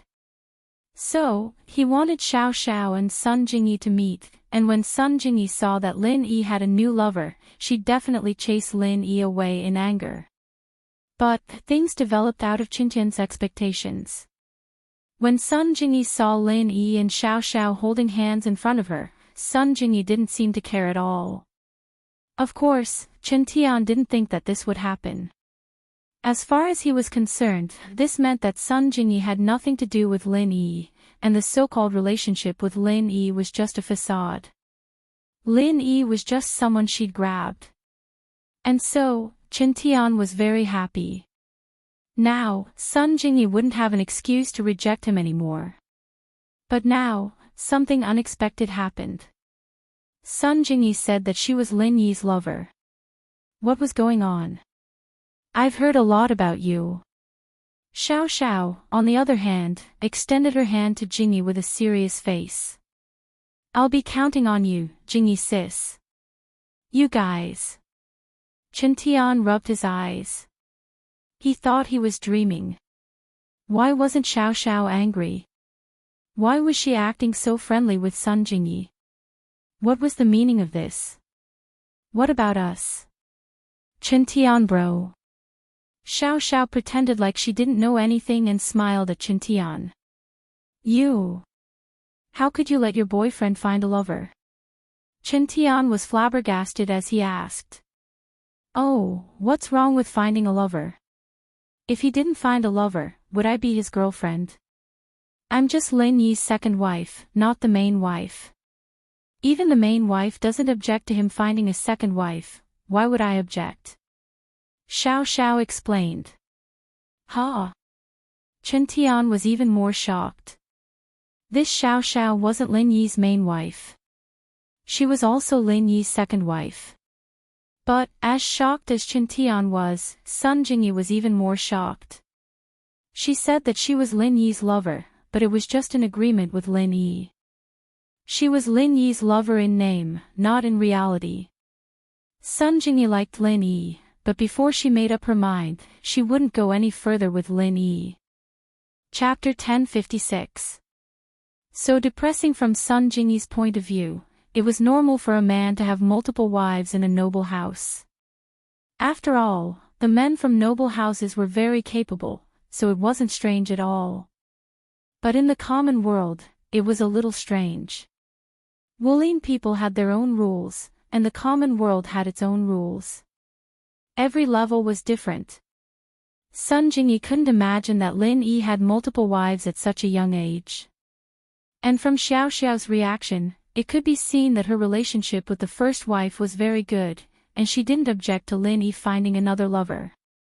There were only two possibilities that could cause such a situation. One was that these women were idiots, they couldn't find a boyfriend, so they were willing to share a man. But the possibility of this was zero. How outstanding was Xiao Xiao? It wouldn't be an exaggeration to say that a girl as beautiful as her was one in a million. Looking at Xiao Xiao, the first wife couldn't be any worse. Why would a girl like her need to share a man with someone else? The second possibility was that Lin Yi was too outstanding, and these outstanding girls were willing to sacrifice themselves for him. This was the situation in noble houses. But until now, Sun Jingyi didn't think that Lin Yi was outstanding in any way. Was being a bandit a promising career? Jingyi frowned inwardly. She was getting more and more curious about this man. This man seemed to have a lot of secrets on him. Jingyi, you're from a noble house too. How can you be someone else's lover? Qintian's heart was bleeding. He was furious. Sun Jingyi was willing to be a lover for a little tramp, rather than marry him legally. Why? Why? Was he that weak? On the surface, however, he still had to put on the airs of a big brother as he lectured Jingyi. Lil bro Lin Yi is a great man, but having too many wives is just a waste of a family's harmony. And Jingyi, think about it, if you were to be someone else's lover and Grandpa's son found out, wouldn't he be furious? Really? Couldn't they be lovers? I remember that Grandpa Wu seems to have several wives, right? Sun Jingyi said disapprovingly. Ugh. Chen Tian paused, his face bitter. Isn't this a different situation? Our Wu family is also an aristocratic family, and aristocratic families are not restricted by the rules of the secular world. Naturally, we can find a few more wives. And the most important thing is that my grandpa is very strong. Those wives don't dare to plot against each other. They are very respectful in front of my grandma. Oh, I'm also from an aristocratic family, so I'm not restricted, Sun Jingyi said lightly. Qintian's face turned ugly. He didn't think that Sun Jingyi would be this stubborn. He told her that Lin Yi was just a normal person, and he couldn't play with so many wives. They'd definitely fight. But in front of Lin Yi, he couldn't say that Lin Yi was useless. If he said that, he'd offend Lin Yi, and when Lin Yi left with Xiao Xiao, wouldn't it be awkward? And if Sun Jingyi left with Lin Yi, it'd be even worse. At that moment, the waiter came in with the dishes. Chen Tian could only shut his mouth and think of a solution, depressed. What was he supposed to do to turn Jingyi's mind around? Damn it, this Xiao Xiao wasn't jealous at all, and Sun Jingyi was even crazier. She wanted to be Lin Yi's lover. What was so good about this Lin Yi? Chen Tian couldn't see any good points about Lin Yi, no matter how he looked at him. If it weren't for Sun Jingyi, Chen Tian really wanted to slap Lin Yi to death, so that he wouldn't get angry in front of him. The dishes were served, and Xiao Xiao didn't care anymore. She ate to her heart's content, sweeping everything on the table clean. She didn't care what other people thought of her. She didn't have long to live, and as long as Lin Yi didn't dislike her, she'd be fine. But Lin Yi was here to eat with Xiao Xiao, and the main goal was to eat. Not only did Lin Yi take the initiative to put food in Xiao Xiao's bowl, but he also told her to eat more. And so, Xiao Xiao ate happily. Sun Jingyi didn't eat much, and she was full after eating a little. Chen Tian, on the other hand, didn't eat at all. He was feeling depressed. How could he eat? The situation was far from what he expected. As for asking Xiao Xiao to help him act cool, Chen Tian temporarily gave up on that idea. Jingyi's heart wasn't on him at all, so there was no point in acting cool. What should he do? Chen Tian furrowed his brows. The most important thing right now was Xiao Xiao's attitude. If she strongly rejected Sun Jingyi, or urged Lin Yi to draw a line with Sun Jingyi, then he could still do something. Otherwise, he had no hope at all. The other method was to call Sun Jingyi's family and tell them that Sun Jingyi was someone else's mistress, but this was a method he couldn't use unless he had no other choice. If Sun Jingyi knew the truth, she'd hate Chen Tian even more.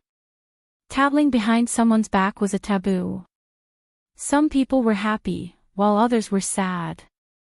Xiao Xiao ate happily, and Chen Tian was depressed. Lin Yi and Sun Jingyi were watching him make a fool of himself. Chen Tian had prepared a few tricks to act cool before he came, but he didn't use any of them. He didn't have the mood to use them now. Even with Xiao Xiao's cooperation, there was no point in showing it off. Sun Jingyi's heart wasn't on him. The meal ended in a hurry, and Chen Tian got himself a taxi and left. Jingyi, on the other hand, drove Xiao Xiao and Lin Yi back to school. Once in the car, Sun Jingyi couldn't help but laugh. She gave Xiao Xiao a thumbs up. "Lil sis Xiao Xiao, you sure know how to trick people." Chen Tian lost 10 million in one morning. Ha ha ha. Xiao Xiao smiled, pleased with herself. She was quite confident when it came to scamming people, but a fool like Chen Tian was a rare sight to see. Chapter 1057. More and more curious, sure, Xiao Xiao easily agreed to Sun Jingyi's invitation and sat in the front seat of the Audi A4L. Lin Yi didn't mind, since he could guess Sun Jingyi's goal. Xiao Xiao herself wasn't that familiar to Lin Yi, so Lin Yi wasn't worried that she'd let anything slip. After getting in the car, Sun Jingyi asked, "Where are you guys going?" "Back to where you were before." "Yeah, back to Songshan's first school," Xiao Xiao nodded. "Oh. Okay, where do you guys live?" Sun Jingyi asked. "We go to school there." Xiao Xiao blurted out, but regretted it immediately. Xiao Xiao wasn't stupid, she knew that she'd fallen into Sun Jingyi's trap. Sun Jingyi was testing her and Lin Yi's identity. From the current situation, it seemed like Sun Jingyi didn't know that Lin Yi and Xiao Xiao were studying at Songshan's first school. Xiao Xiao turned to look at Lin Yi, a little worried. Seeing that Lin Yi didn't show anything special, he was still resting in the back seat with his eyes closed. Only then did she let out a sigh of relief. In fact, the reason why Lin Yi hid his identity was because he was afraid that Sun Jingyi would keep bothering him if she found out where he went to school. That half-lover's promise was a bit of a tie. If Sun Jingyi came to Lin Yi for trouble in the future, would Lin Yi be able to do anything else? Therefore, Lin Yi didn't tell Sun Jingyi that he was a student of first senior high school. He only told Sun Jingyi to wait for him near first senior high school. However, during this period of time, Sun Jingyi didn't bother Lin Yi again, so it seemed that Sun Jingyi wasn't the kind of person who would trouble Lin Yi for anything. So, Lin Yi didn't mind telling Sun Jingyi his identity. You are studying in first high school. Are you all high school students? Sun Jingyi was taken aback. She previously thought that Lin Yi should be younger than her, but that was also her age after she dressed up. In her opinion, Lin Yi should be about the same age as her actual age, around 20 years old. She never thought that Lin Yi was only a high school student. Wasn't the disparity too great? Lin Yi was actually a student. How was this possible? Wasn't he a great bandit? Yes, a high school student. Seeing that Lin Yi didn't have any special expression, Xiao Xiao told Sun Jingyi the truth. Oh my god. Sun Jingyi confirmed this information and was a little embarrassed. She was already 20 years old, how could she have feelings for a guy younger than her? Ugh. Then why are you Lin Yi's small wife? He has a big wife. Sun Jingyi quickly changed the topic. Yes, he has a big wife, and I'm his small wife. Xiao Xiao nodded quickly. Aren't you Lin Yi's lover too? This lover is only half, it's just a name, hee hee. Sun Jingyi explained, it's just because Wu Qintian is too clingy, I use Lin Yi as a shield. Oh, I see. Xiao Xiao was a little disappointed, I thought I could play 3P with you. Xiao Xiao had gotten bolder after spending more time with Yushu. She was actually quite curious about the 3 batches. After all, she didn't have much time left. She wanted to try anything new. She could tell that Tang Yun was a more traditional and conservative girl. She wouldn't play 3P with her in such a short amount of time. Even if she was alone with Lin Yi, Tang Yun probably wasn't ready yet. As for Yushu, Lin Yi clearly didn't have that kind of feelings for her yet. How could Xiao Xiao not see that? If Lin Yi had that kind of feelings, Meng Yao and Yushu would have been pushed down by Lin Yi a long time ago. After all, they lived in the same villa and interacted with each other every day. And so Xiao Xiao turned her attention to Sun Jingyi. Xiao Xiao was actually quite conservative, but the current situation didn't allow her to be conservative anymore. As far as she was concerned, since she had already decided on Lin Yi, it didn't matter what she did with him. She wouldn't be able to do anything with other men in this lifetime anyway, so she decided to be bold. Wah! Sun Jingyi almost drove the car into the pavement after hearing Xiao Xiao's shocking words. She subconsciously stepped on the brakes. Lin Yi, on the other hand, frowned bitterly. Xiao Xiao and Yushu were becoming more and more alike. He really didn't know if getting them together was a blessing or a curse. But the good thing was that Xiao Xiao didn't have much longer to live, but, at the thought, Lin Yi's heart tightened. Was it really good? Lin Yi really didn't want Xiao Xiao to leave. Even if she did it with Yushu, Lin Yi didn't want to lose her. It had only been 2 days, and Xiao Xiao's position in Lin Yi's heart was getting more and more important. Especially when he heard that Xiao Xiao had woken up in the middle of the night to make him pastries, especially this morning, Lin Yi was extremely touched. And so, Lin Yi really wanted Xiao Xiao to live. Lin Yi sighed softly, starting to worry.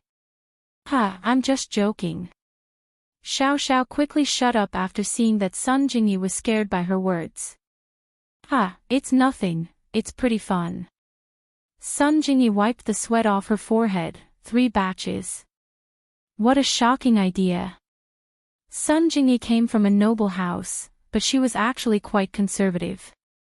Her grandfather and uncles had multiple women, but they didn't say 3 batches at the same time, but at the end of the day, it was still because women didn't get along with each other on the surface, and no one would really try to get close to another person. It was just that in noble houses, the men were more dominant. And so, Sun Jingyi grew up in an environment like this, and she didn't really mind men having multiple wives. This was also why she wanted to be someone else's mistress. But that man had to be someone Sun Jingyi liked. Someone as mediocre as Iron Fist Wu. Sun Jingyi would be depressed for the rest of her life if she married him. Lin Yi. Sun Jingyi glanced at the resting Lin Yi in the rearview mirror, and her curiosity towards Lin Yi grew even stronger. Just what did Lin Yi do to make Xiao Xiao fall in love with him like this? Sun Jingyi could feel that Xiao Xiao really didn't have any hostility towards her at all. In fact, she had the intention to accept her. This situation made Sun Jingyi very confused.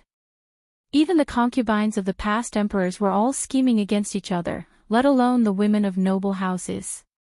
She had never heard of any of them getting along with each other. But Lin Yi did it. Lin Yi. Just what kind of unknown ability did he have? Chapter 1058. Chapter 1056, Not much time, Jingyi sis, let's keep in touch. I quite like you. Xiao Xiao said seriously.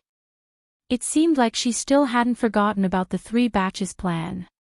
She wanted to put it into practice before she died. Okay. Sun Jingyi smiled faintly. She didn't mind keeping in touch with Xiao Xiao, but she wanted to know more about Lin Yi. Sun Jingyi felt like she'd underestimated Lin Yi. This guy wasn't as simple as he looked. You should consider my suggestion. I don't have much time left. Xiao Xiao said anxiously. You don't have much time left. Sun Jingyi paused. Lin Yi, who was sitting in the back seat, opened his eyes abruptly. Yeah, I'm a 12th grader already. Maybe I'll go to university somewhere else, and I won't be able to see you so often. Xiao Xiao realized that she'd let the cat out of the bag, but she was smart enough to change the topic. Oh, university, but I'm afraid I can't accept your suggestion for now. Jingyi shrugged apologetically. She was a natural and poised person, and wouldn't be too shy even when the topic was brought up. If Lin Yi could really move Sun Jingyi's heart, then Sun Jingyi might be able to accept Xiao Xiao's suggestion, but now wasn't the time. Lin Yi closed his eyes again. He knew that Xiao Xiao had let the cat out of the bag, but he'd recovered in time. People who didn't know the truth might get tricked by her. Lin Yi sighed softly. Xiao Xiao's suggestion had moved Lin Yi, but Lin Yi couldn't help her fulfill her wish. If Xiao Xiao could keep living, perhaps there would be such a day, but in terms of time, there wasn't enough time at all. Lin Yi, on the other hand, was a principled man. He wouldn't force her to do anything. His occupation made it so that he couldn't think with the lower half of his body. This time, the car didn't stop at the snack street behind the school, but directly at the entrance of the first high school. Goodbye, Jingyi sis, remember to text me. Xiao Xiao and Sun Jingyi had established a relationship very easily, and she was saying goodbye reluctantly. Lin Yi realized that if Xiao Xiao wanted to make friends, it would be very easy. Her personality had always been lively, and she could easily get other people's approval. All right. Sun Jingyi nodded and looked at Lin Yi, worried. Wu Qintian won't let this go easily. I'm afraid he'll cause you trouble. Oh, whatever. I'm not afraid of him. Lin Yi shrugged indifferently. Don't underestimate him. Qintian may look dumb, but he's still from a noble house. You know the power of noble houses. Right, he said that you guys met at the auction in Yanjing. Sun Jingyi wanted to tell Lin Yi about the power of noble houses, but she remembered that Qintian said that he met Lin Yi and Xiao Xiao at the auction in Yanjing. Sun Jingyi found it strange at that time. Wasn't the auction in Yanjing the one house you held? Sun Jingyi was from House Sun, and naturally, she knew about the auction. Although she didn't attend, she knew that the people who attended the auction were either rich or powerful. Other than noble houses, the people who could attend the auction were all people with power and background. But Lin Yi and Xiao Xiao, how could they attend the auction? Sun Jingyi was curious and wanted to ask, but Qintian was there, so she couldn't. Now that she thought about it, she was confused. I went with a friend. Lin Yi smiled and said faintly. Lin Yi didn't tell Sun Jingyi too much about his company. After all, their relationship hadn't reached that level yet. To put it bluntly, the feeling that Sun Jingyi gave Lin Yi at first was only slightly more familiar than a passerby. She wasn't even as familiar as Wang Xinyan. Lin Yi felt that his relationship with Wang Xinyan was closer. After all, she was the first girl Lin Yi met after coming to Songshan. She was kind, and Lin Yi liked her more than Sun Jingyi. At least that was the case now. Wang Xinyan and Lin Yi didn't have any benefits involved. It was a one-sided relationship. Just like when Wang Xinyan reminded Lin Yi that there was a scammer on the train, she didn't expect anything from Lin Yi. But Sun Jingyi was different. When Sun Jingyi first met Lin Yi, her goal was clear.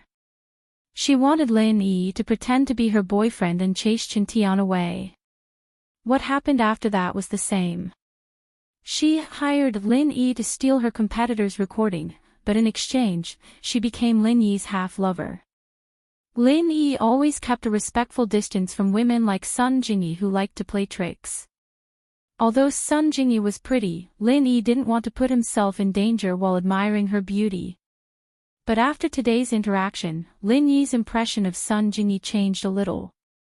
Sun Jingyi wasn't the clingy type of girl he'd imagined her to be. Thinking back to the things she'd asked for help with, they were all things she couldn't handle no matter how hard she tried. She'd only come to him because she had no other choice, and she hadn't called to bother him for a while after that. This made him feel that Sun Jingyi wasn't a bad person. She might have been using him at first, but she didn't treat him like an idiot and keep demanding things from him. I see. Sun Jingyi saw that Xiao Xiao had gotten off the car, and she lowered her voice with a smile. I thought you wanted to steal something from the auction, huh? Lin Yi shrugged. I'm not a great thief, I'm just a guest. What do you do for a living? Student. Sun Jingyi asked. You really want to know? Lin Yi asked. Yeah. Sun Jingyi nodded. Murder and arson. Lin Yi said faintly. Ah. Sun Jingyi blinked, but then frowned. Fine, I won't tell you. You're lying again. Isn't murder and arson the same as being a great thief? Ha. Lin Yi didn't explain anything. So you don't have to worry about Wu Chintian doing anything to me. If he pisses me off, I'll go to his house and kill and burn. Sun Jingyi was speechless. She didn't know what to say after seeing Lin Yi's nonchalant face. Then be careful. Lin Yi nodded and got off the car, quickly catching up to Xiao Xiao. Chapter 1059. Chapter 1057, Lin Yi's strength. Sun Jingyi was talking to me, telling me to be careful of Wu Chintian, Lin Yi said. Oh, will you be careful then? Xiao Xiao asked. I think he should be careful of you, Lin Yi smiled. Ha. Xiao Xiao was a little happy, I think so too. But that's Xia Yufeng, you should be careful. When I'm not around, you and Shu shouldn't mess with him alone, Lin Yi said. Oh. What's wrong with Xia Yufeng? What's so great about him? What can he do to us? Xiao Xiao didn't understand. Xia Yufeng is a practitioner, a mystic early phase peak. Lin Yi didn't hide this from Xiao Xiao. With Xiao Xiao's family background, she definitely knew the difference in strength. Ah! Xiao Xiao was shocked by Lin Yi's words, a mystic early phase peak. Really? Really? Lin Yi nodded. No way. A mystic early phase peak is this useless. Beaten black and blue by a few hooligans. Sitting on a nail shoe. Did you get beaten up by Iron Fist Wu today? Xiao Xiao didn't believe it. She found it hard to believe. He is indeed a mystic early phase peak. Lin Yi nodded seriously, but for some reason, he's been hiding his strength in front of me. Oh. Xiao Xiao frowned after hearing Lin Yi's words, thinking about it. If it was as Lin Yi said, then Xia Yufeng did seem to be hiding his strength. Whether it was that day in the karaoke bar or this morning, Yufeng seemed to have the confidence to teach the opponent a lesson, but then he suddenly gave in. Xiao Xiao was confused before, but she didn't think about it. Now that she thought about it, it was indeed strange. Only Lin Yi's explanation could explain it. In front of Lin Yi, Xia Yufeng was purposely acting like he had no strength. Then what does he mean by doing this? Is he targeting you? Xiao Xiao wasn't stupid, she knew what was at stake here. There had to be a reason why Yufeng was doing this, and it was most likely because of Lin Yi. Xiao Xiao's heart tightened at the thought. She didn't know when it started, but she started treating Lin Yi as her boyfriend, someone she cared about. He wasn't a so-called love experiment or target of revenge anymore. It was a gradual change, and even Xiao Xiao herself wasn't aware of it. A person's thoughts were the hardest to fathom. In many cases, love and hate happened in an instant. It was possible for hate to give birth to love, and it was also possible for love to give birth to hate. Xiao Xiao's current situation was one of love born from hate. Maybe, he's just a peak early mystic class master. Lin Yi shrugged and said nonchalantly. Oh. Xiao Xiao's eyes lit up at Lin Yi's words. Lin Yi appearing at the auction meant that Lin Yi must have some understanding of the noble houses. It was normal for him to know about the ranking system in the martial arts world, so Xiao Xiao didn't think there was anything wrong with it.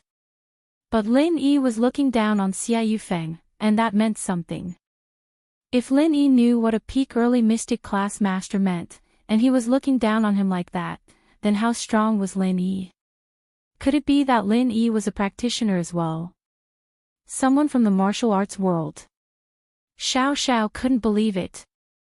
Because of her father's job, Xiao Xiao naturally knew more than others. But she also knew how rare martial arts people were in the common world. Golden class masters were easier to deal with. After all, some rich people had masters like that around them. Many practitioners stagnated after reaching the golden class.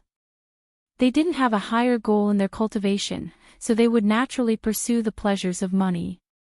It wasn't uncommon for them to become the lackeys and thugs of the rich, but there weren't that many mystic class practitioners.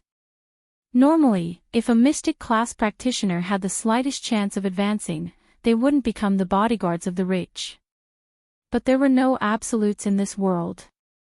Although mystic class practitioners were rare, there were still a few of them. But Lin Yi, a high schooler, was looking down on a peak early mystic class. Then he himself. Xiao Xiao only knew that Lin Yi was strong, but she didn't know that Lin Yi was this strong. This meant that Lin Yi might really be stronger than Xia Yufeng. Lin Yi honey. You. Xiao Xiao's eyes were wide open as she looked at Lin Yi in disbelief. You're not stronger than Xia Yufeng, are you? Lin Yi nodded. Since he'd accepted Xiao Xiao, there were some things he wouldn't hide from her. Tang Yun, Meng Yao, and Yushu all knew about his strength. Plus, Xiao Xiao's father, Tianlong, was his former comrade. There was no reason for Lin Yi to hide anything. I'm just a little stronger than Xia Yufeng. Lin Yi smiled. Wow! Xiao Xiao heard Lin Yi's confirmation and couldn't help but cry out. Xiao Xiao, you're too awesome. Your random boyfriend is actually a mystic class master. Waha, I've hit the jackpot. Lin Yi was speechless as he looked at Xiao Xiao's excited face. He didn't know what she was so happy about. What was the point of being a mystic class? It couldn't cure her illness. Ha ha ha, doesn't that mean you're stronger than most of the masters from noble houses? Xiao Xiao circled around Lin Yi, her eyes roaming around Lin Yi's body as if trying to see if there was anything unusual about him. No wonder you could join the auction, you're a master too. Not back then, I was just golden class late phase. Lin Yi said. But I can usually deal with masters stronger than me. Thinking back to the last time he leveled up, it was all thanks to Xiao Xiao. He might have touched the wall of mystic, but if it wasn't for Xiao Xiao, he wouldn't have become a mystic so easily. Oh. Xiao Xiao blinked at Lin Yi's words. But Lin Yi said that to reassure Xiao Xiao. After all, she didn't have much time left, and Lin Yi didn't want her to worry every day. So don't think too much. Whether it's Wu Qintian or Xia Yufeng, there's no problem. Not just Wu Qintian, even if his grandfather came, I wouldn't be afraid. Lin Yi smiled. Chapter 1060. Old Utrick Xiao Xiao didn't think much of it at the time, but now that she thought about it, could it be that Lin Yi did it to protect her? Xiao Xiao's heart warmed at the thought, and she was incredibly touched. Her relationship with Lin Yi wasn't that good back then, was it? Was he willing to take the risk for her? If Lin Yi was still a golden class late phase then, he wouldn't be a match for Gong Gao at all. Lin Yi doing something like this was enough to show how much Lin Yi cared about her. Xiao Xiao's heart was moved, and she didn't care that they were in front of the school. She hugged Lin Yi and started sobbing. Xiao Xiao's crying scared Lin Yi out of his wits. What was going on? She was fine a moment ago, why was she crying all of a sudden? Xiao Xiao couldn't have been possessed by that crybaby fatty lie, could she? Xiao Xiao, what's wrong? Lin Yi was a little scared, and a little embarrassed. After all, they were in front of the school, and a little girl was crying while hugging him. It wasn't a big deal to those who knew, since Xiao Xiao was his girlfriend. But what about those who didn't know? Wah! Lin Yi honey, you're so good to me. Xiao Xiao said as she cried. Ha! Lin Yi froze. How was he being good to Xiao Xiao? You were in Yanjing, at the auction. You knew how strong that old man Gong Gao was, but you still stood in front of me. Xiao Xiao explained after seeing Lin Yi's confusion. Ugh! Lin Yi didn't know whether to laugh or cry at the words. This thing you're talking about, wah! I'm so touched. No one's been this nice to me since I was young. Xiao Xiao was telling the truth. Tianlong couldn't be by Xiao Xiao's side because of work, so Lin Yi was the person who treated Xiao Xiao the best. Then don't cry. This is the school gate, it's not good if other people see. Although Lin Yi didn't really care about other people's opinions, this was still not a good thing, so Lin Yi reminded Xiao Xiao. I don't care, I just want to hug you and cry. Let me be touched. Xiao Xiao started acting coquettishly. Lin Yi didn't know what to do, so he let Xiao Xiao hug him. But after a while, Lin Yi couldn't take it anymore. Alright, Xiao Xiao, let's go back to school. No. I want to keep hugging you. Xiao Xiao loved the feeling of leaning on Lin Yi's arms, she didn't want to lose this feeling. If you don't listen to me, then I won't be nice to you anymore. Lin Yi couldn't do anything but scare Xiao Xiao. Oh. Okay. This worked, and Xiao Xiao let go of Lin Yi unwillingly. The tears on her face had dried up long ago, and she just wanted to stay in Lin Yi's arms. Xiao Xiao and Lin Yi went back to the classroom, it was a smooth process. The Miss and Yushu knew about Lin Yi and Xiao Xiao's relationship, so they turned a blind eye to it. But Xia Yufeng, on the other hand, looked at Lin Yi and Xiao Xiao with a venomous glare. It was because of Xiao Xiao and Lin Yi that he lost 5 million. Yufeng had to get his revenge for this. Yuren was a small owner of a grocery store, running a small business. His family's financial situation was very tight, and because he didn't have much money in his hands, he didn't expand his business. The money he made every day was just enough for his family to live on. However, Yuren didn't want his family to be poor forever. He wanted to change, so when he earned a lot of money, he would buy a few lottery tickets to entertain himself. Yuren's dream was to hit the 5 million jackpot one day. That way, his family's life would get better. "Old you, what are you thinking about?" A butcher came over when it was almost time to get off work. "Nothing, I'm packing up and going home," Yuren said as he packed up. "Are you free tonight? I'll bring you to see something exciting," the butcher said. "Oh. What kind of exciting thing?" Yuren paused, not knowing what the butcher was talking about. He shook his head. "It's that kind of erotic show, right? I'm not going, my wife's really strong. If she finds out, I'll be in trouble." "Heh, you really are a coward." The butcher shook his head in disdain. "What erotic show?" "It's a boxing show. Do you know about underground boxing? It's very exciting." "Boxing show?" Yuren heard that it wasn't an erotic show, so he didn't reject immediately. "Is the ticket expensive?" "It's free." The butcher laughed. "My nephew has a friend in the underworld, he gave him a few tickets, and I got 2. Let's go, we'll go see." With that, the butcher put his oily hand on Yuren's shoulder and pulled him away. The butcher was actually here to scam Yuren. He had a bad heart. He took 500 from his nephew just to trick Yuren into watching an underground boxing match.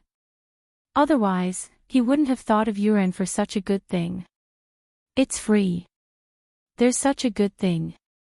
Yuren didn't believe it. "Even if there's such a good thing, why would you think of me?" Yuren wasn't an idiot. He knew that this butcher was just a normal relationship with him, and he didn't look for anyone else but him. Yuren was confused. "Hey! Didn't you look after my stall for half a day a few days ago? You even helped me sell some meat, so naturally, I thought of Yuren bro first when there's a good thing." The butcher smiled. "Is that so?" Yuren heard the butcher's words and believed him a little, but he still asked, "You really don't need money?" "I don't have a penny. My daughter, Yuan, took all my money home." "You don't need money." The butcher smiled. "Let's go, just come with me." Yuren was relieved after hearing the butcher's words, and went to watch the match with the butcher. At first, Yuren wasn't very confident, but when he entered the arena with the butcher and sat in the audience, Yuren finally understood that he didn't need to spend a cent